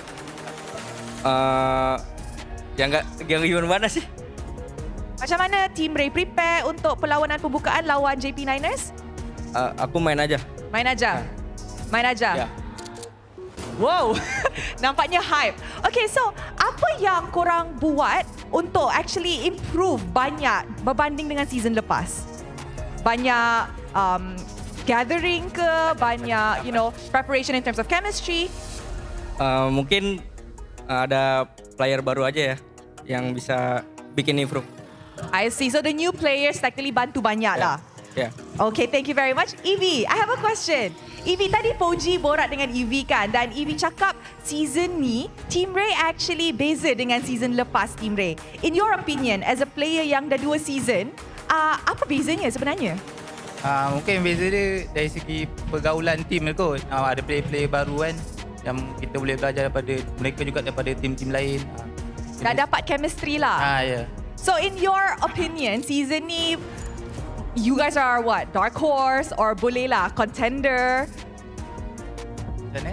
You rasa season ni korang adalah satu dark horse ke? Ataupun boleh lah fight dengan team atas? Mungkin boleh bagi persaingan? Persaingan pada tim-tim lain je lah. Boleh bagi game yang seru. Wow, seru. Okay, Lazir, last question. Your next match will be up against Vamos. Yeah. Apa preparation yang Team Ray buat untuk match up dengan Vamos? Mungkin lawan bocil yang baru tuh. Ya. Okay, now that is very interesting. Anything yang you nak cakap kepada fans Team Ray? Buat fans Team Ray, makasih udah datang. Buat fans JP juga makasih udah datang. Makasih guys. Alright, thank you very much and congratulations to Team Ray for securing that win. 2 berbalas 1 dekat match pembukaan mereka. And with that, mari let's show it back to the casters to break down what happened in this full best of 3 series. I sure wish someone would break down what happened in this full series, because I feel like it's all a blur. What I do remember though is that the jungler Lazir was popping off on game 2 and 3. That KDA 1 death in 2 games. That's insane. He's got great stats, man. 943.5 GPM, totally 104,000 total damage. I mean, I gotta give it to Lazir. Great strides and also great mechanics, being shown that he can really push the limits of some of these heroes, especially if your opponents are going to disrespect you with the draft. Yeah, he's the same guy that played Cho Jungle last season. I and almost made it work, but hey, when push comes to shove, when there's a goal to accomplish, he really pulled through 2 great jungle games. Again, barring game 1, which they just could not execute that draft properly. Game 2 and 3 was just the team ratio. It definitely felt like Team Ray were the more consistent team overall throughout the series, because yes, in game 1, even though they did lose somewhat one-sidedly, you could tell that they were trying and there was like attempts. It's just that JP9ers had the better execution overall. But in game 2 and 3, they really let their fangs bear against their opponents, and it certainly did help that there were some interesting picks coming out from the JP9ers both times. It's just so disrespectful here. So very disrespectful. Number one, if we're looking at the 2v2 mid lane matchup, right? Obviously, Virgie and Dinesh has a slight advantage in this sector in comparison to Maul and Warlord. Number one, Warlord, no matter how many bad impacts he throws, he will eventually encounter a mana problem until he gets his T2 boots, Demon boots, as well as the Gleaming Gem. Prior to that point, it's difficult to actually contest for that mid lane, considering that Cho's raw damage alone with the Concussive Blast blows up majority of the wave in comparison to Mao, who, strangely enough, in this particular game, didn't go for the Concussive Blast, but instead would try to contest it regardless. Yeah, that too. Just didn't seem comfortable on this hero pick, right? Yeah, and once more, like back, he did. Like this game, I think same as last game, right? Like the synergy, like the damage synergy. Why would you go? Why would you go for Master Assassin? Who are you trying to? Is that why he was more likely to try 1v1 Virgie, to try to zone him out even in the 2v2 lane? Like, I don't know. I don't. I'm still not sure if some of these emblems might be a little bit sus. We are gonna have to check that, but yeah, like common emblems. It makes no sense. Yeah, it makes no sense for Master Assassin to be the play. You know, we'll check on that later, but it still goes to show. Unfortunately, I feel like Maul had a lot of difficulty on this. I'm really surprised they didn't ban Cho. They banned the Gatot instead. It gave Virgie so much more space to rotate on the map. I'm surprised they didn't ban Cho either, right? Like Jawhead was already banned out. You're not getting Cho anyways. You might as well ban the Cho. And just to remind everyone, Granger was ignored this game. I don't know how we got to this point. Could have avoided this altogether. Could have avoided this altogether. And I mean, Loliel's, he got gapped in team fights and in lane by Trap. Pretty surprising here. I think that Trap definitely is very hungry to kind of pull himself and his name for the sake of Team Ray in the MPL MY. Overall, the way that I look at this, I mean, it's a draft gap through and through. I think that JP9ers, unfortunately, not only was the draft difficult for them, but their means of recovery, it feels like the tilt factor is so real. Compared to Team Ray, it's just get in your face. Yeah. Don't complicate things, Ancha.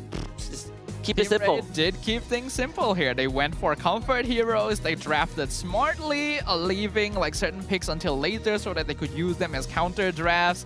And it really, really worked out for them. Rich Guy and Carry still going to be Lazir here, having a slightly higher GPM from game 2, actually. 3 GPM higher. And then we, of course, have Eevee as the sandbag, as well as Virgie as the best wingman. Man was really landing those kicks. The easiest roam game of his life. No one to stop him. He's getting away with daylight murder.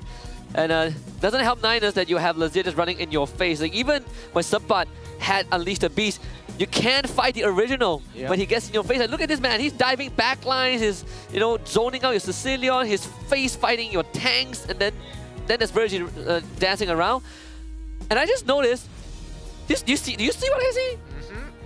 How is Noliao under the tier 1? Yeah, I was wondering that as well.